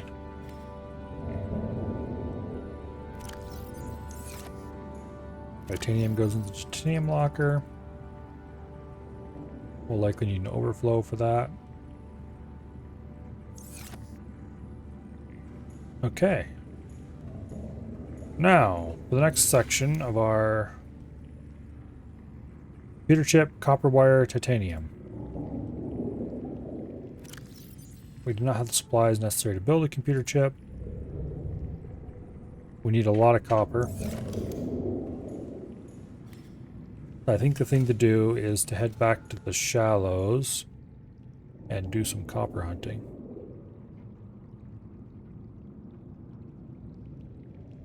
Yeah.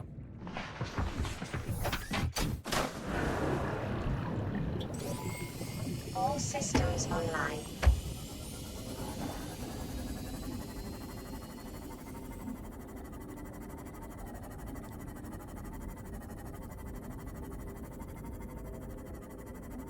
Off we go with copper hunting.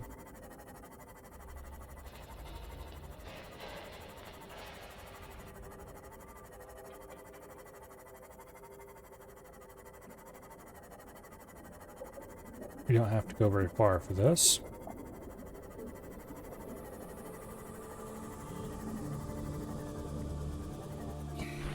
We also need supplies for a computer chip.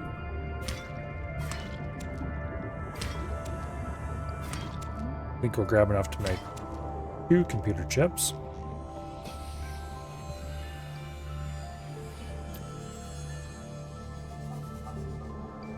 And we'll sail around. We don't need titanium right now, quite the opposite. We're in danger of running out of allocated storage for it. And we'll get plenty as it is. This is a stealthy peeper. Peeper with its eyes closed. They're kind of hard to see when they have their eyes closed because they're normally bright yellow eyes and showing.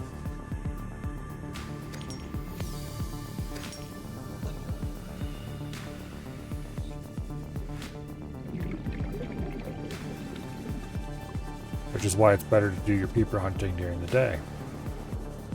Should you be playing the game with the battle mechanics turned on. Quickly, an RPR in 308. Okay.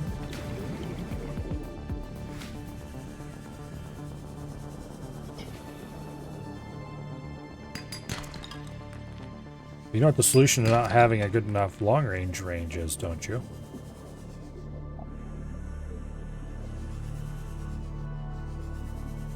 It's building one.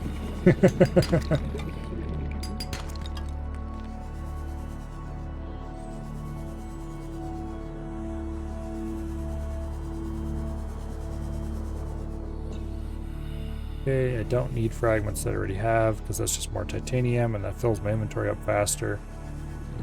I'm here looking for copper. Oxygen.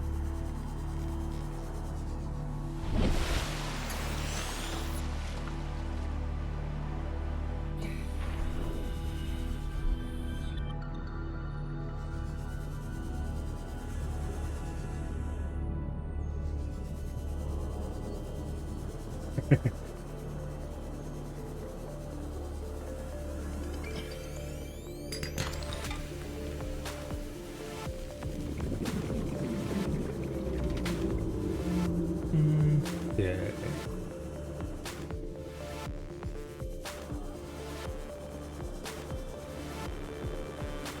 At least you're not one of those weird people who are into making railguns. And note, when I say a railgun, I do not mean an electromagnetic railgun.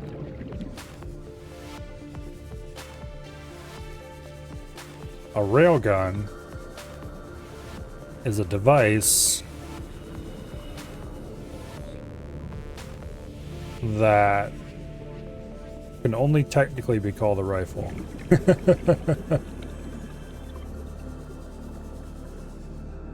Basically a fancy, really heavy sled that happens to have a rifle barrel on it. With everything adjustable in great detail.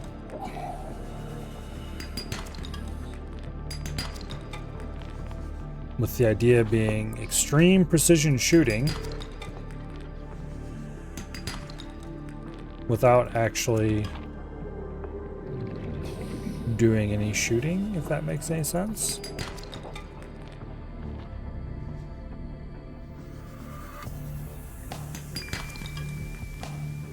So it is completely an exercise in technical,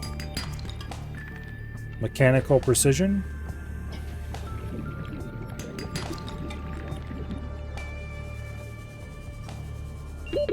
Oxygen.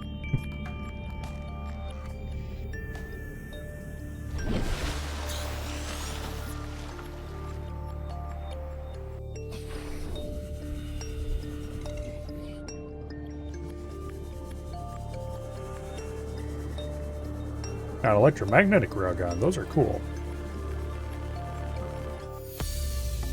But not only would they draw a lot of power, but also you would have to constantly be remaking the rails to handle the erosion, and it's not the kind of thing that even hobbyists are interested in.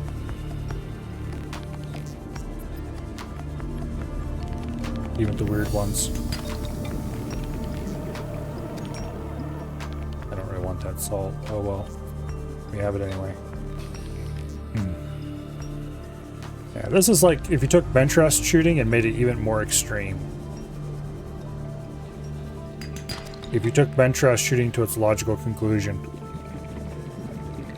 and removed all human input of any kind, except carefully turning the knobs to get it just right.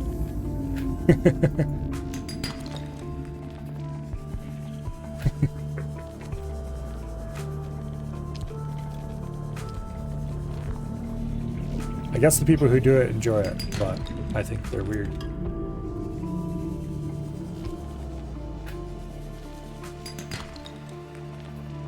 Lead, but my inventory is full, so I think we'll leave it behind. Well, we got a good amount of copper. Back to the Seamoth, and then back to the gas station.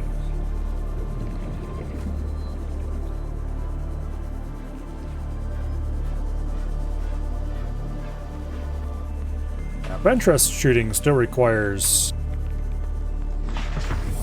Welcome aboard, Captain. some amount of skill. Although I guess I shouldn't say that these don't require skill, because they definitely do. It's just a very different kind of skill than most shooting would require.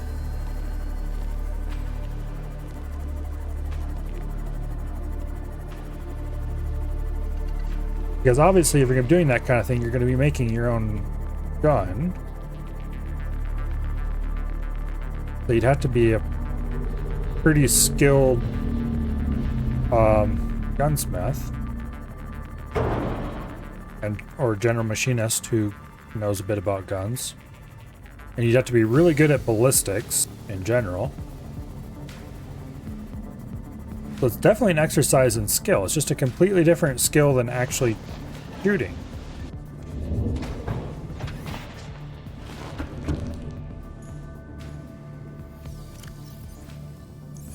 Although it would use some of the same skills as other long-range shooting or precision shooting, like calculating some of the ballistics information and stuff would be the same. But anyway, it's interesting but weird.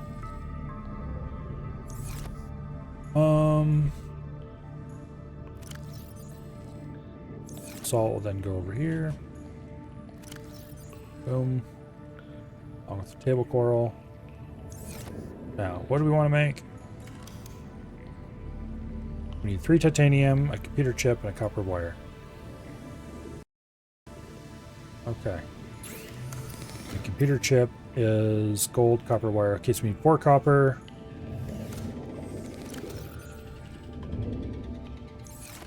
We need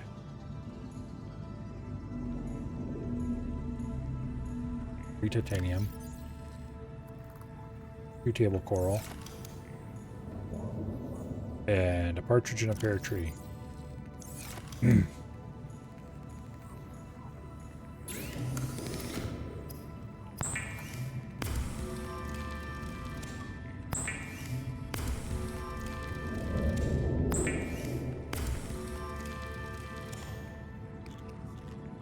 Okay.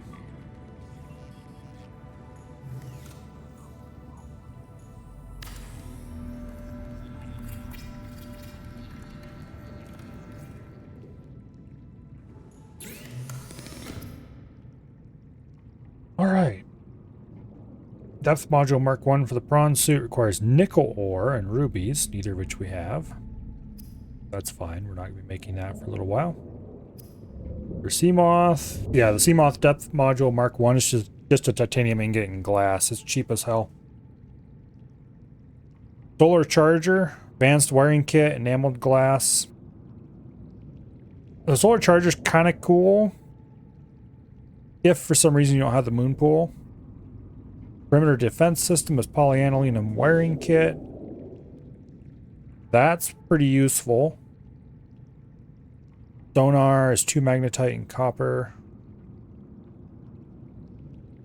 Torpedo system, it's not worth it. Storage locker, on the other hand, has titanium and lithium. That is very worth it, because that can go on both types. Hull reinforcement. That's 4 diamonds. That's pretty... Engine efficiency module. I think we'll make 2 storage modules. So we need 6 titanium and 2 lithium.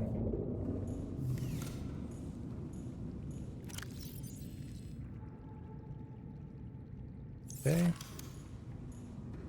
2 lithium.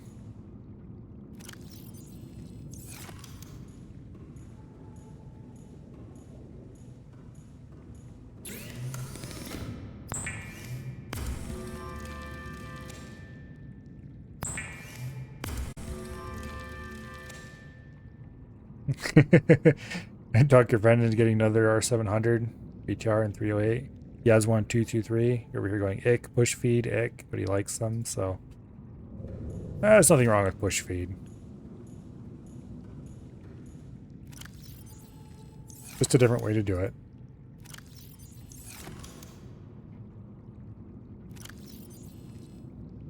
There.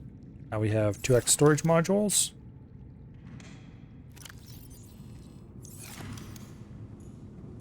And that will neatly allow us to store things. Now I can't remember.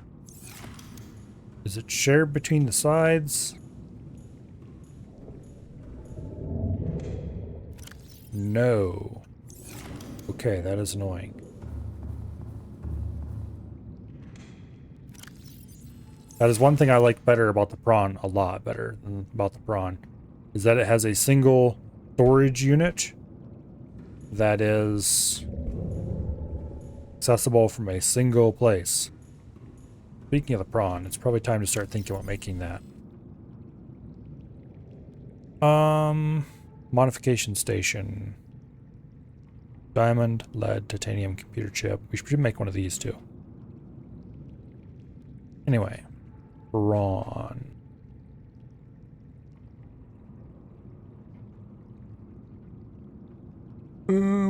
Where's the prawn? There it is. 2 plasteel ingots, 2 aerogel, enameled glass, 2 diamonds, 2 lead. I think we've got everything except the aerogel.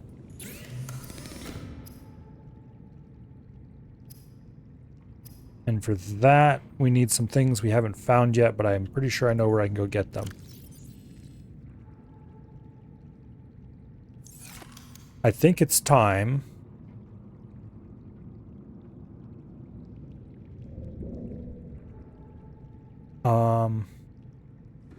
Make an expedition.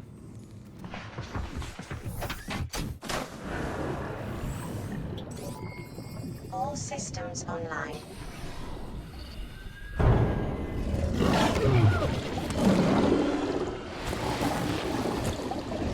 Get the hell away from me, you bastard.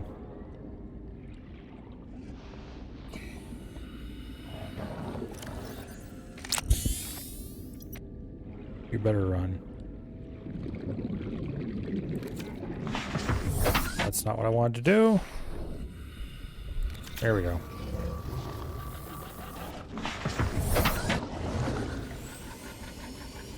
Now. The place I want to go to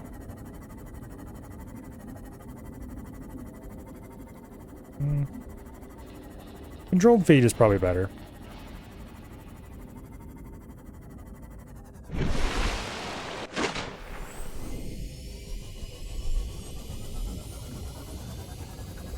But at the end of the day, it doesn't really matter.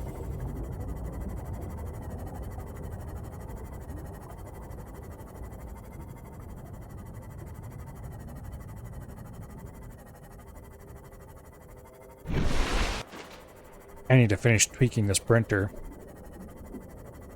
I finally got it so that the accelerometer will communicate with the control system.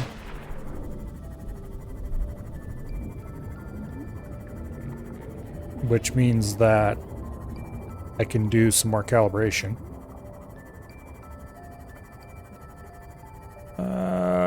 Let's check this one out. That wasn't what I was going for, but this is worth checking out.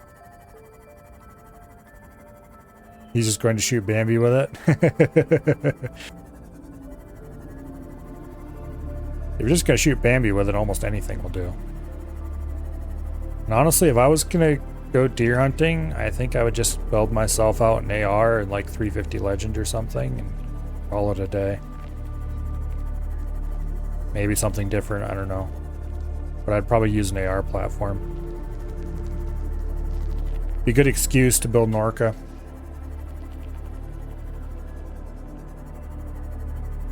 I know there's a way into this place.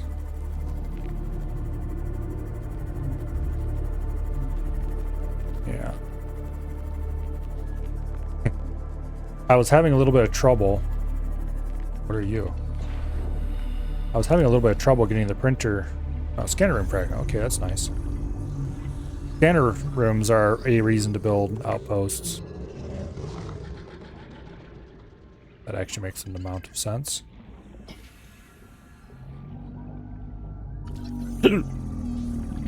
I should stop distracting myself. Anyway.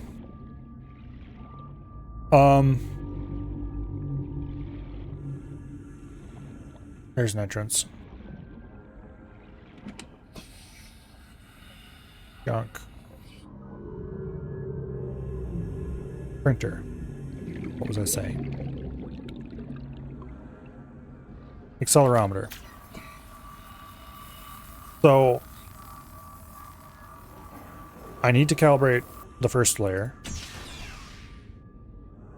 which is relatively easy. You just run a really super thin print and you take a look at exactly how it looks, and then you adjust the print head up or down slightly, or change your extrusion multiplier very slightly until it comes out nice and looking just right. So that's something I should have done a while ago and just haven't got around to doing for some bizarre reason. New blueprint acquired. But what I really want to get done first is the ability to run what's called input shaping, which is where the printer basically tries really hard to vibrate itself to death. 30 seconds. There may be a slight amount of hyperbole in that. Where is the frickin' Seamoth? There it is. While it measures its resonant frequencies. Welcome aboard, Captain. Using a accelerometer.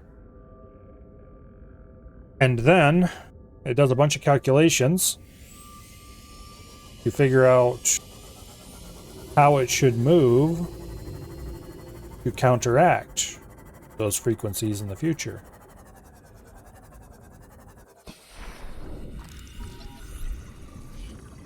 So it produces a smoother print that way. There's ways to do it without an accelerometer. You print a certain pattern, and then you measure artifacts on the walls of the print. And judging by how far apart they are, you can adjust it. But it is a lot easier to have it calibrate itself automatically. Unfortunately, for it to work, the printer's motherboard needs to talk to a accelerometer that is mounted on the print head. And to talk to the accelerometer mounted on the print head, it uses a pretty high polling frequency. In other words, it requests information from it pretty quickly. And so with this high frequency data going on, integrating new PDA data. audio balancing is seriously screwed in this game. Anyway,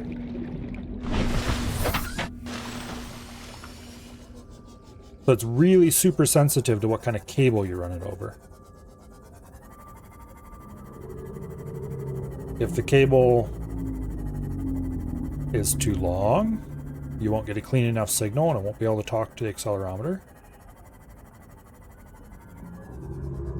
If the cable is just not a very good one, it won't be able to talk to the accelerometer.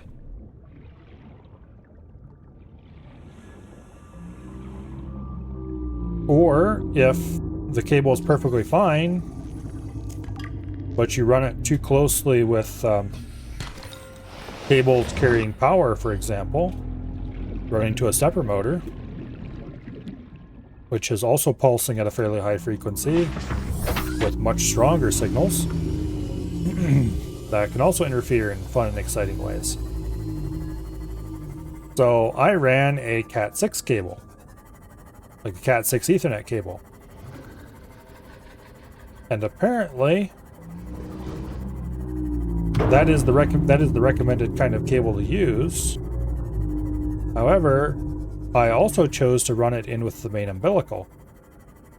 So all the other cables are running out to the printhead, because I want to have the thing permanently installed, not like a lot of installs of these accelerometers are temporary. They install them for long enough to do the calibration and then they remove them. I want it to be permanent, because I'm stubborn that way sometimes. So anyway, so I ran it together in the umbilical, and also I had it set so that I was just using a normal Ethernet cable with breakout boards on either end. And then I had an adapter cable that run from that to the actual motherboard, which may have led to some signal integrity issues, shall we say.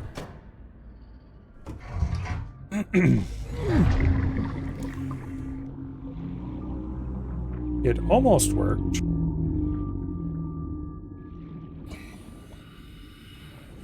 And under some circumstances with some cables it would work.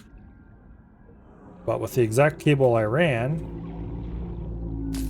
exactly the way I wanted to run it, it would not work. So I ended up just going, well, screw you, you're going to do what I want or else. And I ordered a Category 8 Ethernet cable.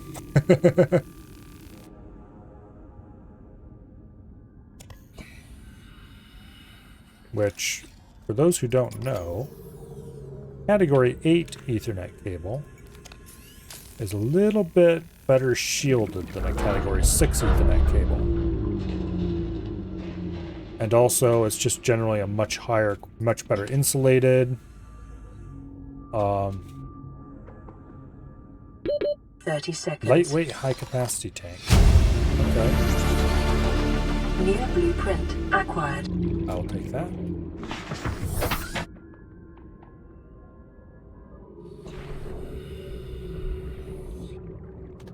So whereas a Category 6 cable is twisted pairs with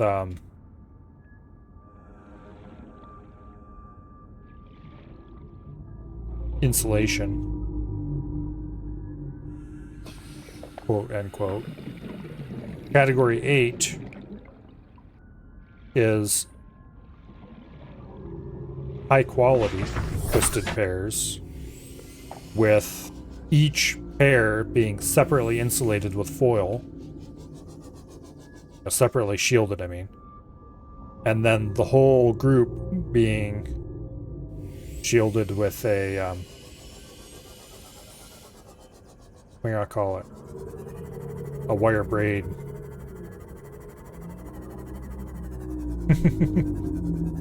So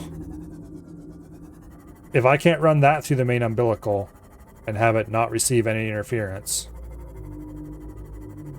and instead of hooking it up with an adapter cable, I stripped one end of the cable as short as I could, just a little bit off the end, and this isn't actually where I wanted to come, but let's go over here anyway.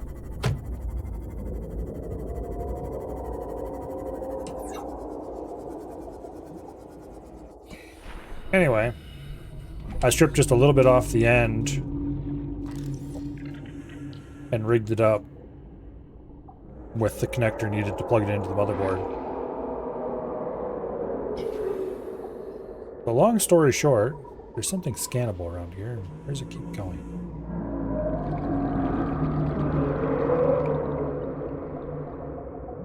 I swear I swept this.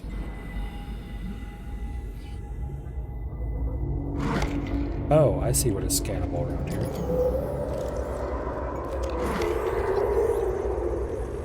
Yeah, I didn't see what was scannable around here. But there's definitely a monster outside who wants to eat me. New blueprint acquired.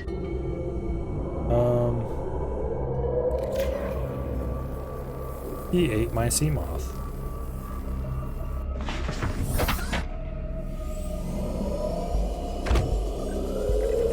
I don't appreciate things that try to eat my sea moth.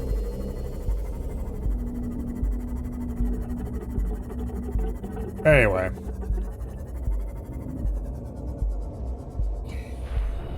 Signal location uploaded to PDA. Integrating new PDA data. Integrating new PDA data.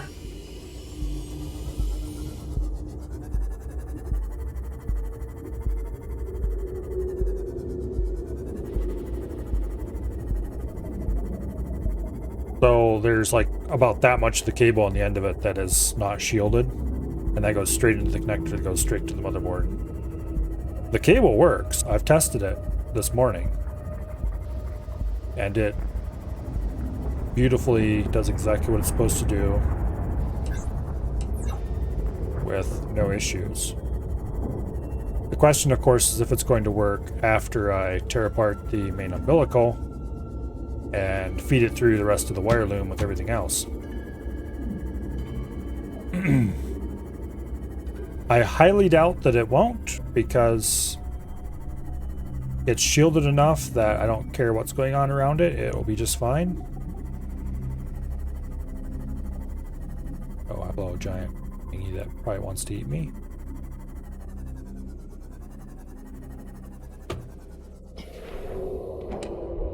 Free battery, I need one of those.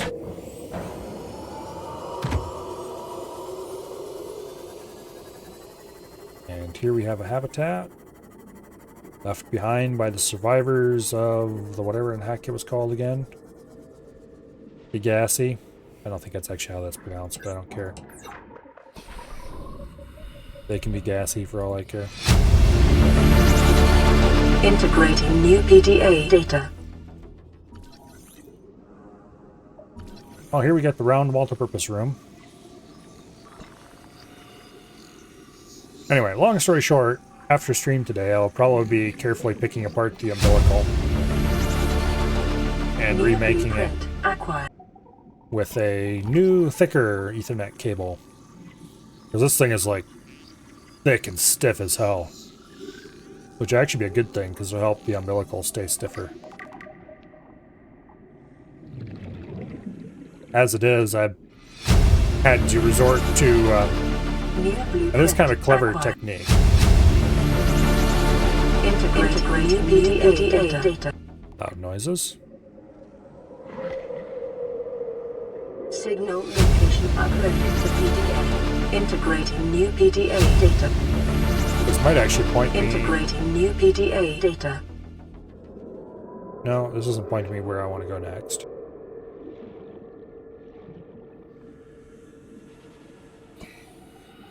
Anyway.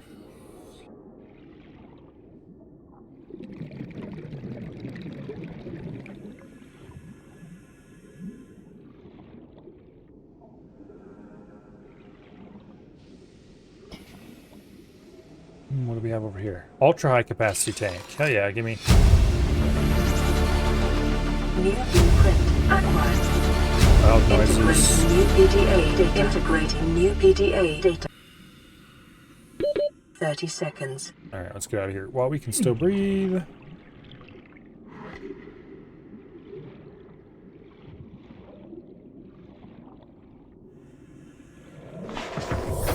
Welcome aboard, Captain. Anyway, So, oh, there's something scannable. Ah, there we go.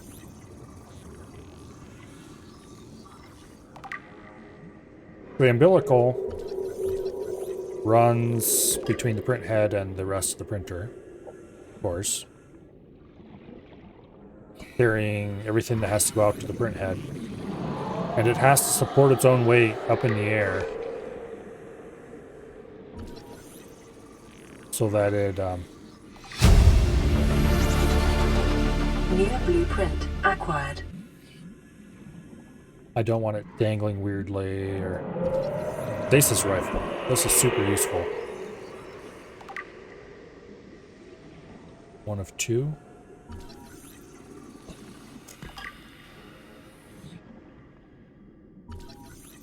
Anyway. Basically, I don't want it sagging down and getting in the way when the print head's moving back and forth. That's bad. For a variety of reasons that probably really don't have to be explained.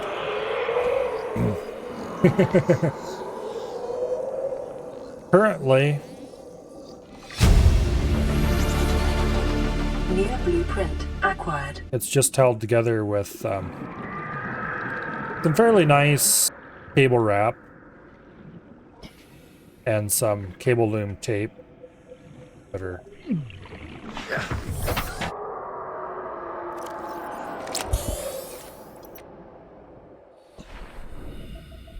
hello.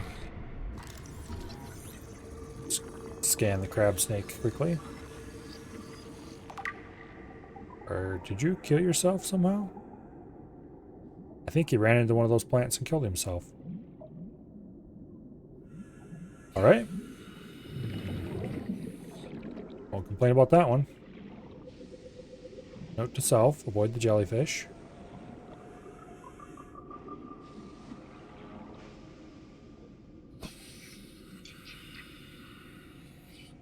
Okay, the only reason I'm coming up here is the PDA. Integrating new PDA data.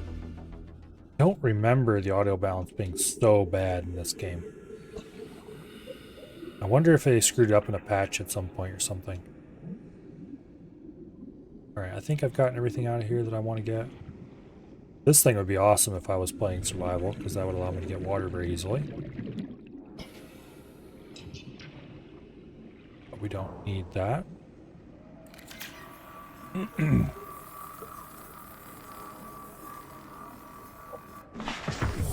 There's a couple different ways to handle umbilicals for printers like that. One of the ways that I particularly like is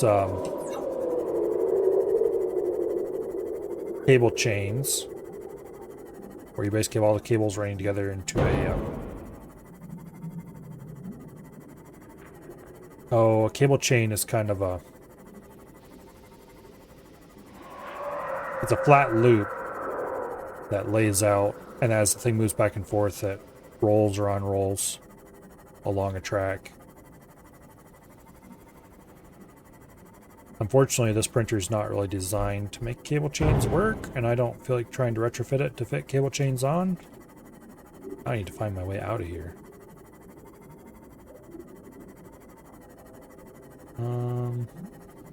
This is why I should have left a marker at the entrance.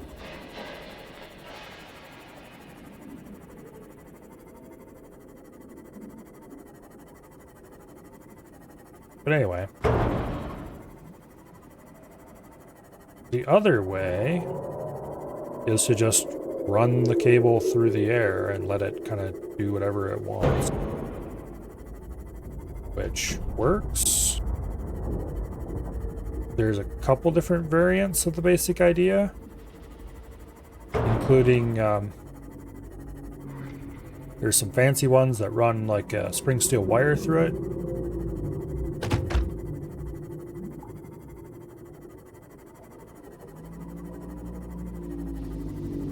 Keep it arched up in the air nicely. That's a particularly effective way of doing it. Unfortunately, I don't have any spring steel wire on hand, and I don't feel like spending money on any right now. So I'm not doing that.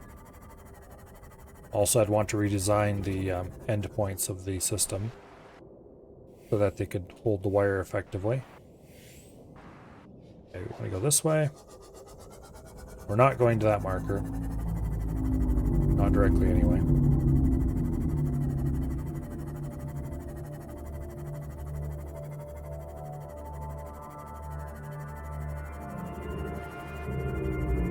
And then there's the way I'm actually using, which is just hope the wires are stiff enough that they don't dangle too much, and stiffen up the ends of the tube to keep it going more or less upward.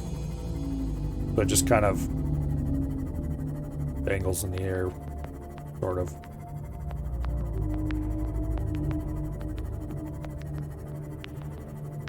The drawback of running more wires through the umbilical is that it's heavier.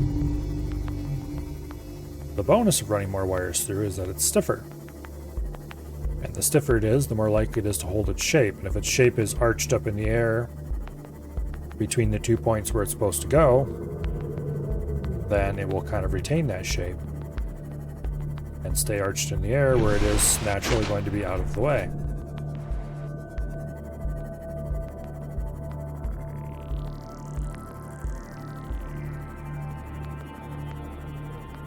So I just went for a relatively stiff, thick umbilical,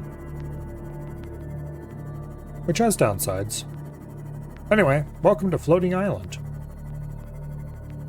So called because it is an island, and it floats.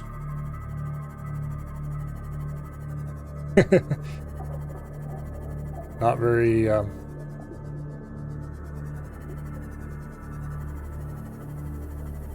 incredible naming there, but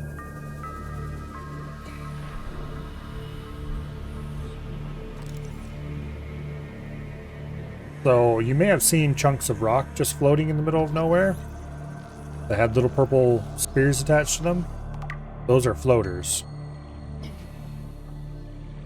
These are floaters that have lived to be very old indeed.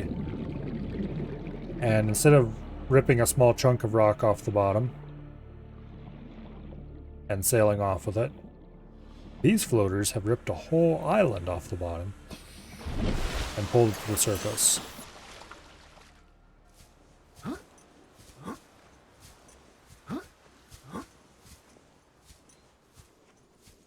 Picking up multiple energy signatures on the island's surface. And this is a very, very useful place to come as early as you possibly can, assuming that you are playing survival. Because, if I remember correctly, well, over there's some stuff we might want to go scan. There's some ruins up on top of that mountain. But down at the base of the mountain,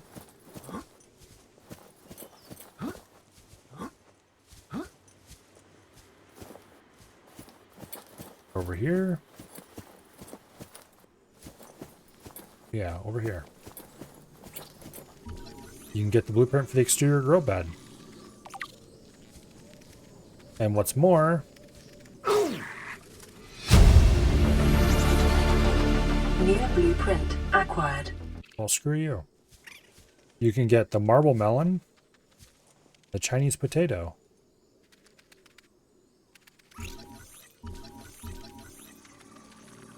Both of which are plantable crops that you can eat.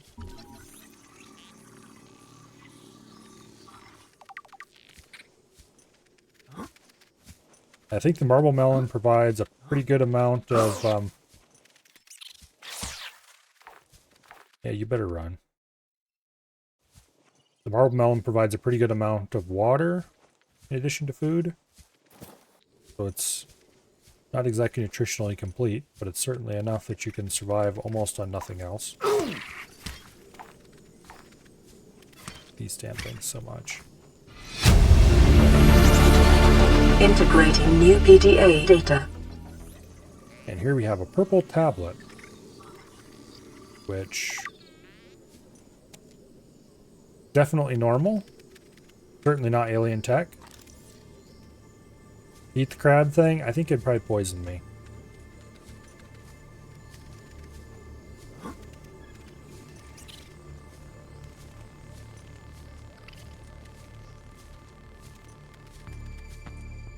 Stasis rifle. Yes, please. New blueprint acquired. New blueprint acquired. Bulkhead, quite useful. If you want interior doors in your base, this is how you do them. Okay, listen here, you little shit.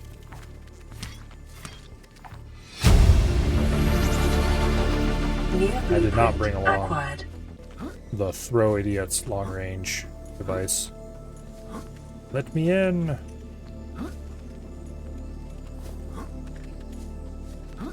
There we go. Battery. Integrating new PDA data. Multiple Integrating PDAs. new PDA data. Ultraglide fins. Heck yeah. New blueprint acquired. All kinds of fun things in here. Anyway, so it's well worth coming to this island, as you may have noticed. And I think there's even things up there worth scanning.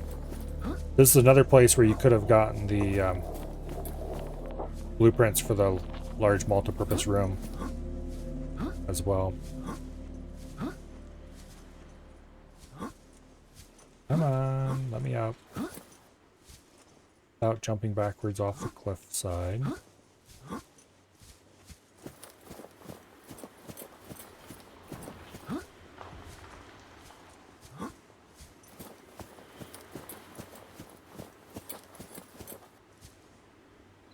Okay.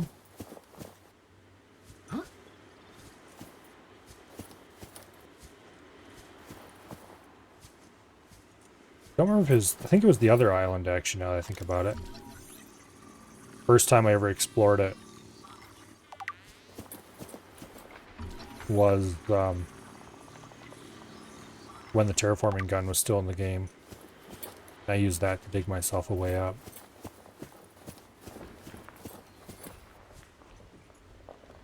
More Chinese potatoes, more marble melon.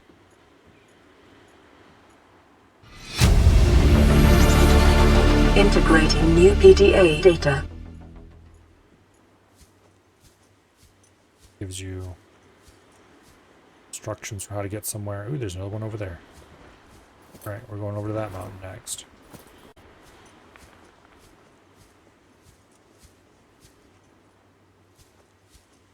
Weird lighting.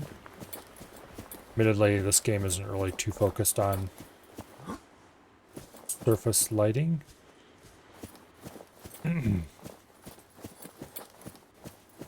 Not really its thing. Who knew? Subnautica, a game about being underwater. Its weakest parts are above water.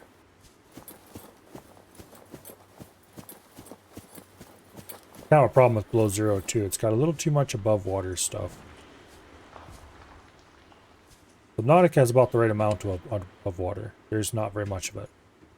There's this island and there's one other island. Ooh, there's the indoor grow bed. This is very important, because it allows you to grow those marble melons and things like that you've acquired. New blueprint acquired. Lantern fruit. I don't remember if those are good to eat or if they're good to use to make something. I don't think you make them. Anyway, we know where to get them. Come back if we need them. Integrating new PDA data. Alright. As you may have gathered, there's a lot of lore around here. Most of those PDAs are pure lore. And I'm not reading any of it. I read it all multiple times years ago. And I honestly am not interested in reading it again. However, I would suggest Welcome aboard, Captain. that if you want to know what goes on in the lore, this game really isn't that expensive, and it is quite good.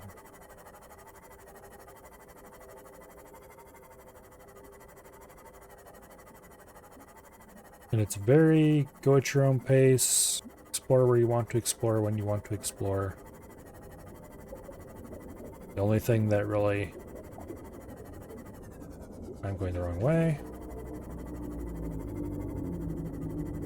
Don't think I'm going to bother putting a marker on that. Correction, I am going to put a marker on this. It'll make it easier to find in the future. I don't need to, because you can always find the islands just by surfacing and looking for clouds. And then based on where the cloud is versus where the aurora is, you can know which island it is.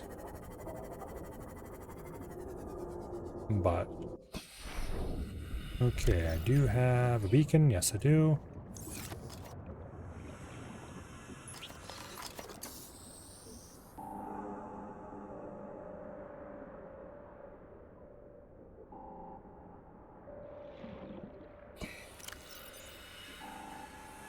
Eagleeye's out of battery.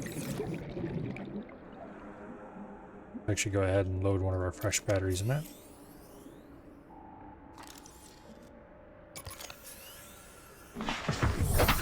Alright, back to base.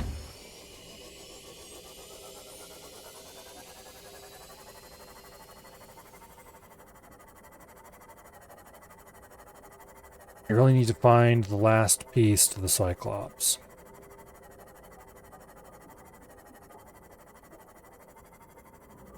Because the longer I go Cyclopsless, the sadder I get. I think it's... I think I know where to find it.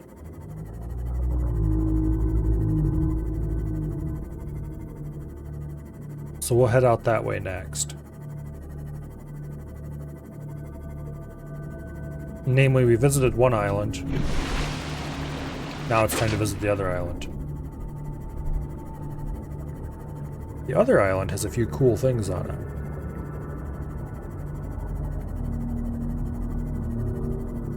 that are not relevant yet, but will matter a great deal eventually.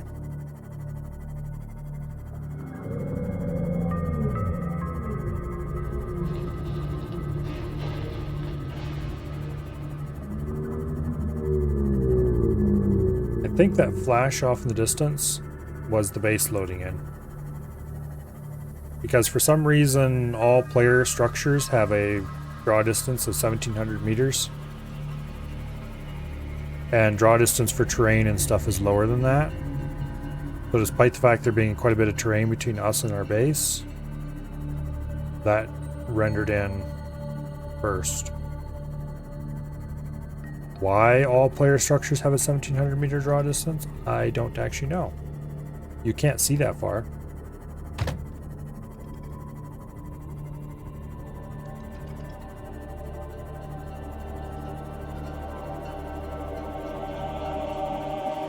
There are actually mods that specifically change that. Because depending on how big your base is, that can greatly help performance to not have it be rendered off in the distance all the time. But our base is quite small and not a big deal.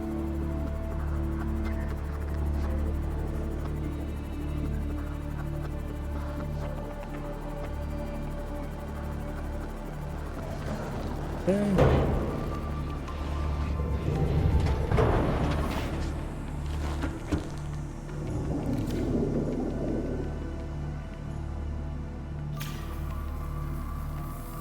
Come on.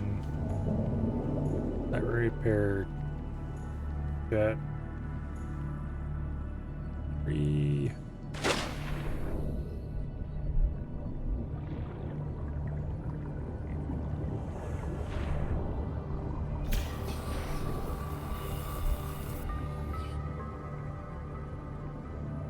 There we go.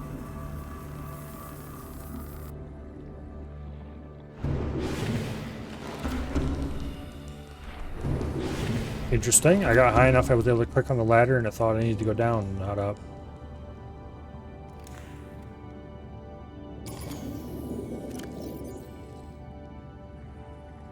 Go ahead. Put these batteries in.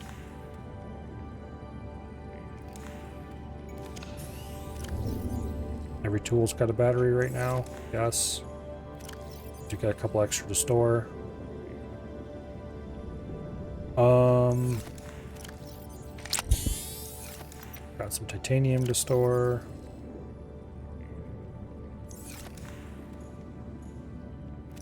A little bit of quartz. Some gold. And a purple tablet, which eventually we'll need, I'm sure. Okay.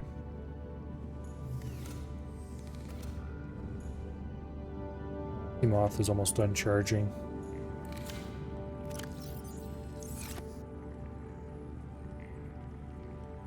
As soon as it's done charging, we'll set off. Explore the great unknown.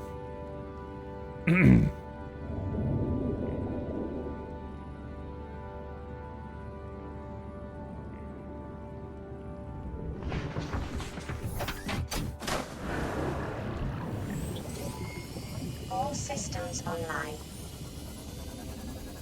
Okay. Our next destination is right over this way, I think. We're going straight to the surface to check, though.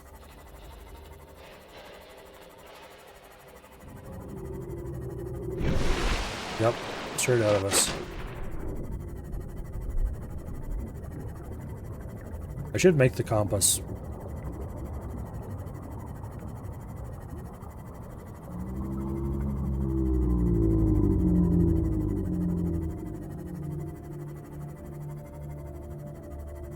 Ridge here. Past the ridge, we have deepness.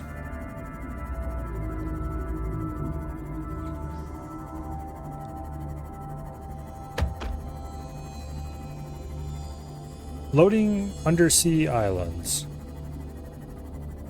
with more giant things holding them up. This area is pretty cool. I don't think... Well, screw you too. Hello, Bone Shark. Allow me to scan you, please. Ba-doom. Got that done. Cyclops engine fragment. Oh, okay. I guess that is where they are. I was thinking that they were over closer to the island, but maybe not. Okay, maybe we won't visit the island then. Erosion patterns on the land masses suspended here suggest they once floated on the surface. Once upon a time, everyone lived in great harmony, and then the island sank beneath the sea.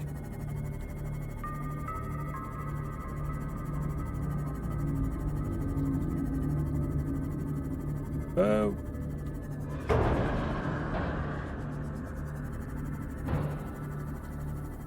I didn't intend to ascend into that.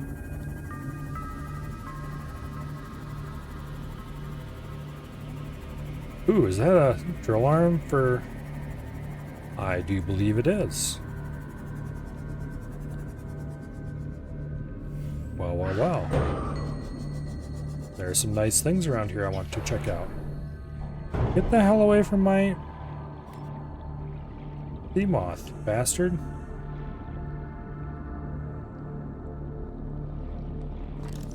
There's the last engine fragment.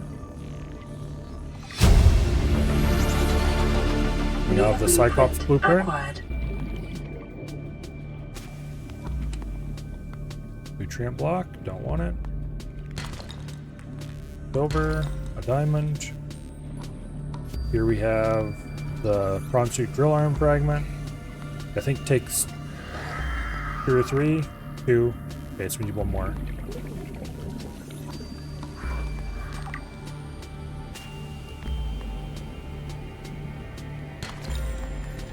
Bit of gold. We got more floaties there.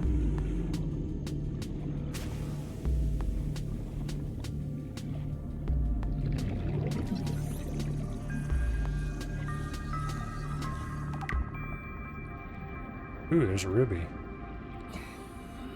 I need some of those.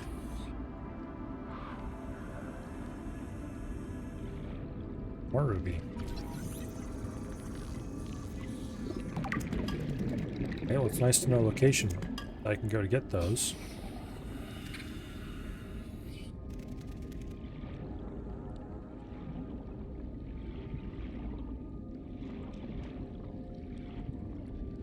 Okay. Bone sharks everywhere.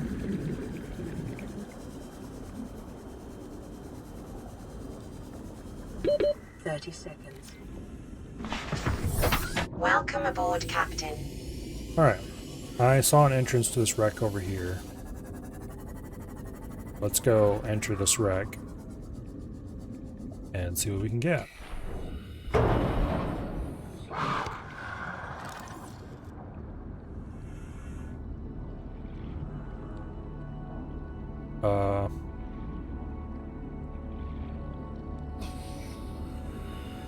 That's the most disappointing entrance to a wreck ever.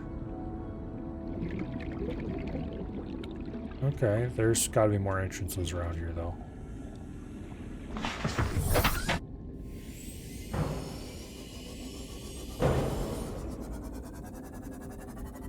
I'm pretty sure there's an interior to this wreck. Note, I don't actually know if there's an interior to this wreck. It's just large enough that I suspect there probably is. This might be openable. Yep, it is.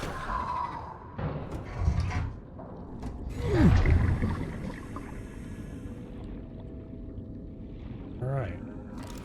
Oh! Prawn suit propulsion arm. Don't mind if I do.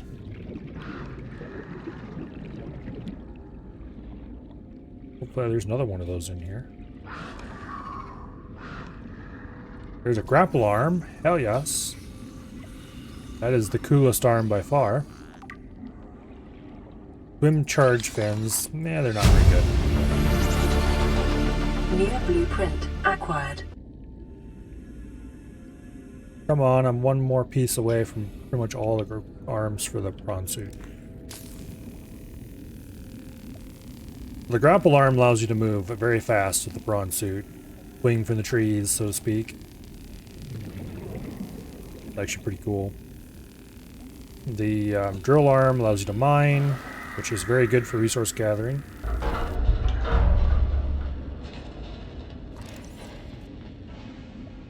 PRAWN Safety Instructions Appendix A14. Don't climb on or get off equipment while it's moving.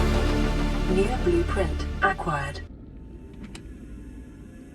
First aid kit. Prawn suit fragment, which we don't need because we already have the prawn suit. I think you could scan some prawn suit bits here, but you can't get enough to get the whole prawn suit, so you actually have to go... Okay, let's go back to our craft, and we'll come back and see if we missed anything.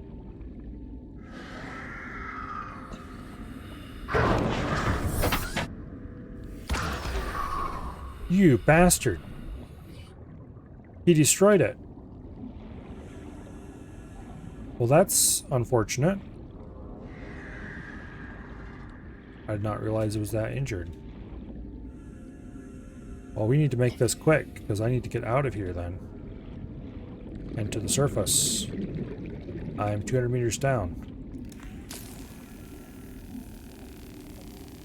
At least we have a fully charged, here I call it.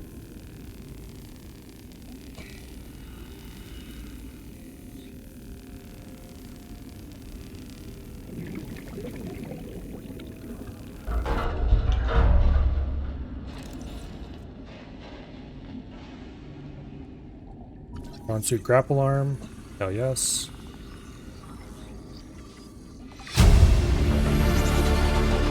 New blueprint acquired. This can't be opened. Yes, it can be opened.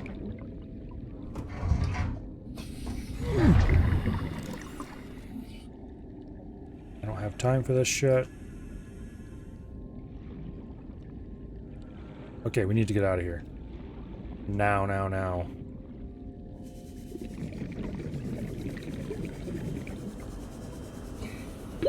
.30 seconds. Yes, I know.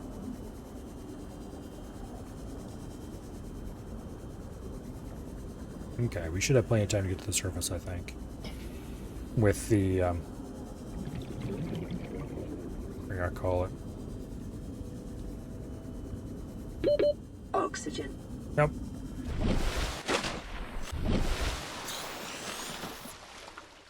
Well, that's annoying.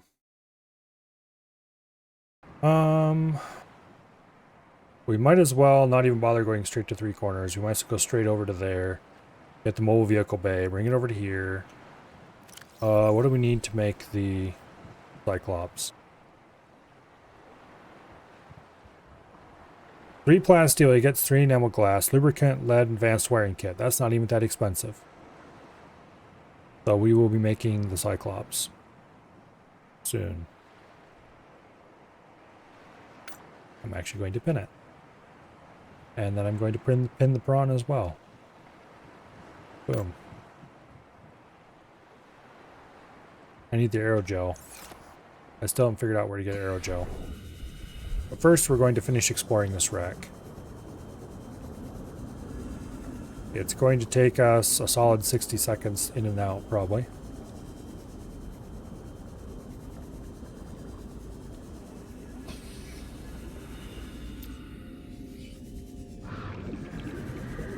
Okay, so this room's been explored, these rooms have been explored, these rooms have been explored.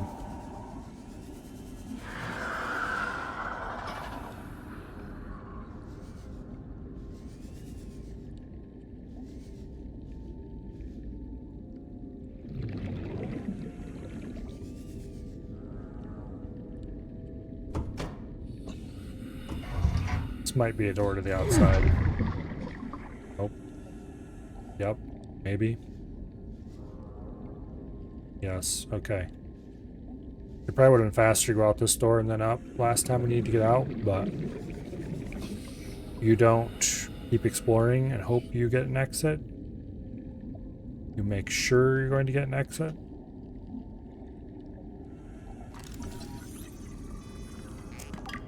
Reason to scan that except titanium. Plant pot. New blueprint acquired. Okay.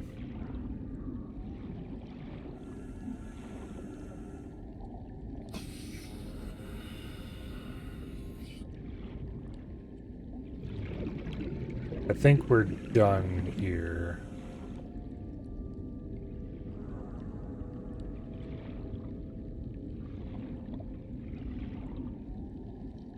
Just work our way back. 30 seconds. Okay, we will not work our way back. We'll work our way out.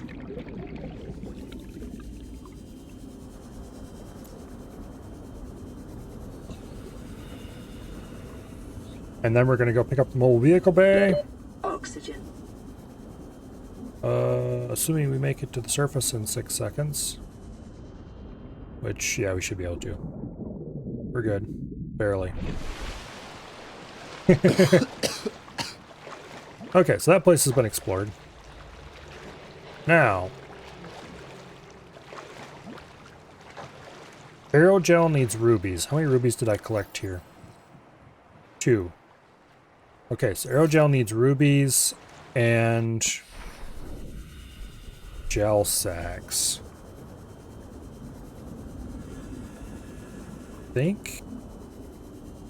Don't remember where I get gel sacks.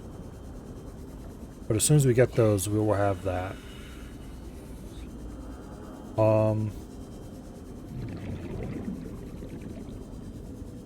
We need 50 titanium. That's a lot of titanium, in case you wondered. Oh, hello. Lifeboat 3. Integrating new PDA data. We already have this tech.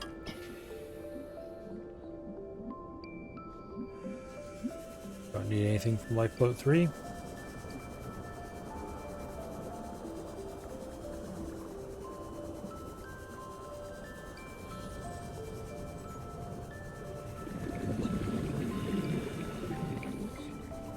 Okay.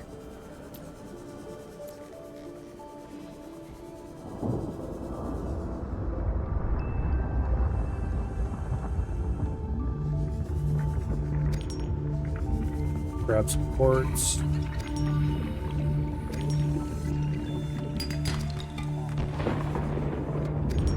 This is a good place to get early gold and stuff. And lead, apparently. Over.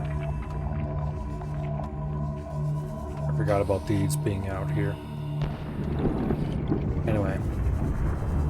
They're also good places to get geothermal power if for some reason you want to do that.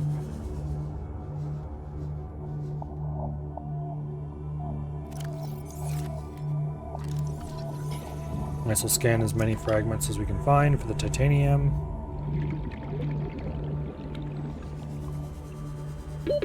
Oxygen. Actually, I want to keep some free inventory so I can carry the mobile vehicle bay back.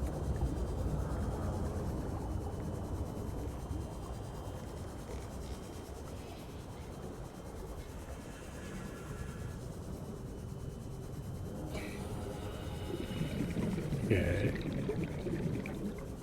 Mobile vehicle bay is right over here.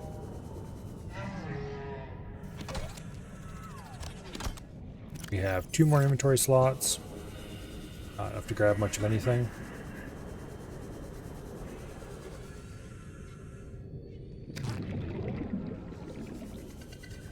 Don't think floaters are useful for anything, but we'll grab one just to have it.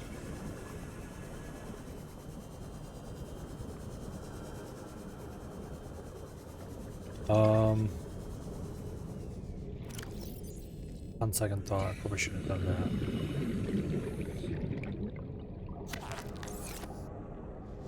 I don't need you. What I do, however, likely need is table coral. There we go. There's some places with table coral not too far away from Three Corners Gas, but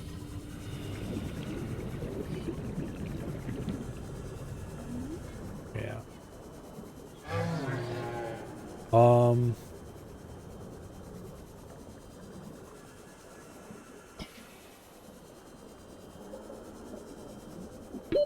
Oxygen. Yeah. I should also see about upgrading my oxygen tank size.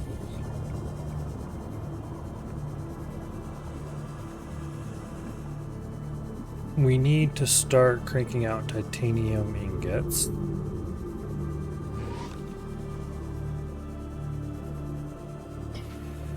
We should have enough to make all the enameled glass we need.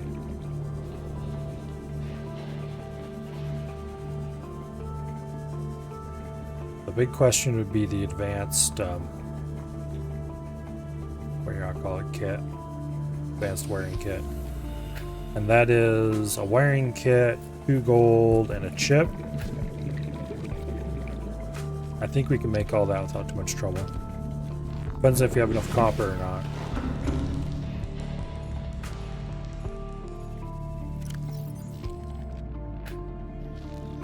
Okay.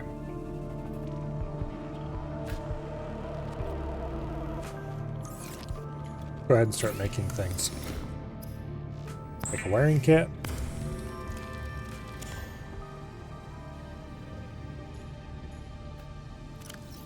Grab another copper. That'll allow us to make a copper wire. That'll allow us to make a computer chip. We need 2 gold.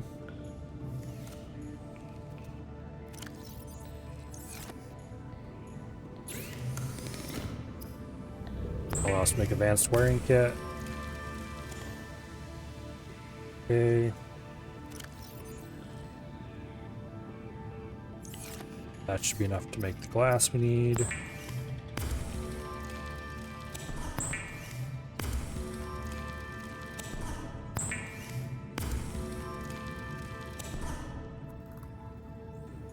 Okay. 3 stalker teeth. This will allow us the lube. And then stalker teeth with the glass we just made to make the enameled glass.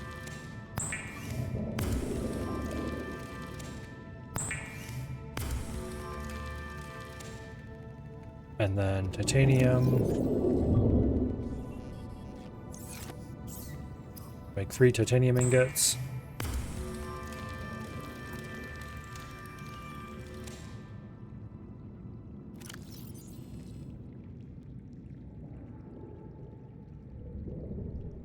Okay.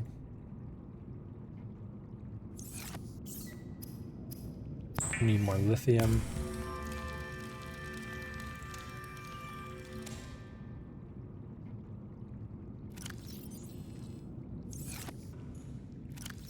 Two, 3, 4, 5, 6, 7, 9, 10. The titanium ingot. And the plasma steel ingots are 2 lithium each, so we need 6 lithium total. Should be enough.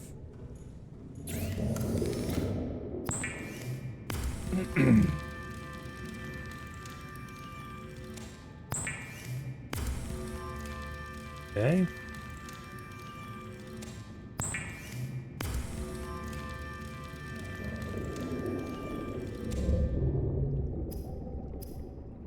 Nice. There's recipe to craft the purple tablet, which we don't want to do. Preferably ever, although I'm pretty sure we will have to craft a few to get to the end. We need 1 more lead, and then we can go topside and build the Cyclops.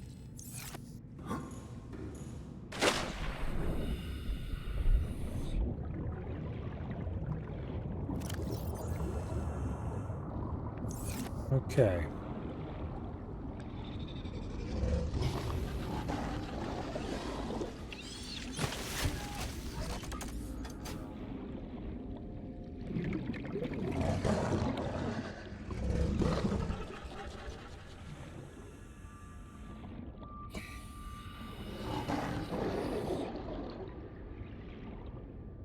It'll take it a little while to get to the surface.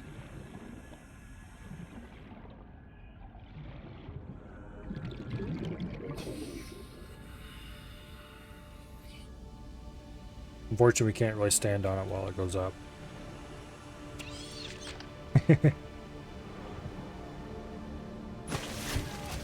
And by standing on it while it went up, we knocked it off course a little bit.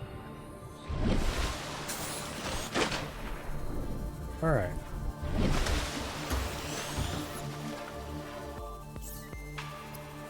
Cyclops! Be advised, the Cyclops is designed to be operated by a 3-person crew. Only experienced helmspeople should attempt to pilot this vehicle solo. 3-person crew, my ass. There's no reason to have that many. It's perfectly designed for a single person.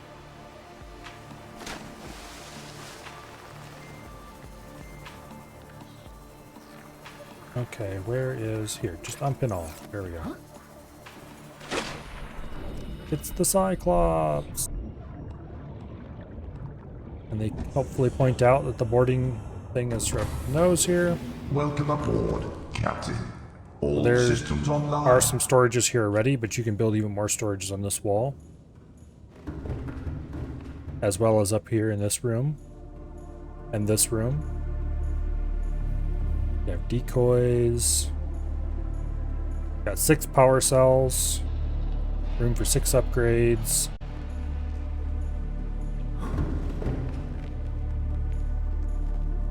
Got a built-in moon pool down here to hold the sea moth, rip, or the prawn. In reality, there's no reason to ever stick a sea moth in there, in my opinion. There's lots of reasons to stick a prawn in, though.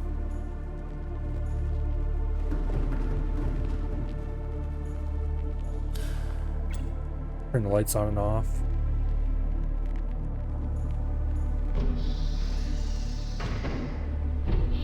Open or close the doors if you so desire.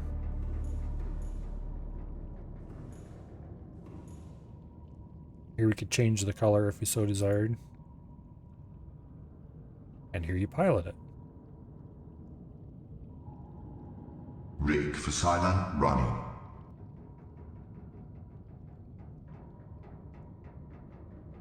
And then there's cameras around the submarine that greatly help with piloting. Engine powering up. Got a health bar. Underneath it, you have a noise bar. Choose different Ahead speeds. slow. Ahead standard. Ahead flank. Emergency speed. Ahead flank is a bad idea. Pretty much always.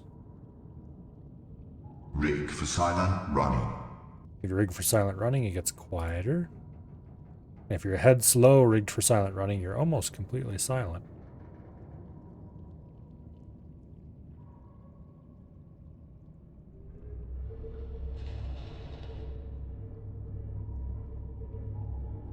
But silent running costs more power to run, so the external cameras are extremely useful. If you want to do any kind of maneuvering with the Cyclops, you are going to need to use these things a lot.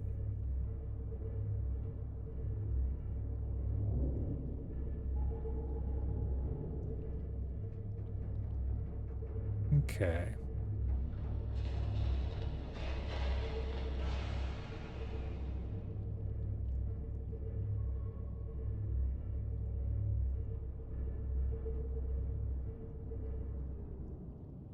So this camera is kind of the midpoint submarine.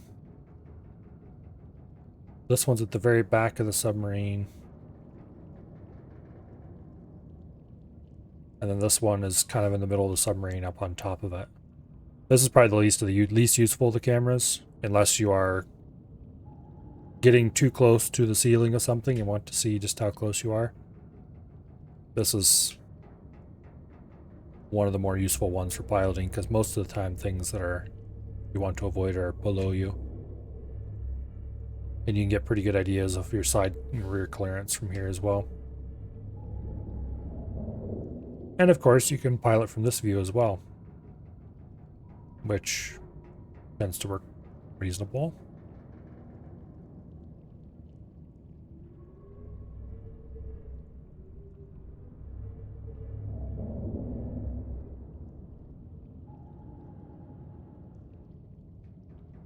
All right. Engine powering down. That took 3% power to get down here. This thing sucks a lot of power. This display indicates damage to your ship. It can also indicate if you've got stuff stuck to the outside of the ship. Be useful things like that.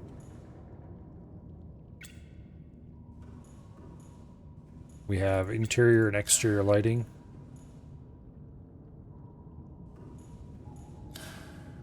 Usually I don't like using lights on the outside, and interior lights are usually off when I'm piloting because that lets you see a little better.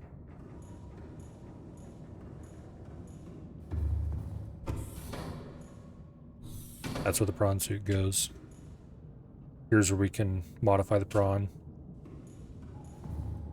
And of course, this is the path to get out. So now we need to move all of our storage in here. Okay, listen here, Buster. You and I need to have a little conversation about how annoying you've been.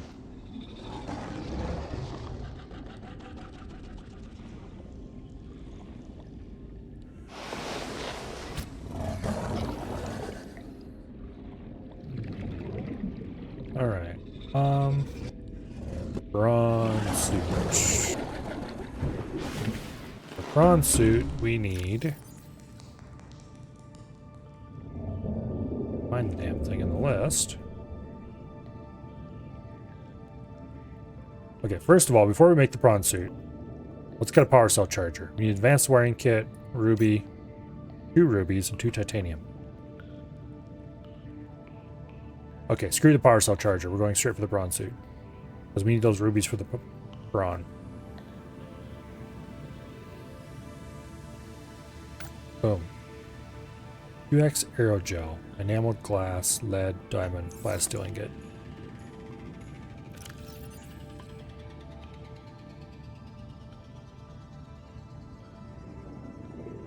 That's all of our titanium.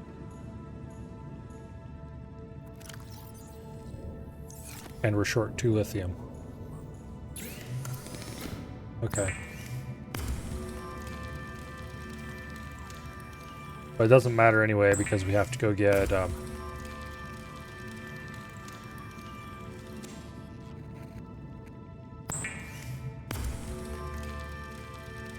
we have to go get some gel stuff.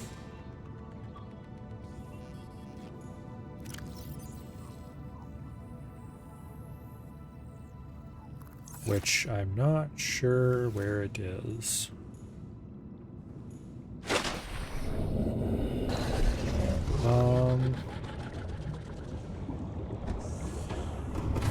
Let's take the Cyclops for a spin.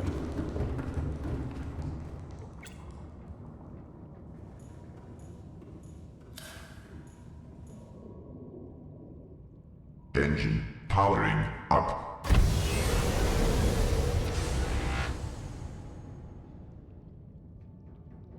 So these have their own lights, which can be useful.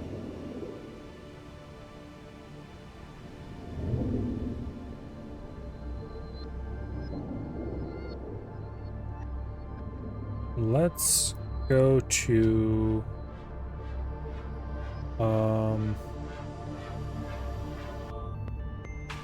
let's go back to where we were. Okay, our max depth in this is 500 meters, which is plenty.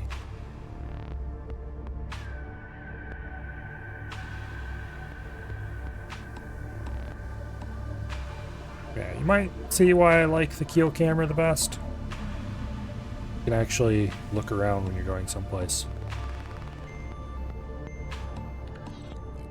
Okay, I think we looted that one already.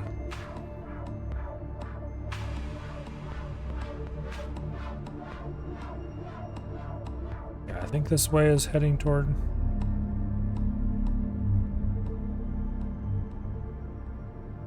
a wall.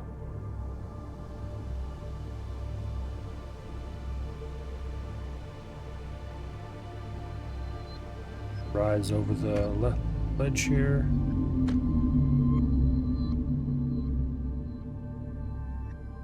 Okay. And as soon as the tail is clear, which we can check very easily using the screw cam,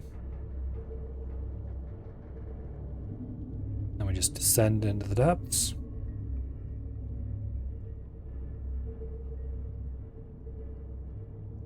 Unfortunately, there is some information you can't see using these cameras, namely your actual depth. But thankfully, there are audible warnings. And you are about... Okay, here's where we were before.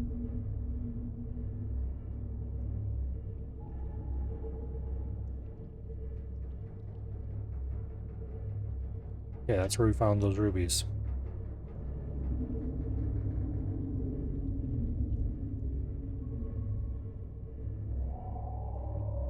Continue into the depths.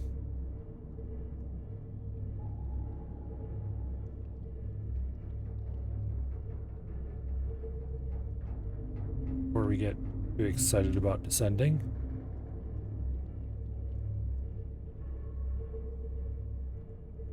Go check out some of these islands and stuff.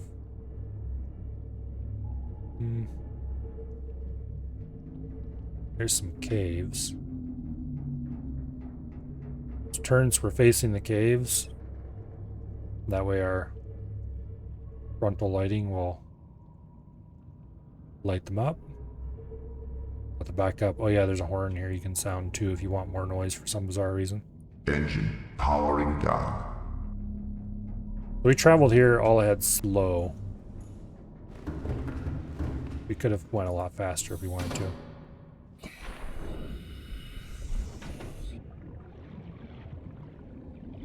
Nothing to light up a work area like a Cyclops.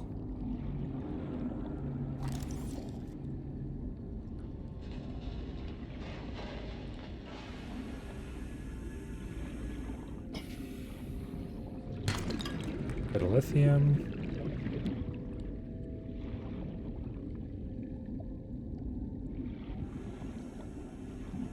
Gold, if we had a prawn with a digger driller arm, we could mine that out pretty reasonably. However, we do not have that.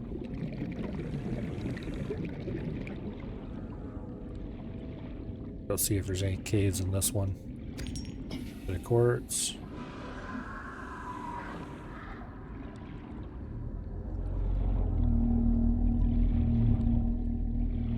Alright.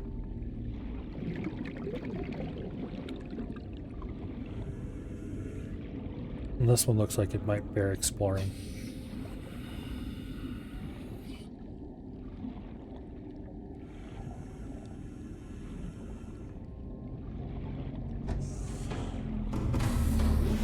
Welcome aboard, Captain. All systems online. All right.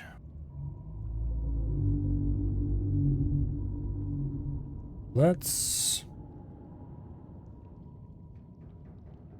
adjust the color a little bit. Kind of want the base color to be a bit of an orange, I think. Look cool. Not yellow, nice orange. Stripe. Make a nice bright blue, and the secondary stripe we will make not a green, probably a solid red. That probably looks hideous. Let's find out.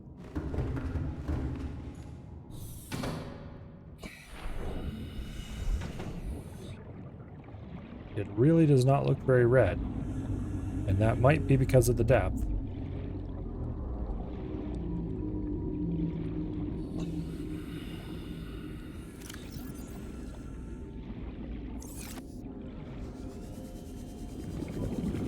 Okay, we are on the Ruby Patrol.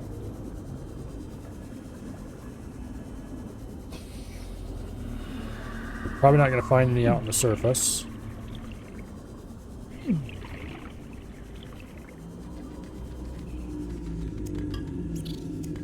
Conveniently, there are caves with lots of them.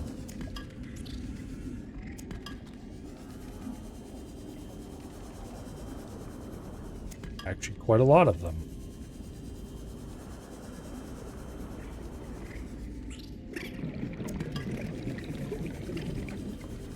Including lots of those damn cave crawlers, who apparently are just as happy above the water as below. Alright.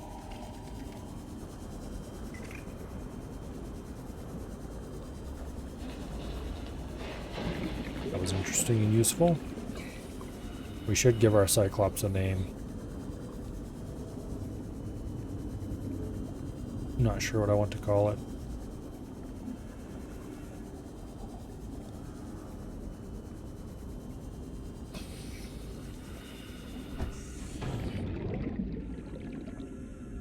Yeah, I wonder if it's leached all the red out of the water, so it shows up white.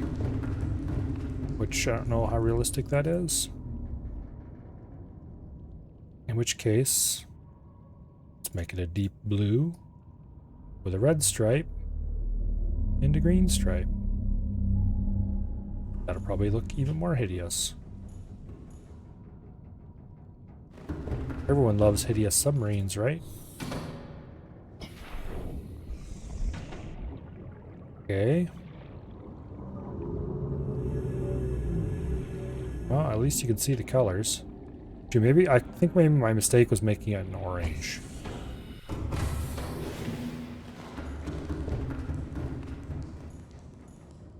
Let's make the base color a bright red. The stripe a nice blue. And the second stripe we will make, just I don't know. Make it a white. Bright white. And for name,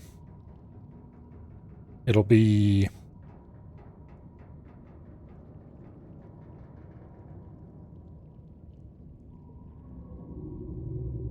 Damn, we ran out of character letters.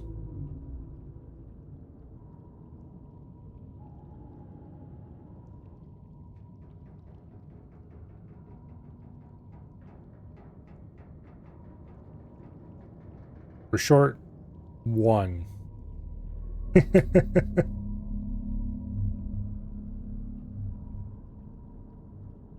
Darn.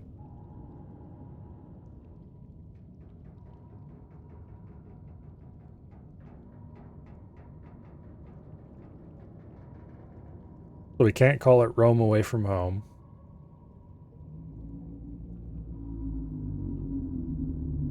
And we can't call it Rome Sweet Home. As both exceed the character limit.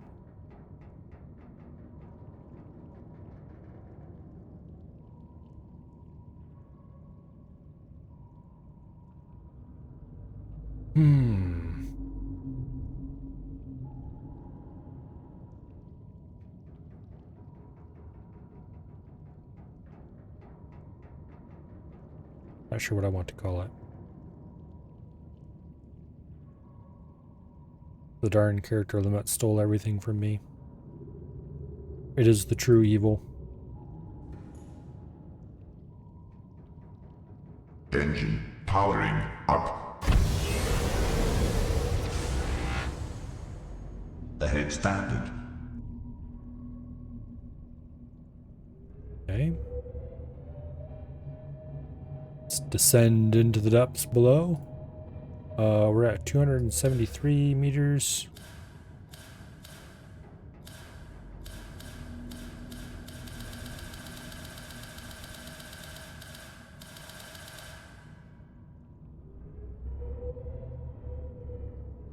And yes, you can control the main camera, or not main camera, the main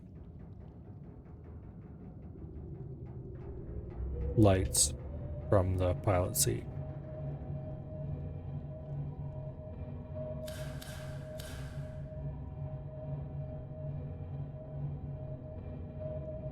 Okay, we got quite a ways to go down.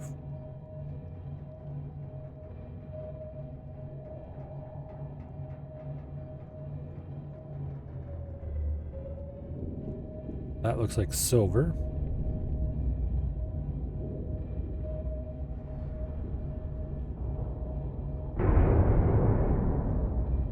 I think I just rammed that bastard. Don't mind if I do.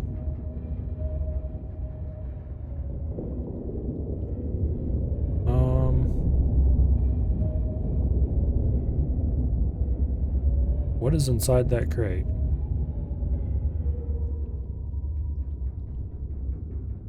We're at 488 meters, so we do not want to go any lower.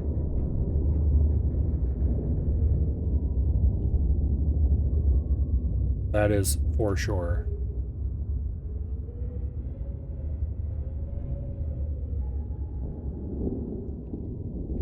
Okay, we'll leave the engine running. We'll go outside and we'll see what's inside that.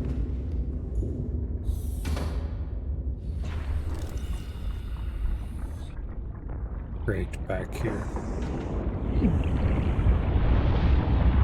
Stasis rifle. Well, that was turbo not worth it.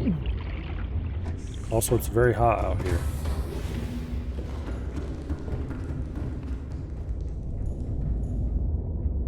Okay, we do not want to go any lower.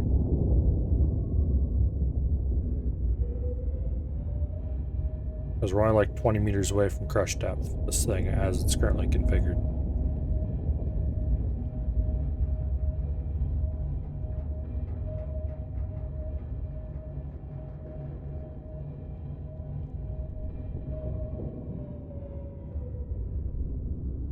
Okay.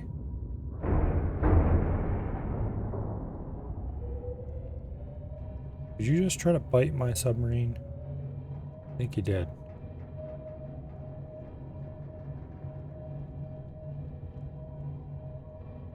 Well, we got the rubies we were after.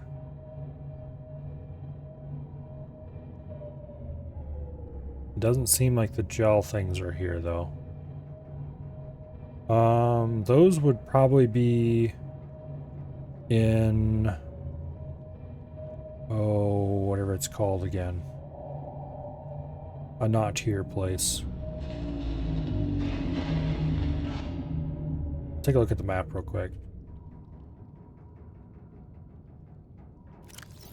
Okay. So we are not over here. We're way over here.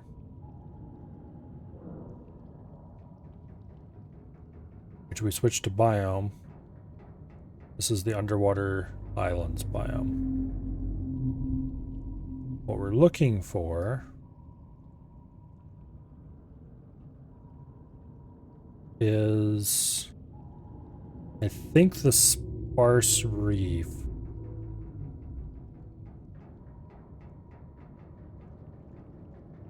We want to go basically directly opposite from where we're at, except we can't quite do that. We're gonna have to go out and around to get over there, because we don't want to go through the safe shallows. Or we could go straight across through here.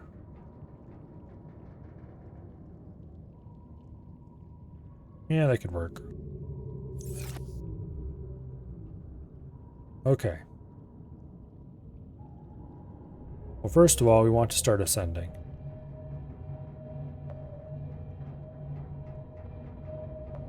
Oh yeah, you see these? This warning pops up when you're about to conflict something. In this case...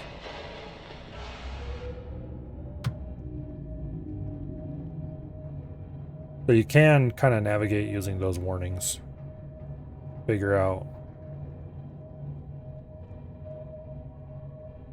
Okay, so you want to go just to this side of the Three Corners gas station. You want to be fairly close to the surface, because we will be traveling through kelp forest to get to where we're going.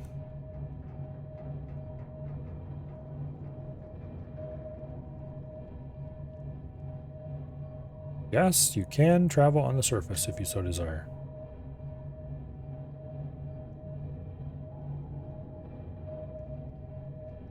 There's a fine example of an island on the surface that is hidden very poorly by a cloud.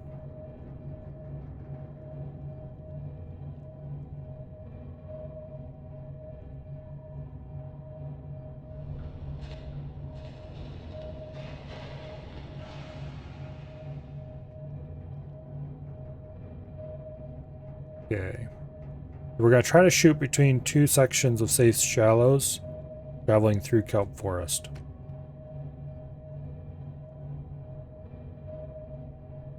On our way to basically the floating island. But we're not actually going to the floating island, we're going to the area around the floating island.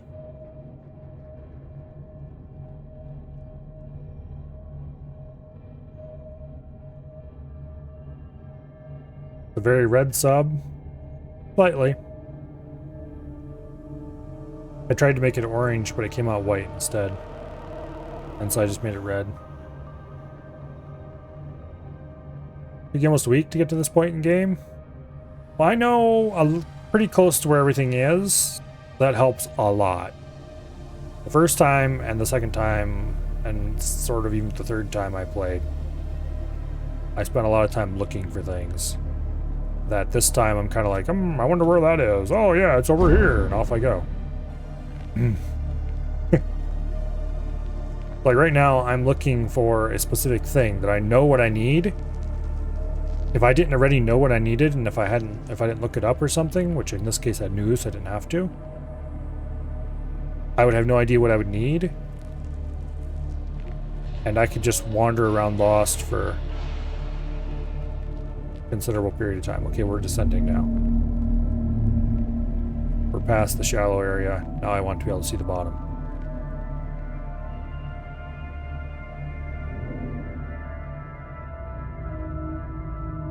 Okay. We're about to enter the sparse reef, which I don't remember much about. But I'm hoping this is the biome that has what I am looking for. And if it doesn't, then hopefully the biome that is under the floating island does.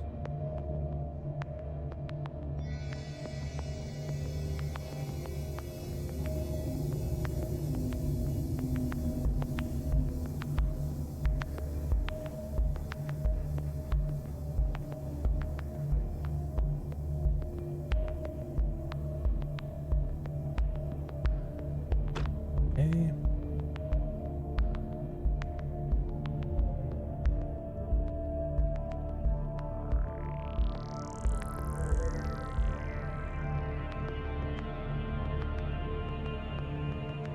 Descend until we can see the bottom again. Probably without impaling ourselves in any spikes like that.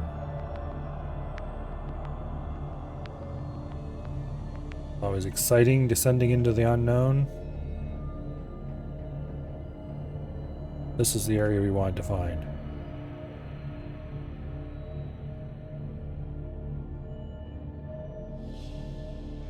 And is that what I'm looking for right there? It kind of looks like it. Biodiversity in this region is unusually low. Cause unknown.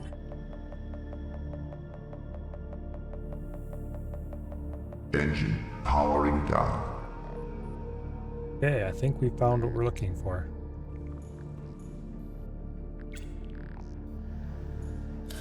Turn the external lights off.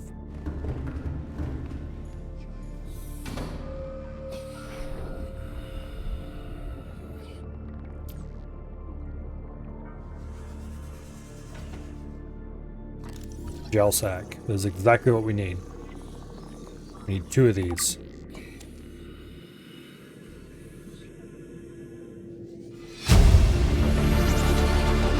New blueprint acquired.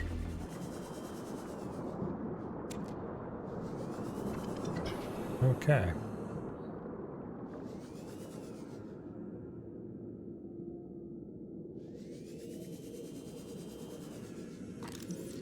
Thermal plant fragment? I don't think we have the thermal plant yet. New blueprint I'm gonna acquired. grab a couple extra gel sacks just in case. And then we're going to book it. Because there's no reason to hang around here anymore. Look at the sub. It looks black. That's because it's painted red. But at this depth, it's black. I think I'm going to actually paint it black, because that looks cool, black and blue. Aboard, Captain. All systems online. We'll have a white stripe, and we'll have a black stripe. Or black base color, with a blue stripe. The name will be printed in white as well.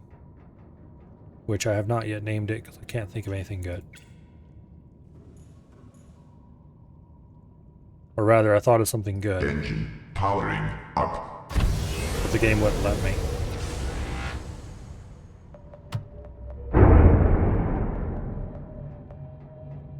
Okay. We're clear. WH.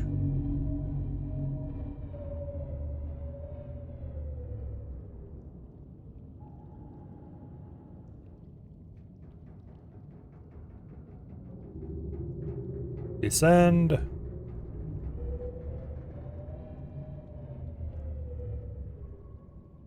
The camera lights are not close to as powerful as I would like them. What the main lights are. There's a wreck, and I do believe I see a prawn drill arm. Okay. Engine powering down. We're going to investigate this wreck first.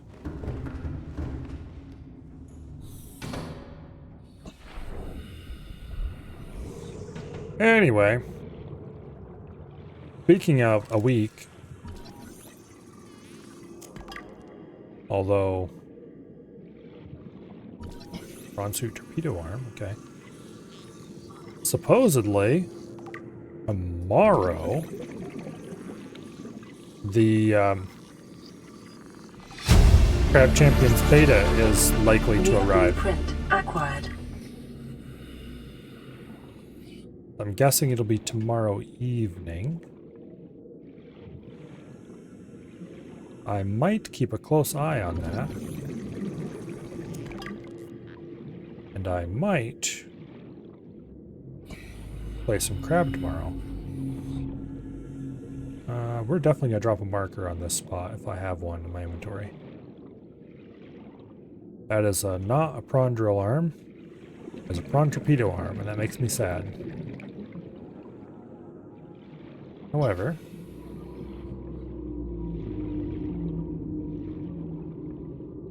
yeah. Anyway, so there's a solid chance of at least a little bit of crab tomorrow. And if crab does drop tomorrow, then there will definitely be crab on Monday. New blueprint acquired. Which I'm sure will make certain people happy, me included.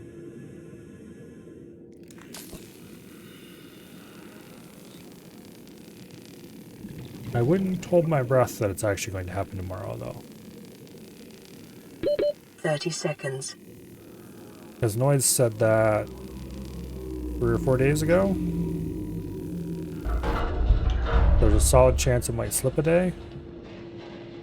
Or it could happen right on time. Yeah, you never know.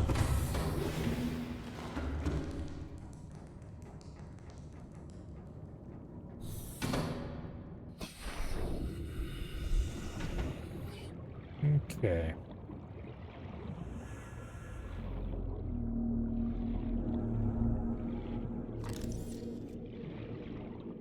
I don't know how much of the reinforced dive suit. New blueprint That's acquired. a pretty useful thing to have. More light stick fragments. How full is my inventory getting? Full. Okay, what's not? I think we've got everything this wreck has to offer.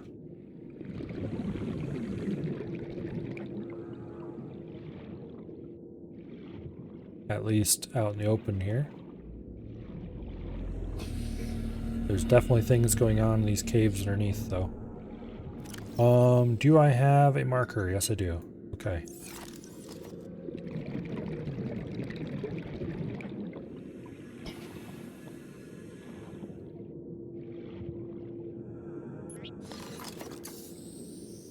Alright, what should I name this one?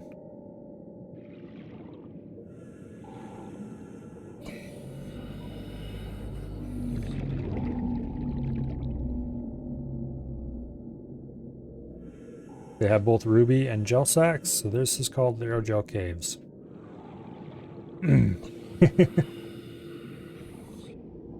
Thought I spotted rubies down there. Whatever, doesn't matter. We're going to go make a prawn. Back to base. Full speed ahead. Well, not actually. Engine powering up. I'm not running at flank speed. That would suck up my power way too fast.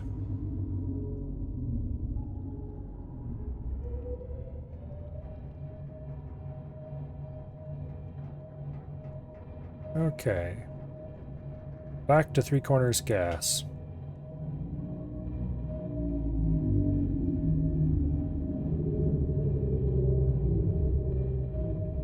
I'm going to do a possible dumb and attempt to flank around this spiky formation. Which that might take us right past Leviathan Central. Which may not be a good idea.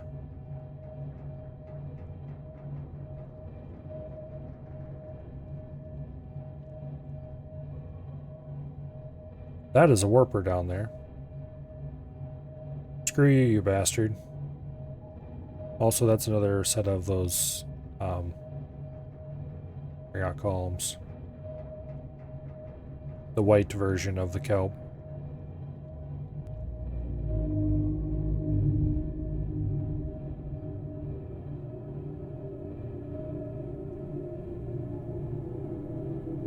Well, I'm not terribly enthused about the coming of the Warpers.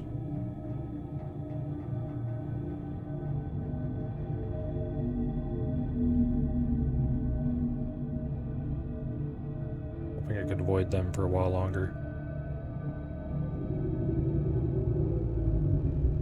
Okay, we looted that wreck already, I'm pretty sure. Maybe not actually.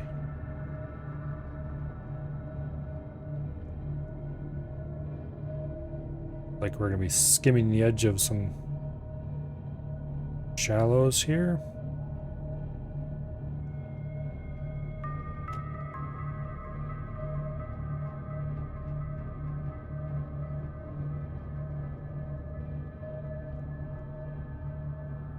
Okay.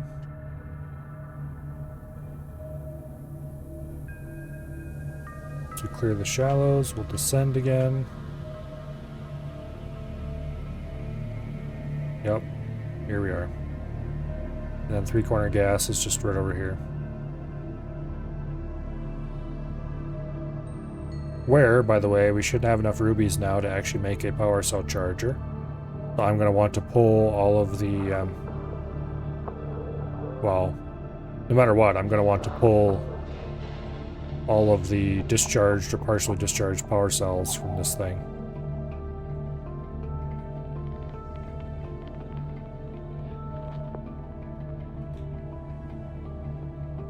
Okay.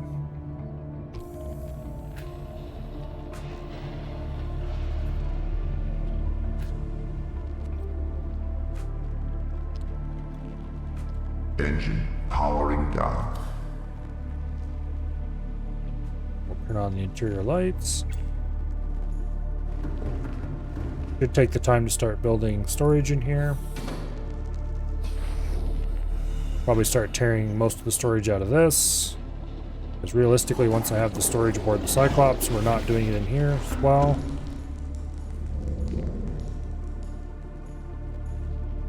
Alright. Aerogel. Boom. We need 2 of those.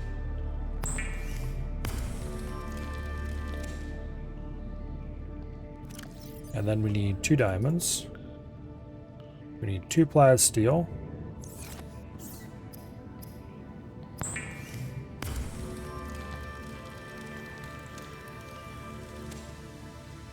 Need 1 enameled glass.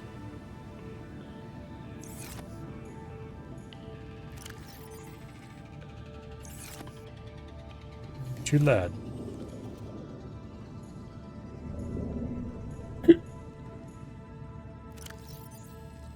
We'll probably leave these lockers here. They're cheap.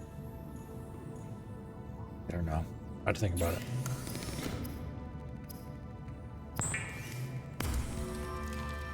Okay, 1 enameled glass.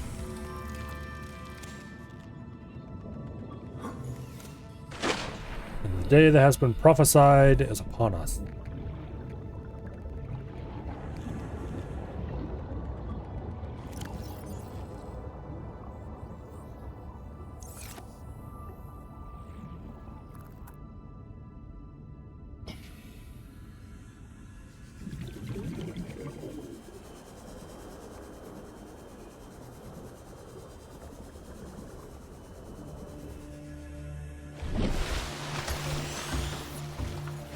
Alright, for the mechanical savior of mankind shall descend from the skies. Piloting a prawn suit to feel a sense of limitless power. Prawn operators receive weeks of training to counteract this phenomenon. You will have to make do with self-discipline.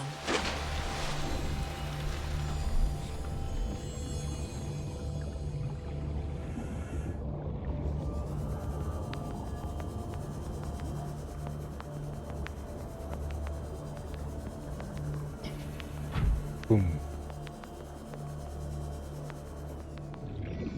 Welcome aboard, Captain.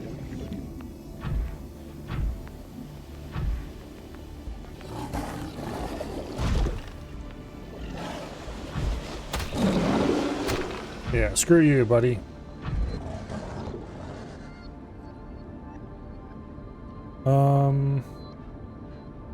Okay, so that's the button to turn that on. Now, there was a mod that added a button to turn off the light. Idea that installed, right?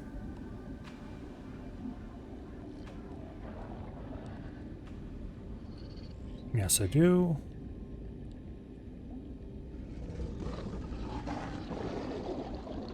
Okay, is it being loaded?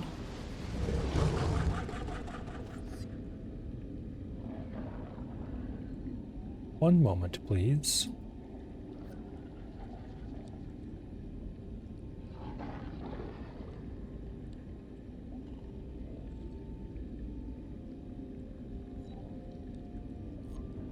Okay. Actually,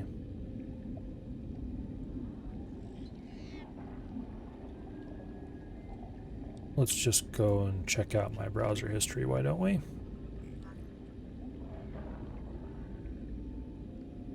Figure out which key does this. It's not the mod I used to use because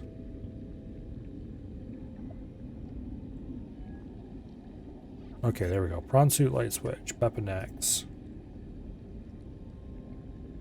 Description. By pressing the middle mouse wheel.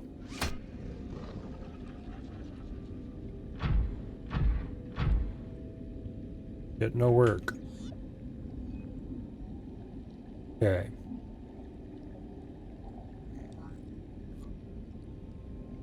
Is this the actual mod that I downloaded? It should be. Let's just download it again. Make sure I got the right files. Yes, yes I did. Okay.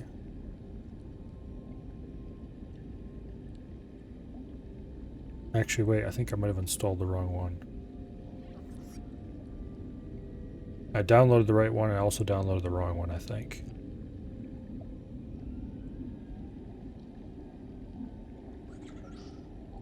Yes, possibly. Yes, I did. Okay, for some reason I installed the old one. Well, let's just save the game.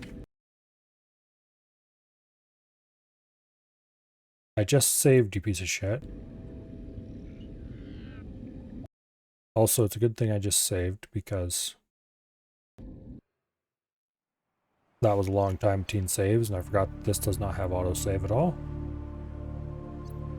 Okay, we're going to quit the game real quick. I'm going to pull a quick switcheroo on some mod files, which should take but a second. Boom. Bang. And that should be done. And then we'll restart the mod.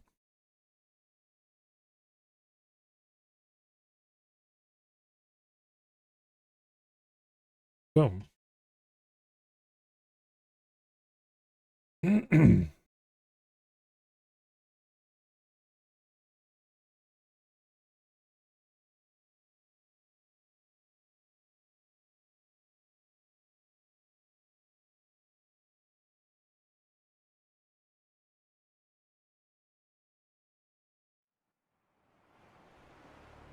Oh, what is Armco doing in the general chat?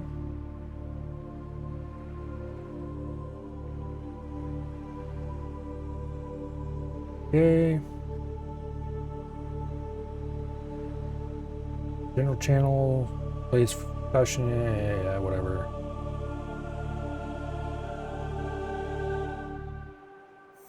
Bunch of political bullshit speak. They're going to archive the general channel. Replaced with a new channel. How is that going to be any different then? Unless they're finally going to allow people to put links in it. In which case, that would be Thane finally.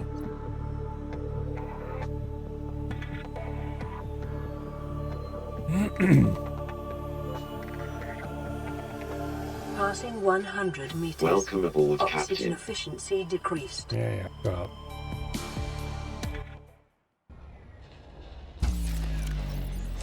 Yay, it works. Emergency power only. Power restored. All primary systems I can turn the online. lights on and off in the prawn. Now you may wonder why this is a big deal.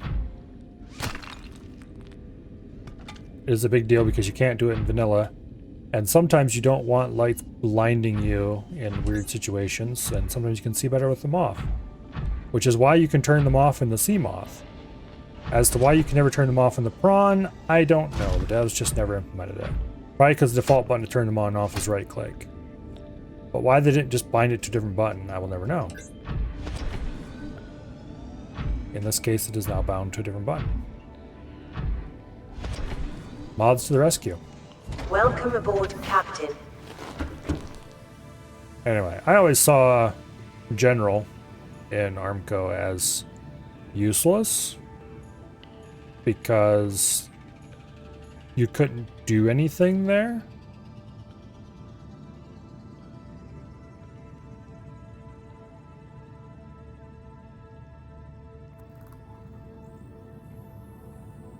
Have a blue interior and a blue stripe.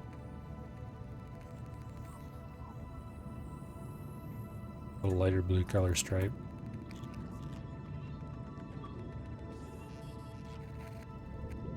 And as tradition demands, we will name it Stompy. There we go. It's Stompy the Prawn. Isn't he cute? Now that we have a way to charge... Actually, wait. Before I go charging off, if you pardon the pun.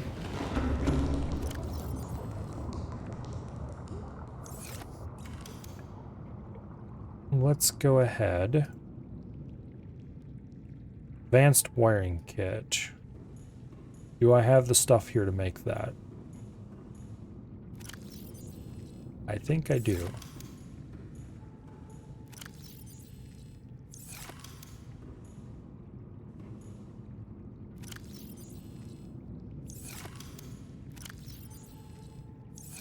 Pretty expensive.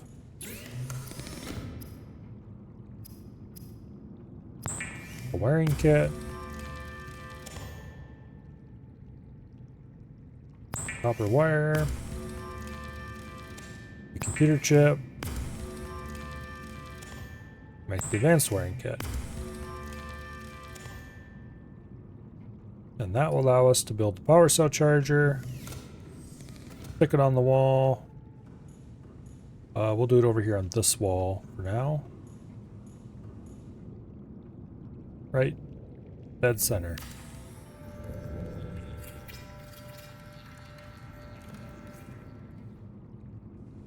Okay.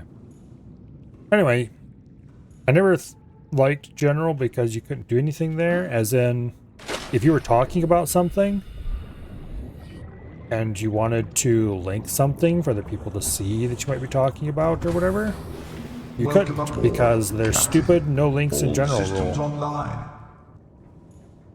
Like, why would you do that? Why would you have a rule that you can't post links somewhere that is intended for conversation on the internet? What I come up here? Oh yes, I came here to get the power cells, that's what. It makes 0 sense. I think that was my power cell that was depleted. Yeah.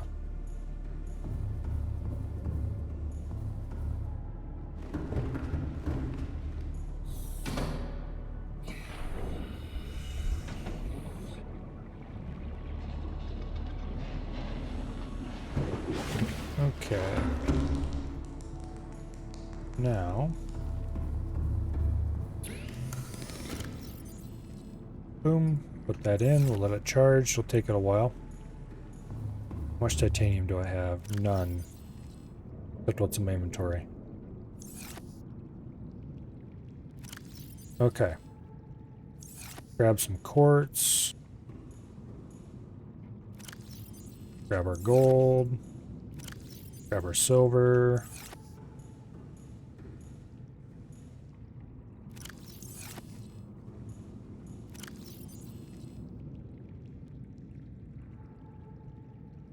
All right. Back aboard. I'm gonna start building all the infrastructure we need to have a proper base aboard this thing.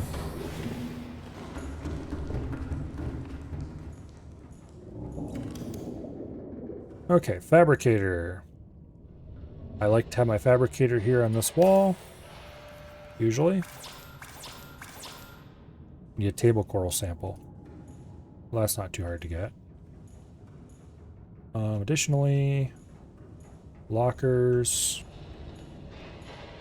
They don't want to go any closer to the wall than this.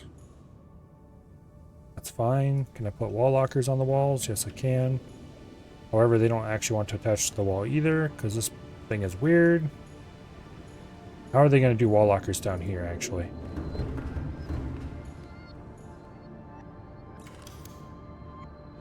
Okay, the wall lockers attach properly on these walls.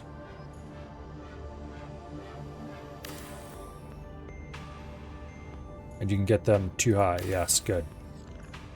They're still a little offset, but that's just what you have to put up with when building down here. This is where the main storage is going to be. Up top. Basic crafting.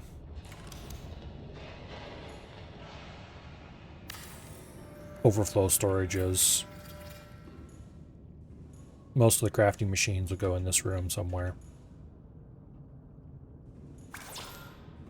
Battery charger will go up in here somewhere. About the only thing that won't go here is a power cell charger, because that would make no sense.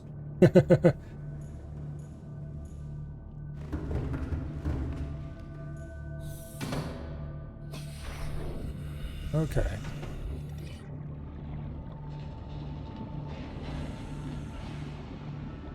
Let's actually just charge over here, grab a table coral sample, and get back.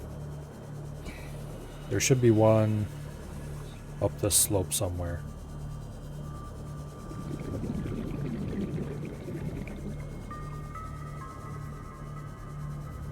But anyway.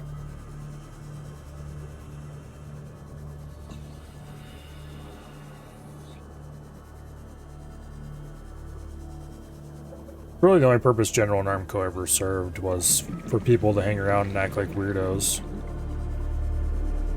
Never talk about anything useful or interesting. And, what do you call it?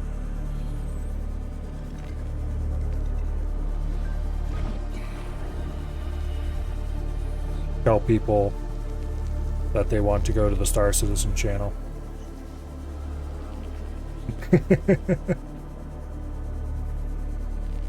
Because I'm not sure what it is about Star Citizen players,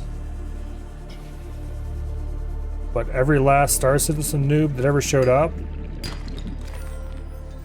would assume that Star Citizen was the center of the universe, and of course that's what the whole server was about.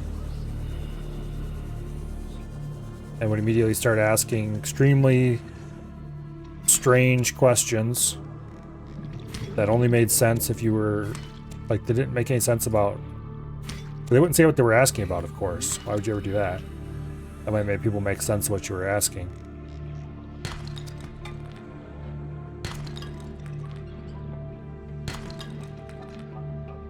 They would just ask random ass questions.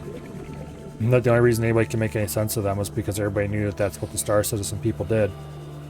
You'd tell them, oh, I think you want Star Citizen. 30 seconds.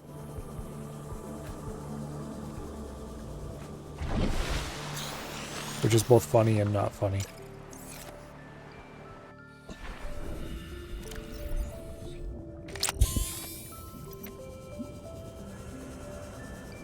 Anyway.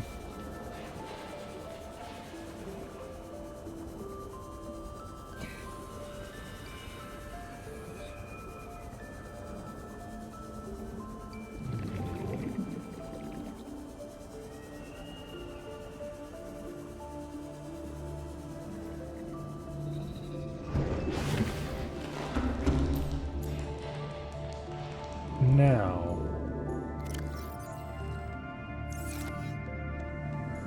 let me check. Is this fully charged? It's fully charged. Let's grab our power cell. Get aboard Stompy. Welcome aboard, Captain.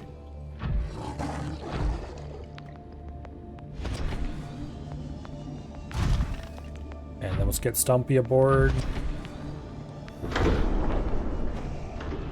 I kind of wish there was a third-person view just for this part. Not because I think it's hard to navigate, because I think it would look cool.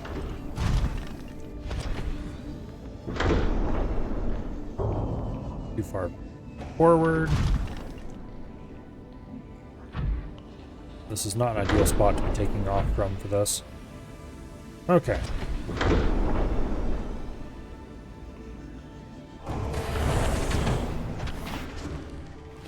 There we are. Back aboard.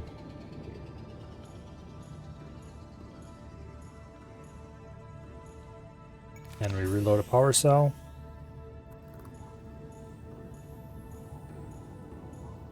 Here we can access Stumpy's storage and upgrades. You can't change its name and color though from here, which is why another reason to have a moon pool somewhere.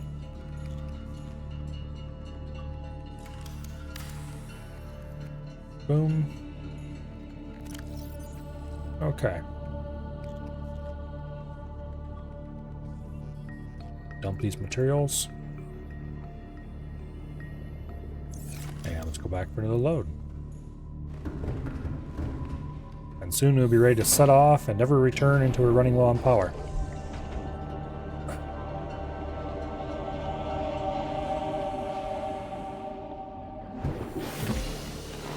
Welcome aboard, Captain. Okay, these lockers were never filled. The lead one's got a bunch of stuff in it. As does the copper one.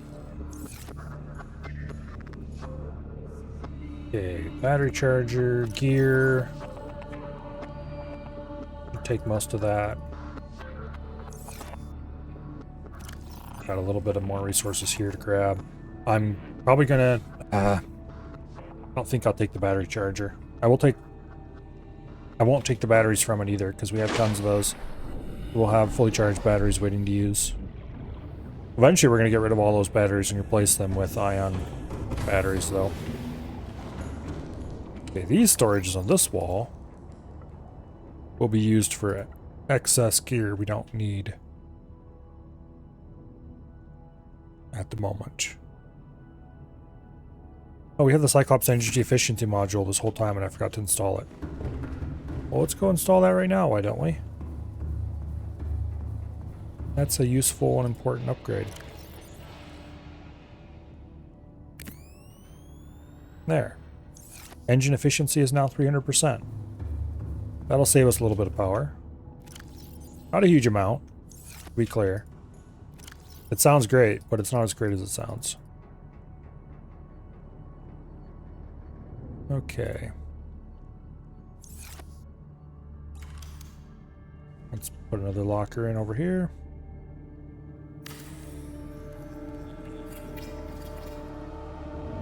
We'll store some batteries in there. And health packs.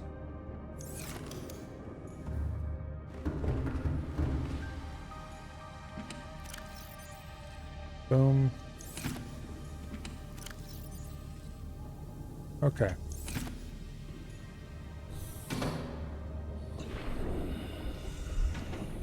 I guess there is a reason to disassemble the battery charger. And that's because then I can just easily build it.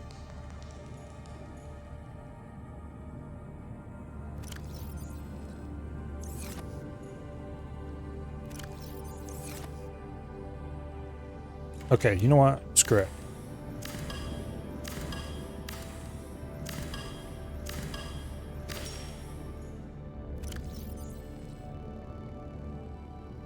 We're disassembling nearly everything in here.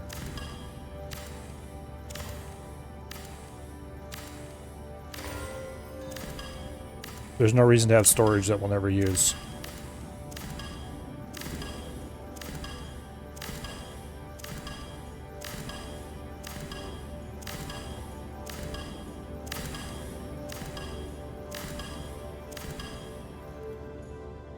My inventory is full and I can carry no more.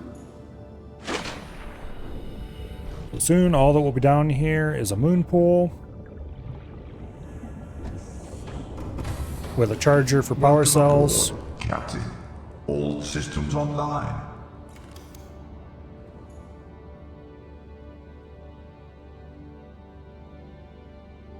I'm going to put these right beside each other. Because of course I am. We have quite limited wall space and we can't add more.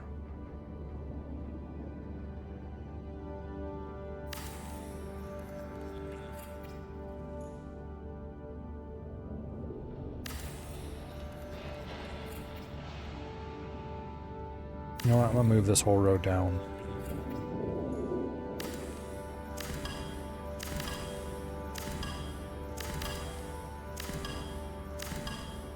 Okay.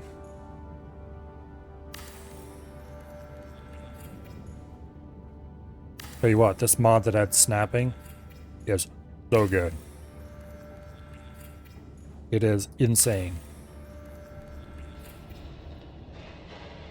I regret not finding this years ago. Also, these are not lining up anymore, and that annoys me. Why not?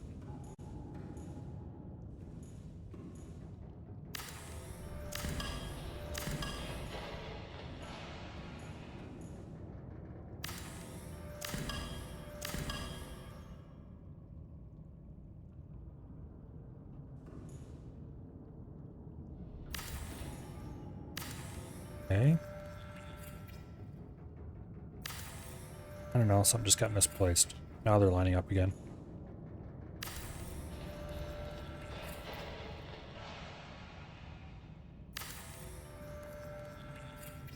Boom. We're out of titanium. That's fine. I will make some.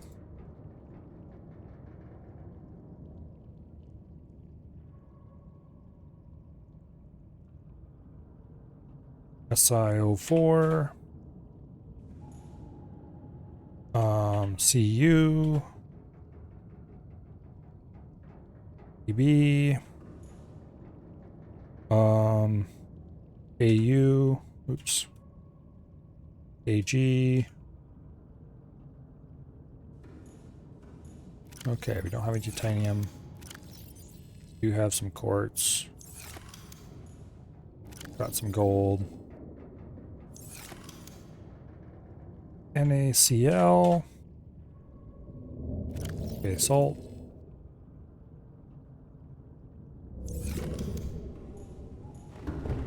Let's go grab our minerals and haul them back down there for sorting.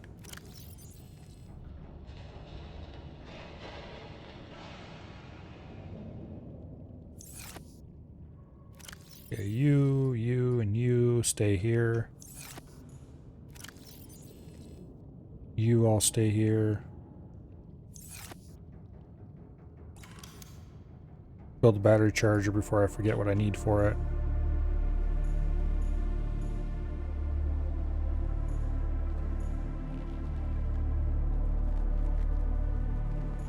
Okay, battery charger, you go right there on that wall.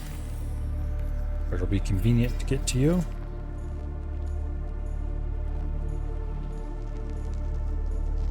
Don't particularly like the way that hangs out into space. Is there a way to fix that?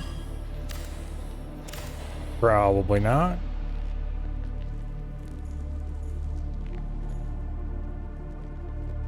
Nope. That is one thing I don't like about this game. Building system is janky for interior stuff. Oh well. Modification station I would like to build at some point. That is a problem for future Milo.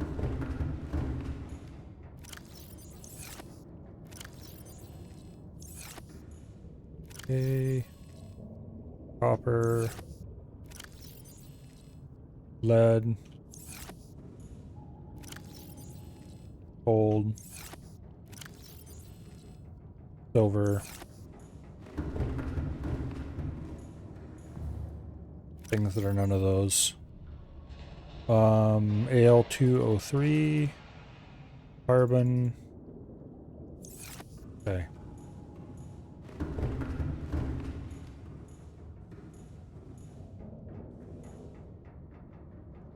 AL203. C. And let's see. Fe304.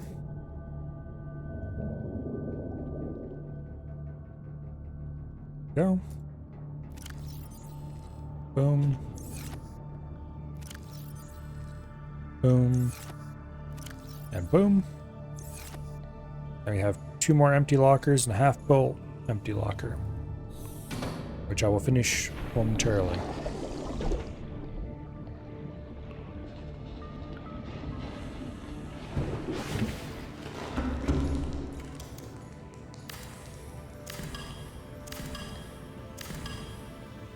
Okay. This place has been stripped back down to its bare minimum, and everything is aboard the as of yet unnamed ship.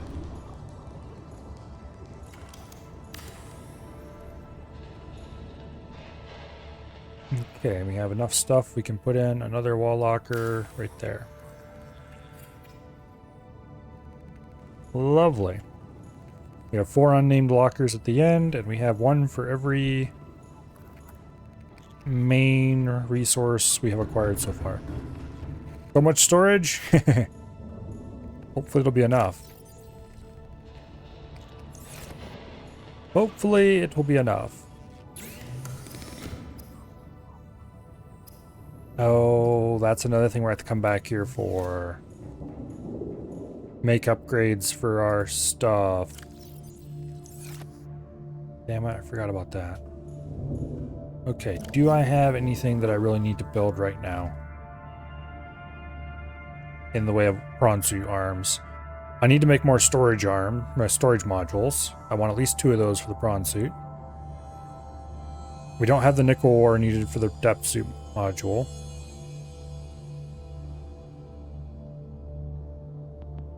We can make a grappling arm if we had an advanced wiring kit and benzene.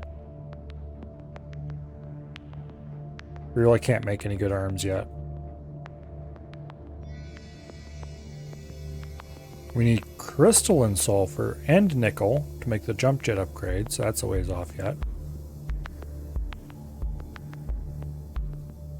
Alright. Reinforced dive suit we could probably make soon. Well, let's set off on a little expedition, why don't we?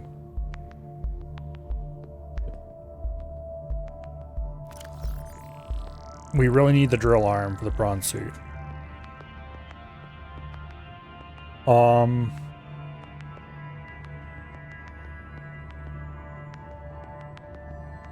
Get the prawn suit drill arm. We found one of them over here, was it?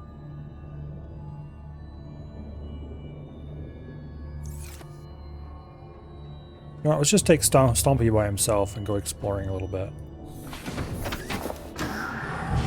Welcome aboard, Captain. Okay. So Aerogel Caves is over there. You want to go this way? I need to build the compass upgrade soon.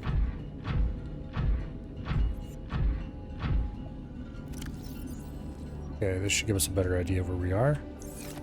Yeah, a little more this way, I think.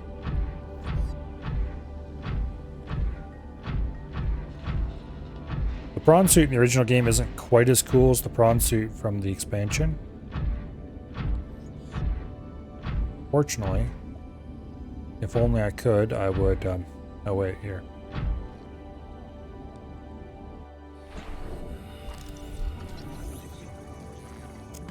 There's some free resources.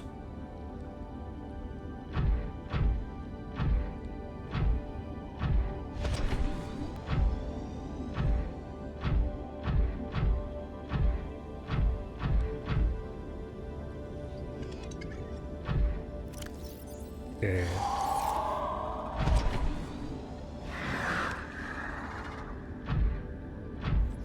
Lithium, which we could use. Get away from me, damn you. No one likes you.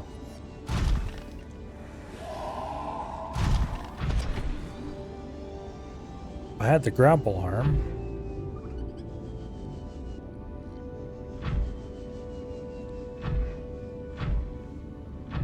Maneuvering around would be a lot easier.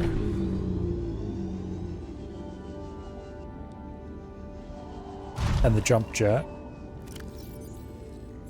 Okay, I need to go south.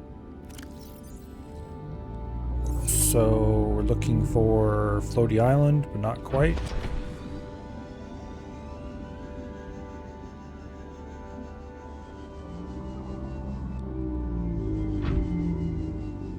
Okay.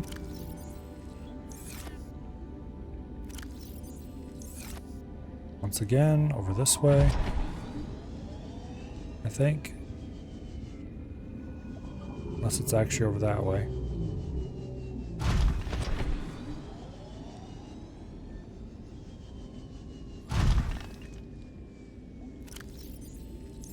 Okay, like I'm right on... Oh, there it is. That's not really a wreck, but anyway. Ultraglide fins, you already have that, I think.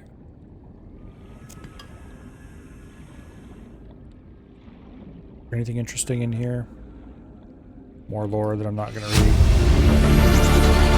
Integrating new PDA data. Okay.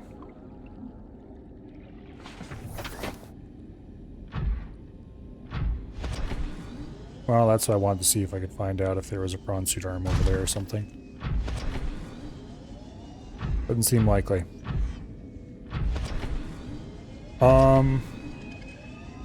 So now what I'm going to be looking for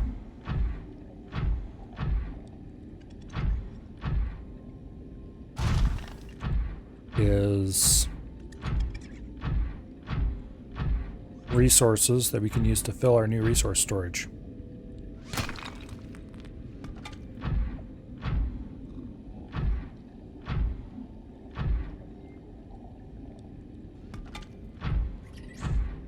Okay. We might as well pick up some salt. We have a dedicated salt storage. Think it's going to be useful later. Okay, we have a 900 meter maximum depth, which is by far the deepest of any vehicle that we have currently. Stop rolling, you piece of shit. There we go.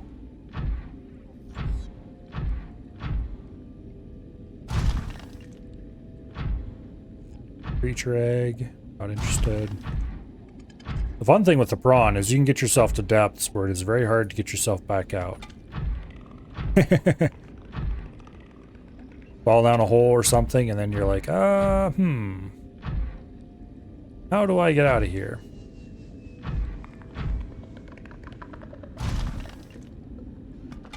Usually there is a way at least. But it could end up being exciting.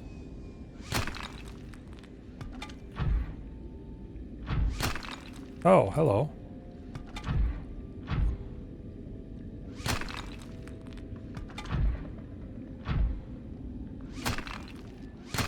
Well, what do we have here?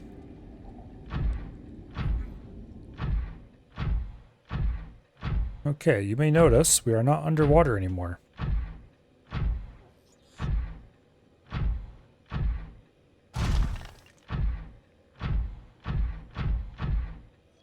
I don't think this is wreckage from the ship, just saying.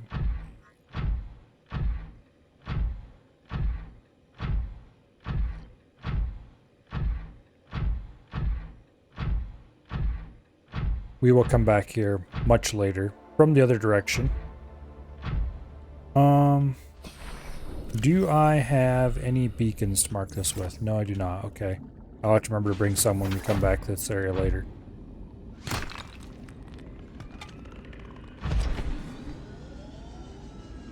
Scan the portal? No, actually that might be a good idea.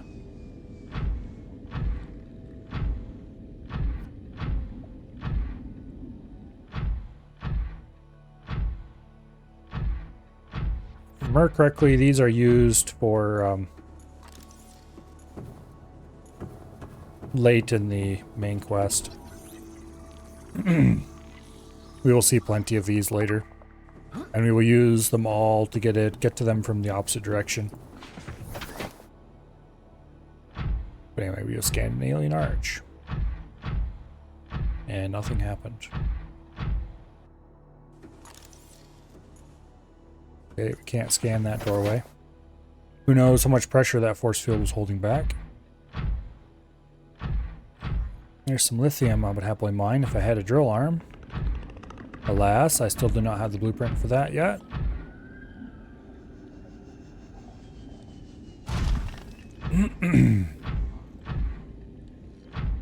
So there's at least one, possibly multiple of those hidden in every biome. Or nearly every biome.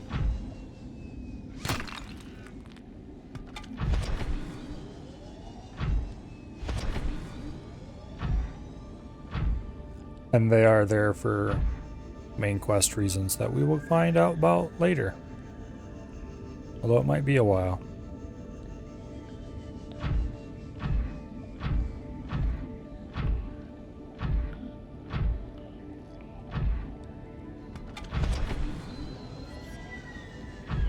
Okay.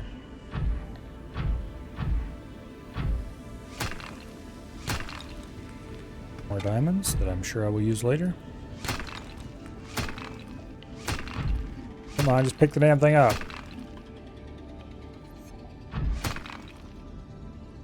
There we go. Picking things up with the prawn is kind of annoying. We could scan that for resources.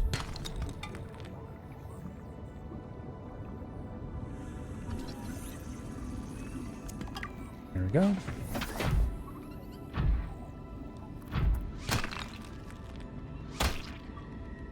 If you want to pick something up with the prawn, it has to be moving slowly. You have to click directly on it.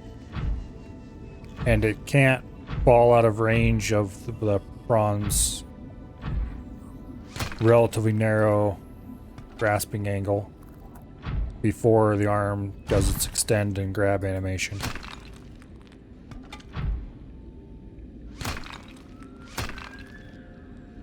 Makes it hard to pick up any moving items.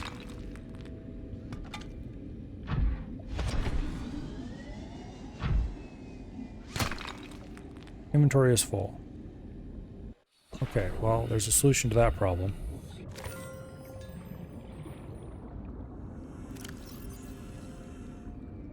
And it's called Build Inventory Storage Space Upgrades, which is part of what I am intending to be doing here.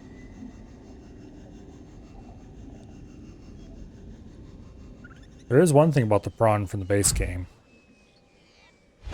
It's got a lot more oomph to its vertical thrusters. You can fly it a lot farther.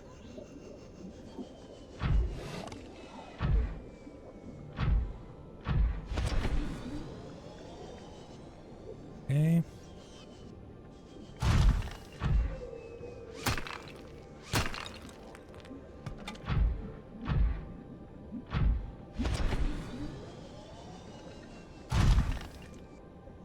Kind of looking for... There we go. Hey, you set that down. I want it. Oh well. Let's see if we can find some that aren't being played with.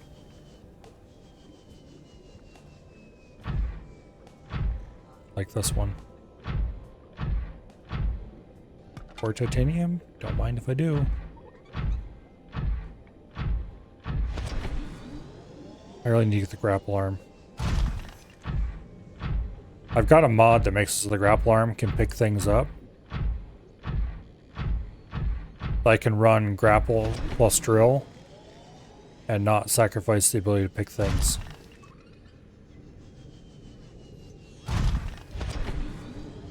All of the old the mod I would have used before to allow me to switch arms on the fly doesn't work.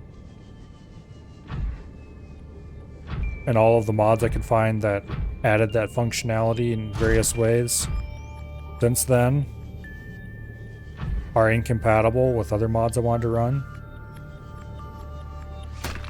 It's just straight up, I couldn't swap arms unless I gave up other things I wanted more.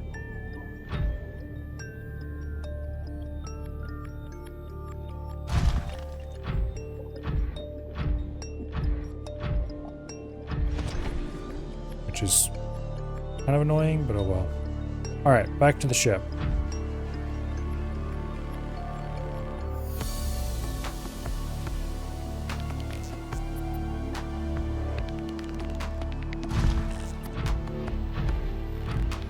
We should have enough. Nope. Should have enough resources to Welcome aboard, Captain. build what we want to build.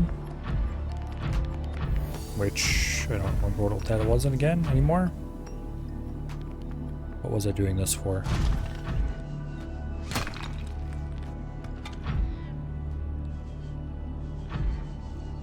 Alright, let's dock here. To Welcome aboard, Captain. recharge without having to waste battery aboard the who's it what's it, who I have not yet named. Oh yeah, storage modules, that's what I wanted to build. Oh, it's a good thing we're here then, because we need to install these. The grappling arm, we're an advanced wiring kit and some benzene away from making that.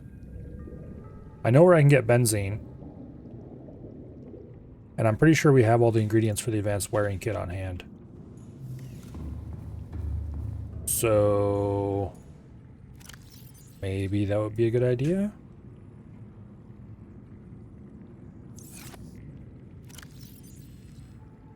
In fact, I'm pretty sure I have most of the ingredients I need for that in my inventory right now. Let's just leave this charging for a bit while we go aboard.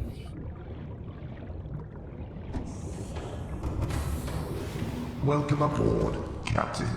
All systems online. I think I have the table coral right here. Okay. Copper wire. Wiring kit. CPU. Advanced wiring kit. Fortunately, this crafting aboard sucks down a lot of power. Okay.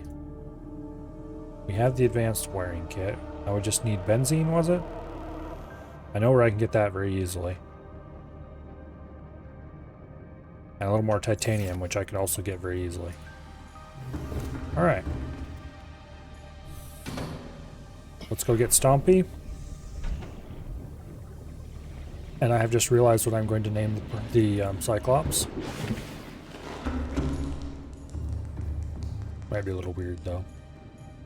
Oh well, since when's that ever stopped me from doing anything?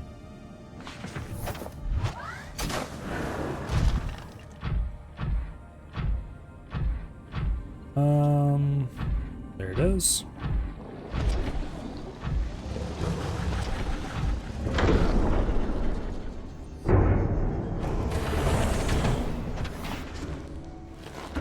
Okay.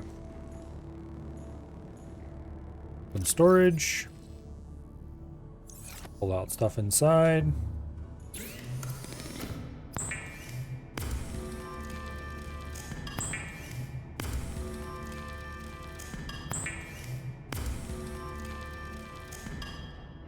Go. Now, congratulations. It's now Stompy's mom.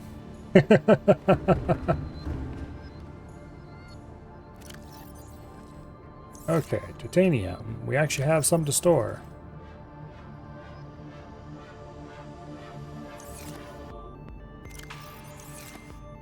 A little bit of copper. A little bit of lead. Gold and silver. Salt. A few diamonds. Some lithium, which I just realized I don't think we have a lithium container. Wow, let's change that. Yeah, we don't have a lithium container. That's why we have empty lockers at the end.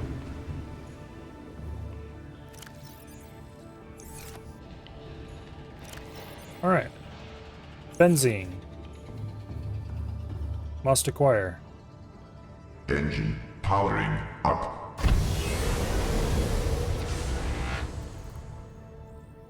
Okay.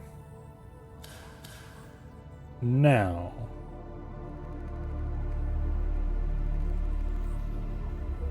We have that Blood Gulch marker.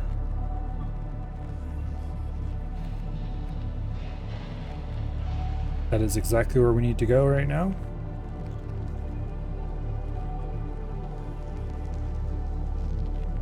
As a matter of fact, I think somewhere in that vicinity there is an entrance to some caves I would like to go to. First though, show off the interior lights so I can see a little better.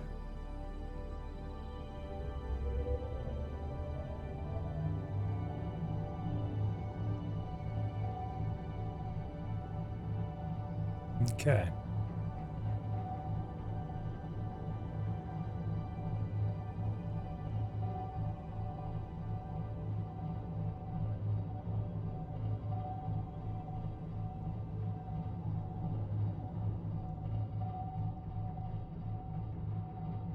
There's that wreck we explored a while ago.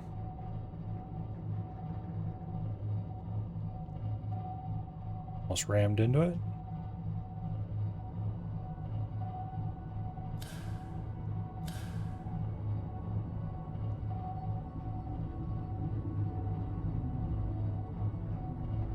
Okay. You can see the spindly plants over here.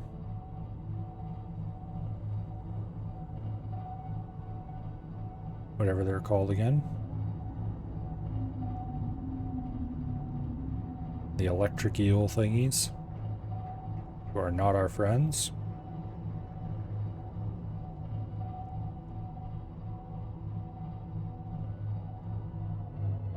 You can see them marked around us over here on our radar. Warning, creature attack. Knock it off, you bastards.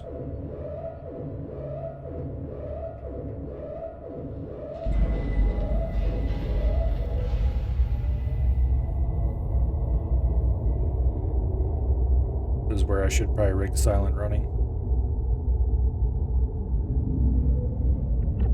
Rig for silent running. Yeah, let's just do that, why don't we?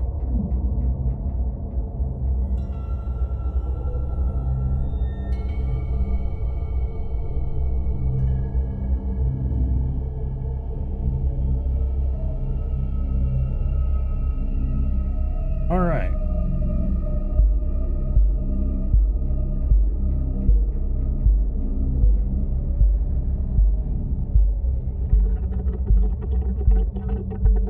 Engine powering down. There we go.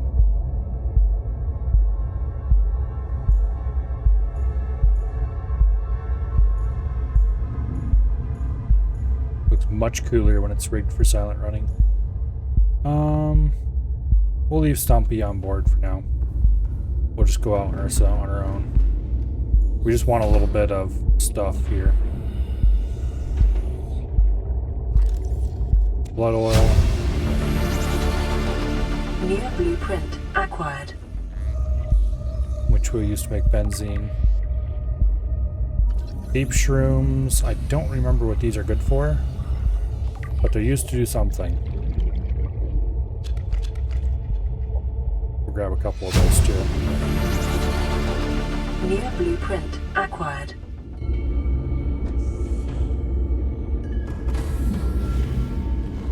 I wonder if it's hydrochloric acid or something. Synthetic fibers. Benzene is 3 blood oil. And hydrochloric acid is 3 deep shrooms and salt. Okay, so we want a bunch of deep shrooms. We want a bunch of blood oil. Usually I bring both of these resources to the surface and plant them in my own little planters somewhere. But I'm going to be particularly dedicated to not doing that this time, I guess. We're definitely going to want to craft all this into benzene right away. I don't want to drag massive items around with me in waste storage.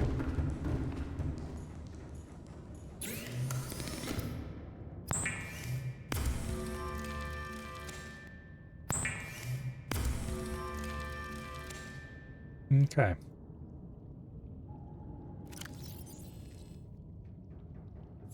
That greatly shrinks the amount we have. Just go harvest a shit ton of this stuff because I don't want to have to come back periodically. We will anyway, but... Okay, we have 2 already. We can get 3 more.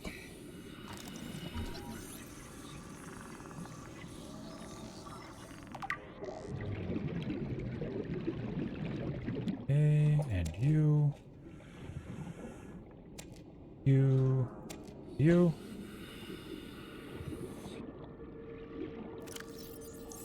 Then we'll grab one of these. We have a set of 3 mushrooms.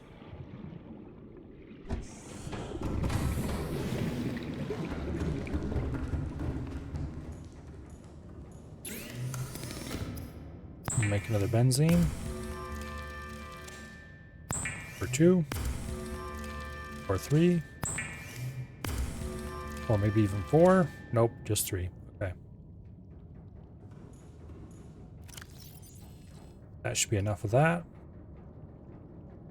And then we'll go get a shit ton of the mushrooms.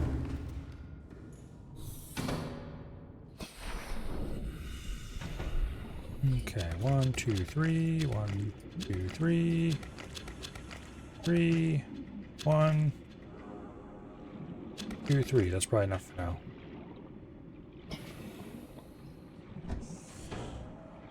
And see, it gets deeper and deeper down there.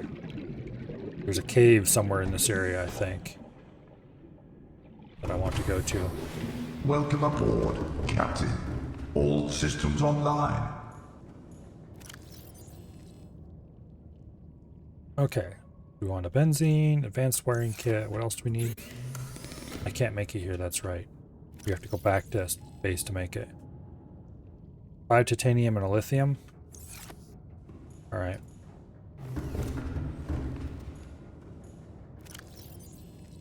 Five. And a lithium. Boom. Okay. Now, let's sail back to Three Corners Gas. Engine powering up. Ahead slow. Rig for silent running. We'll leave it rigged for silent.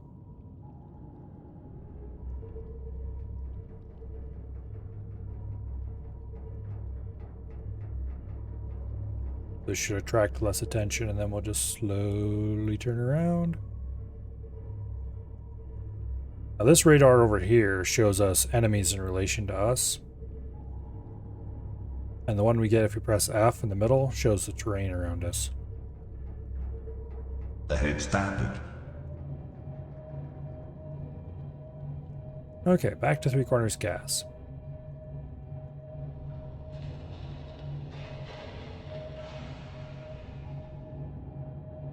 Then we will build a grapple arm, and that should greatly increase our mobility.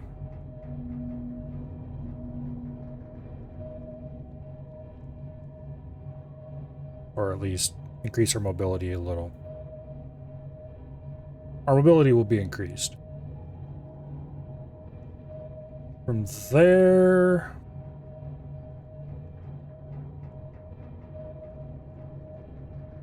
Not sure what to do next. Keep working on finding blueprints. I really want the other mining arm.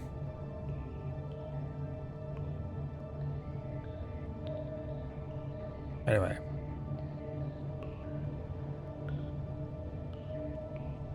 Three Corners gas is right below us.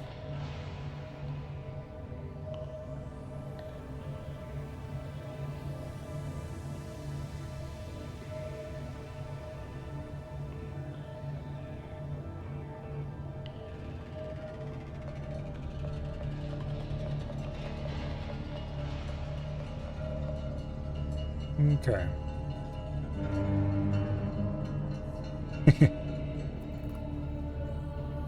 Yes, there is a horn. Turn interior lighting on so I can see in here. And let's go pull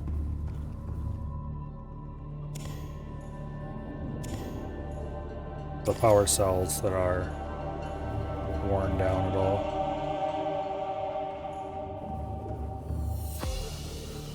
And we'll take Stompy so we can charge more than one cell at a time. Welcome aboard, Or more than Captain. 2 cells at a time, I mean.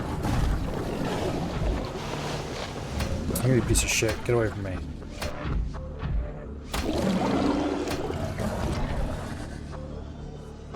Welcome aboard, Captain. Okay. We'll replace this power cell with a partially charged one. And then we'll put both completely discharged ones in here.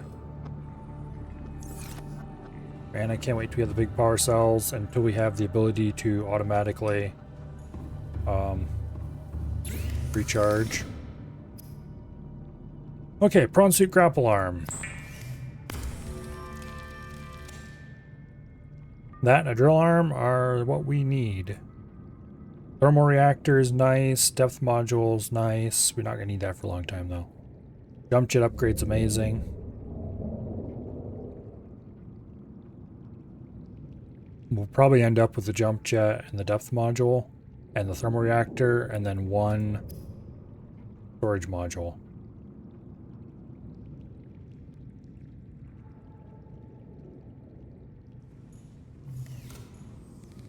Okay. Prawn is 100% charged. Those are going to take a while. Let's go ahead and fit the grappling arm. We can go play with the prawn for a bit. While we wait for the batteries to charge on the Cyclops. Let's see. Yeah, that'll be the right arm. Literally.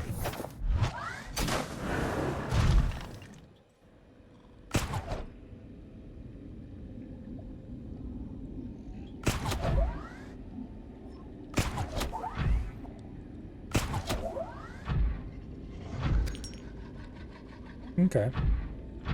That's how that works then.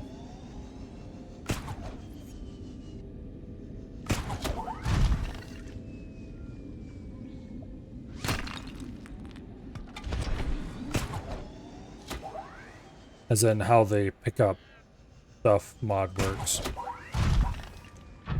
You can still use the drill arm to break things like this.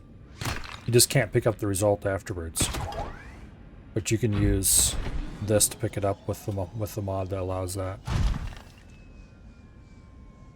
This allows you to quite literally swing from the trees if you so desire.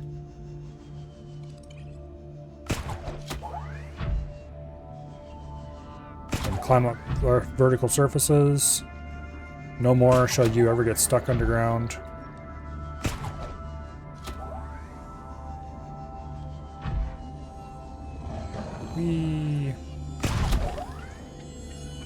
Anyway, it's a bit janky, but it mostly works.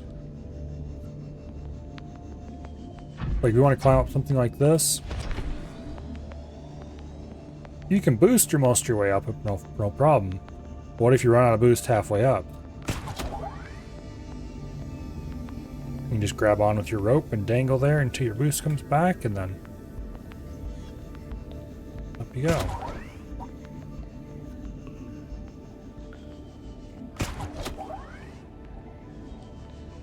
With this, it's possible to get off the bottom and onto the floating island.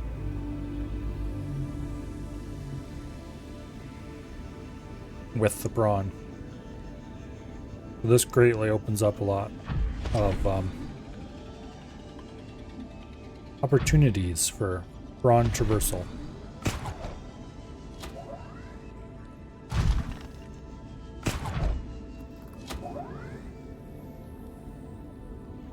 Some people like to use 2 of these arms, which I think is silly. But hey, they never asked me.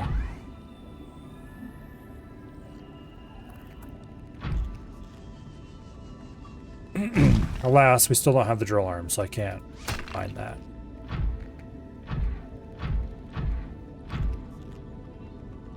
But anyway, let's go find out how the battery charging is going. Well, hello. Or titanium. We should probably grab.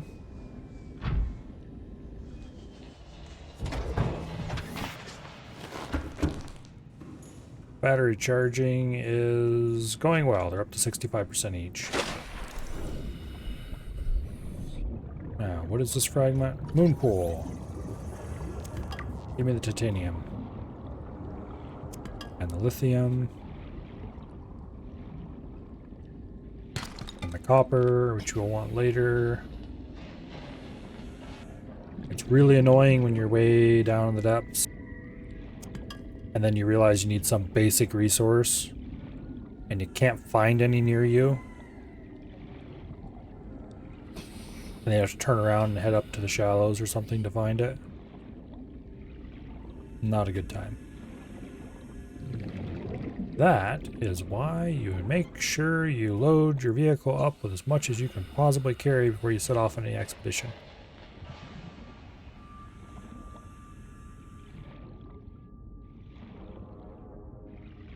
That looks like the shadow of some kind of eldritch being.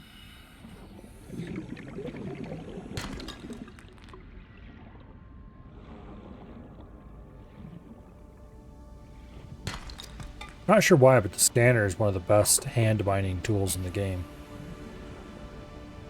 Like most things, you have to hit the rock twice with to get the loot to fall out. With the scanner, you just clunk it and it falls.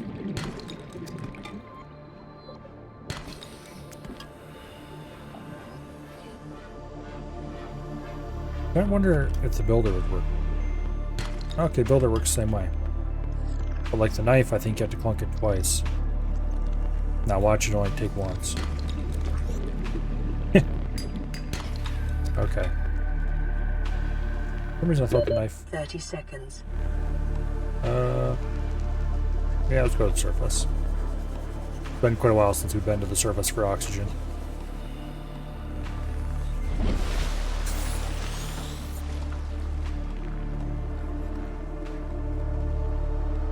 Wow, can you believe it? There's a whole ocean of air up here. Weird.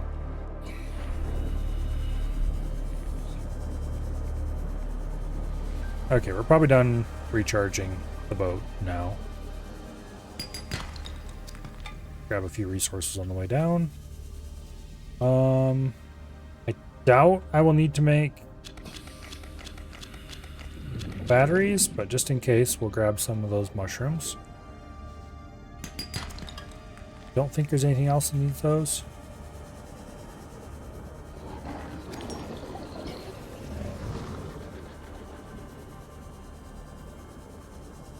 Okay.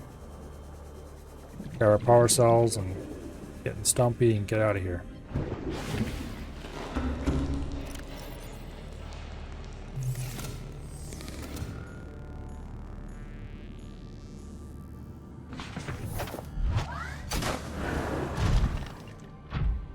Okay.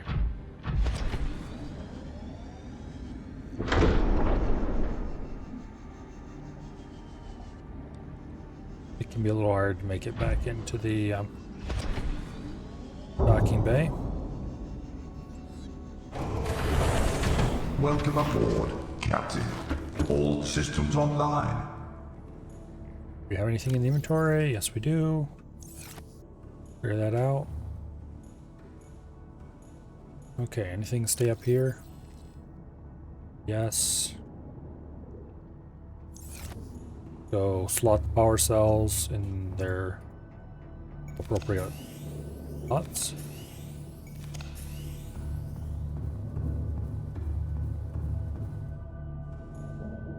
Okay.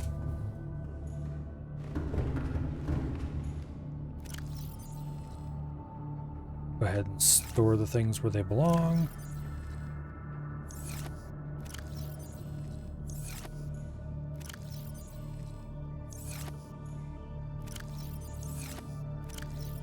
Bit of silver, bit of lithium, bit of salt. I really should reorganize these. They're stored in the order that they go in your inventory. But that would be a little extra, maybe.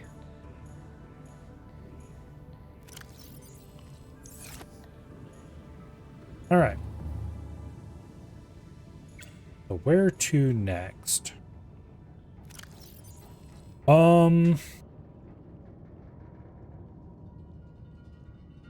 I'm inclined to go back over here to the aerogel cave area under the floating islands and explore that area some more.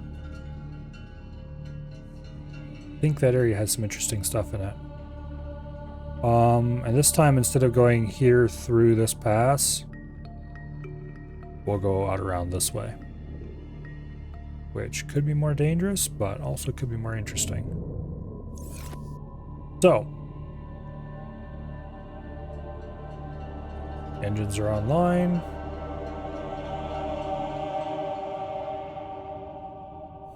Let's rise above our problems here and set sails straight ahead, I think.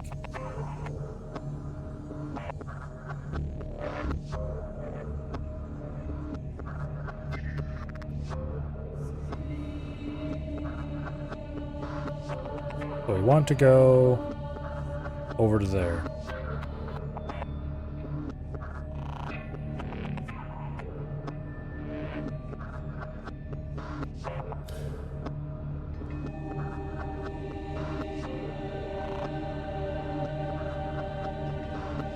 I want to stay as close to the bottom as I can the whole way.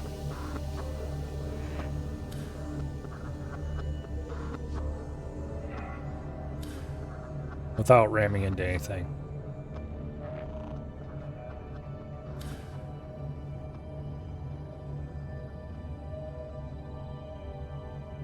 Actually, this is a great use for this topographic map.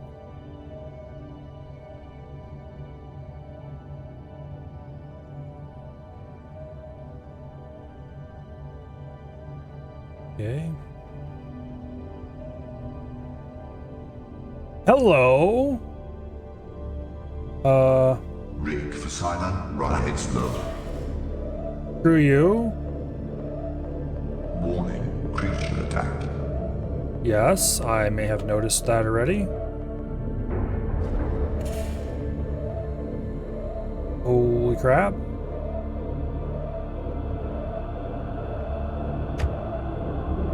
Warning, external hull damage detected. Yes, I know. I am navigating us into a safer place where I can stop and get out and repair.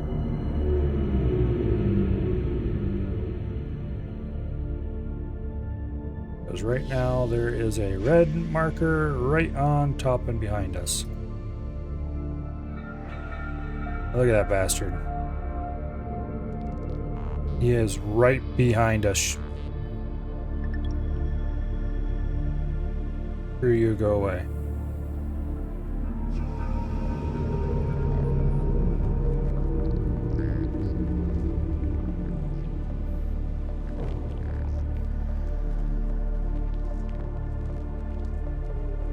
I do believe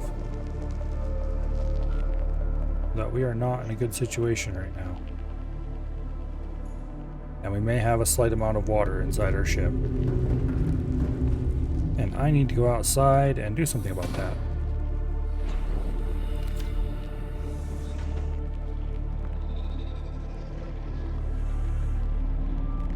Okay, where is the bastard?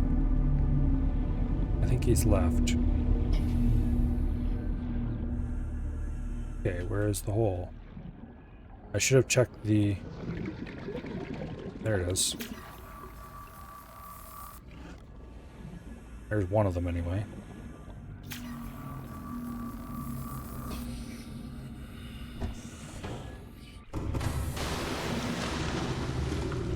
Okay, is that the only hole?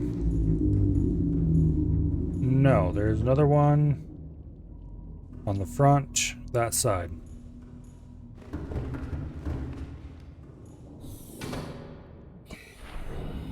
Yes, right there.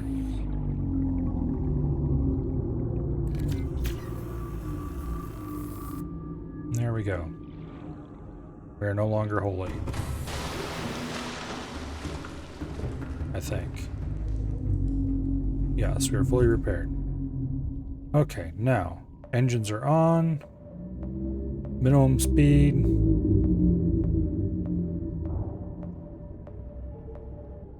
Lift off the bottom.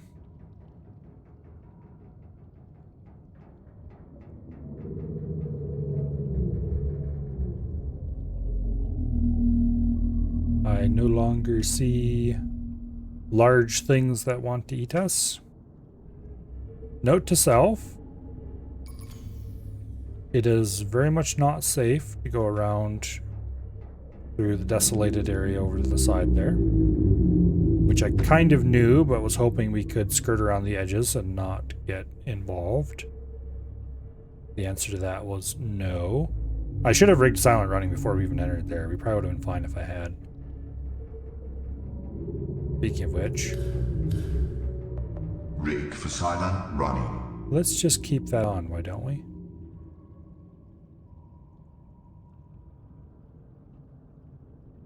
Okay. Lights off.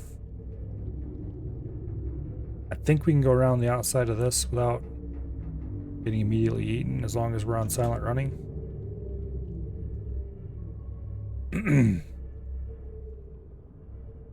If this was the edge of the map and we went too far off of it, then they will come for us. But that was not one of those ghost leviathans.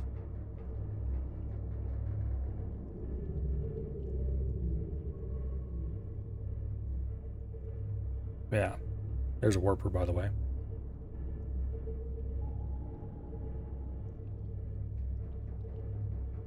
That was a normal Leviathan. That was not a ghost Leviathan.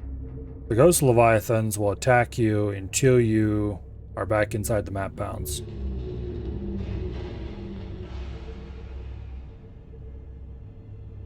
But we are inside the map bounds, so we're good.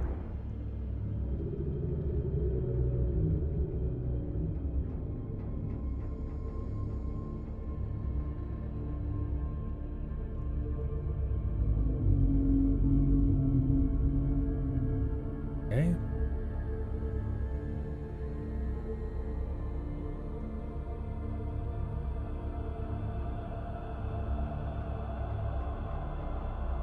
We've already looted this wreck. At least partially. Got torpedo arms laying all over the place. Alas, there are no digging arms, which is what we really wanted.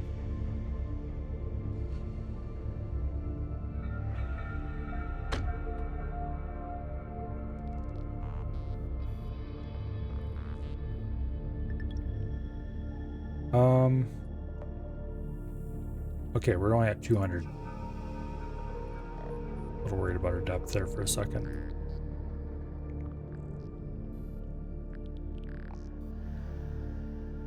Pretty sure you can get down inside this.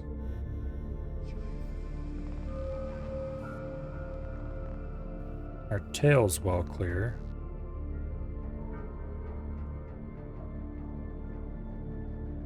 And that side might not be. The nose might not be. Yeah, you don't like that, I know.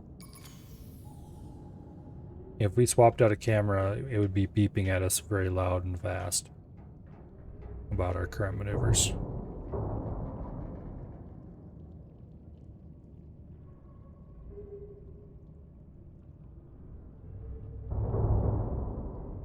This is just a bad idea. I don't know why I'm trying to get down in here.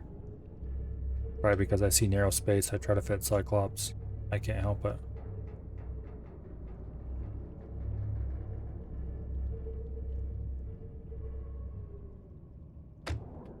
Hey. We're there.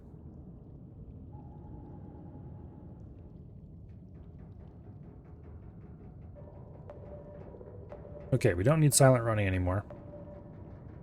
Because nothing is going to be able to get us down in here. We're down 37% of our power we set off with. Silent running consumes a lot of power. Not generally a good idea. Signal location uploaded to PDA. Integrating new PDA data. Integrating new PDA data. How did you guys manage to screw up the audio balance so incredibly badly? Oh, time capsule. Hell yeah.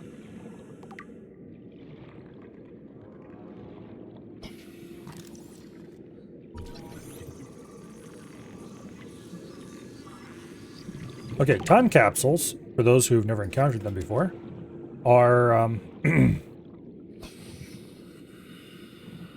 basically created by players when they finish the game. Integrating new PDA data. That's even worse. Welcome aboard, Captain. All systems online.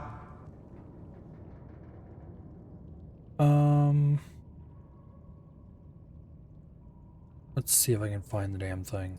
Time capsules, here we go.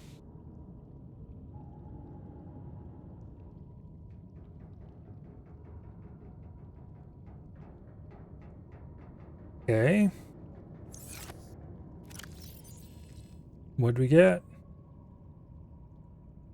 The time capsule? No inventory items? Really? Did they change it at some point?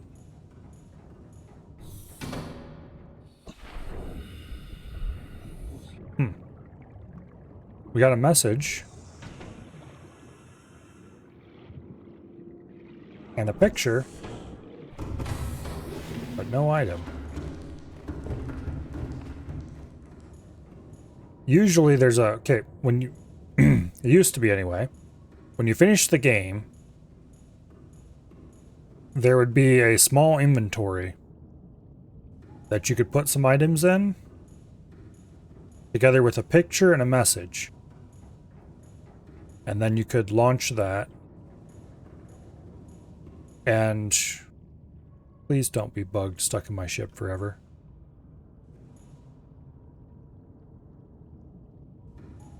I've had fish stuck bugged in my ship forever before. And I really don't like it when that happens. Anyway.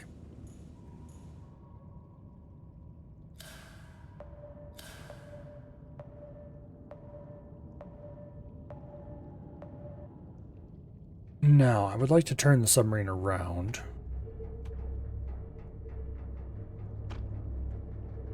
Because I noticed a passage behind us that I think might be interesting. Wonder if I can get into it.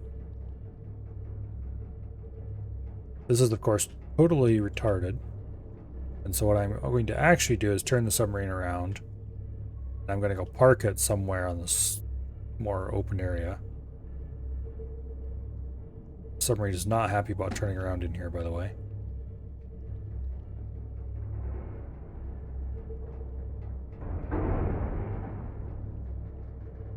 And we're going to take Stumpy and explore, maybe. Take him down into the caves. Also, I don't think I've been inside this section of this wreck. Let's go park over this flat area.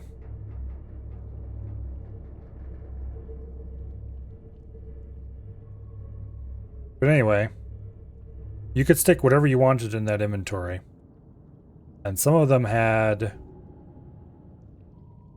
these are obviously endgame players. Engine powering down. So some people would stick endgame things in them, like top tier items that you normally can't get until very late into the game. Ion batteries and things like that. Welcome aboard, Captain. And then there was some kind of basic moderation system set up that they would pick out certain ones to use, and then those could randomly appear in people's games. And the whole system was pretty cool.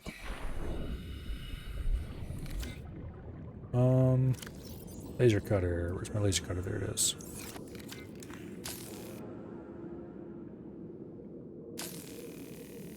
Go ahead and cut a hole here. Also, it is currently 11:18. I'm not sure how that happened. I think it snuck up on me.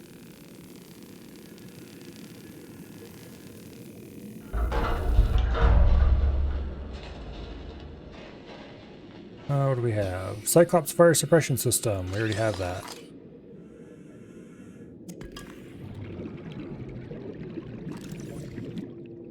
Might as well scan these for the titanium.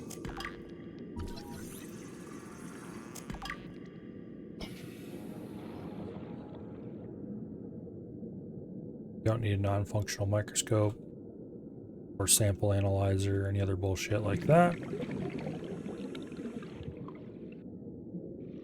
I can't get into there.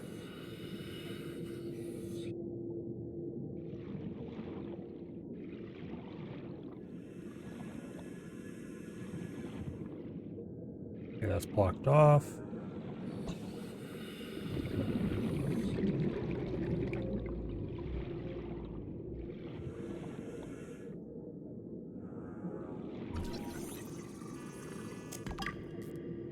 On-suit torpedo arm bits that we don't need. Pearl plant bits we don't need. More free titanium.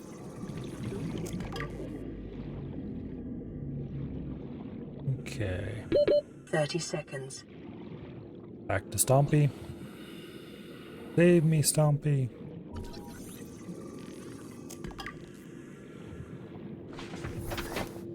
Alright. We'll explore a little bit yet. Just because it's after my stopping time doesn't mean I actually have to stop.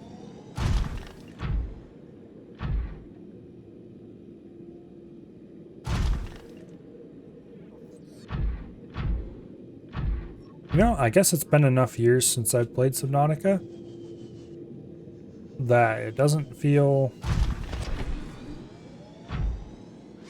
I don't know what you want to call it. The last time I played Subnautica, I played for a while and it's like, you know, this just isn't fun anymore. I've done this too much. I've seen everything there is to see. Time to do something else. But I guess it's been long enough now that some of that has worn off. Because I've been having both fun with both this and the Below Zero run we're doing at the same time. Which, doing this and Below Zero at the same time is kind of dumb. But it's my stream and I can do what I want, damn it. Including dumb things.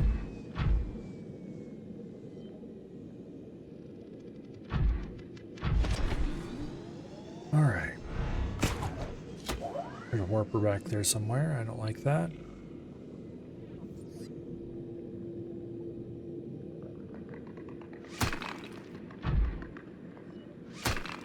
Give me the damn ruby. Nope.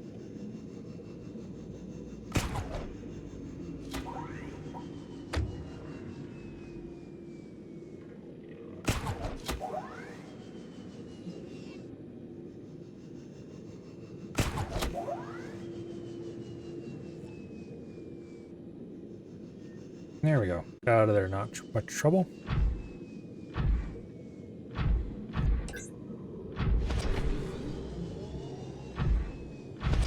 It'd be cool if you could get a scanner arm. Assuming it was cheap enough. Where's Stumpy's mom?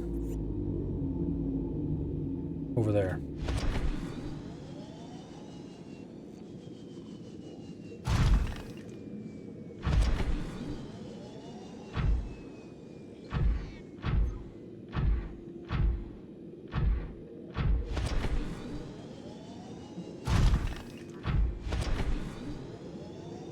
Let's go redock. Empty your inventory out.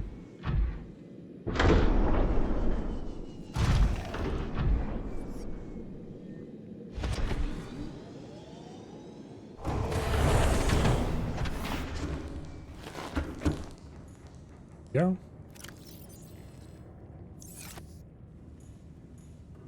Now,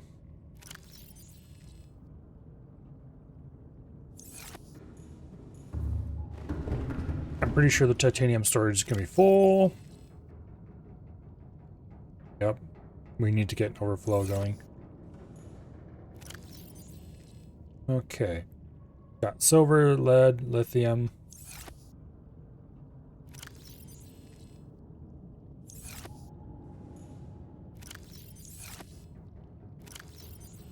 There we go.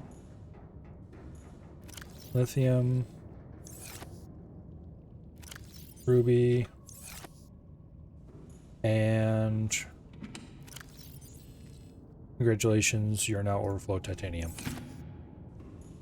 Let's hope I don't forget that.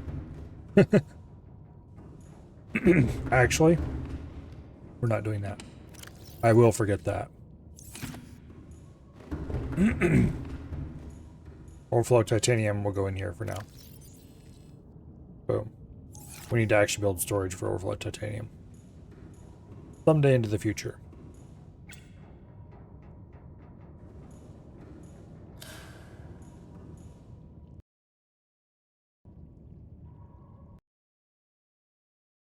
But anyway, that is a good time I need to stop, I guess.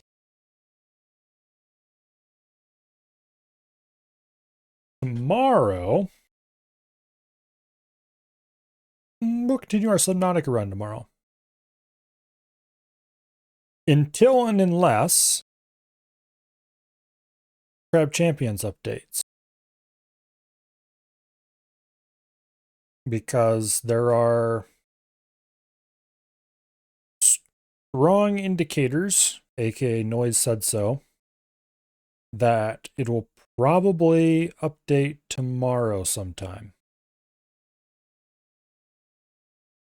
So depending on how late it updates, it might be Subnautica in the morning, or morning, and Crab Champions in the evening. But we will see. For now, it looks like Wasted has just started streaming DayZ. So let's go over there. He's still on the start screen or whatever.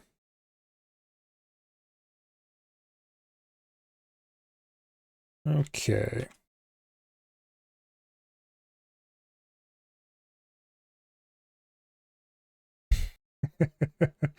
I almost typed wasted space _1.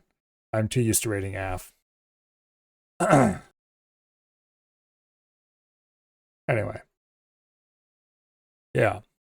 And then Monday, assuming that Crab Champions comes out on Sunday, I will definitely be playing Crab Champions starting as soon as I can get out of work until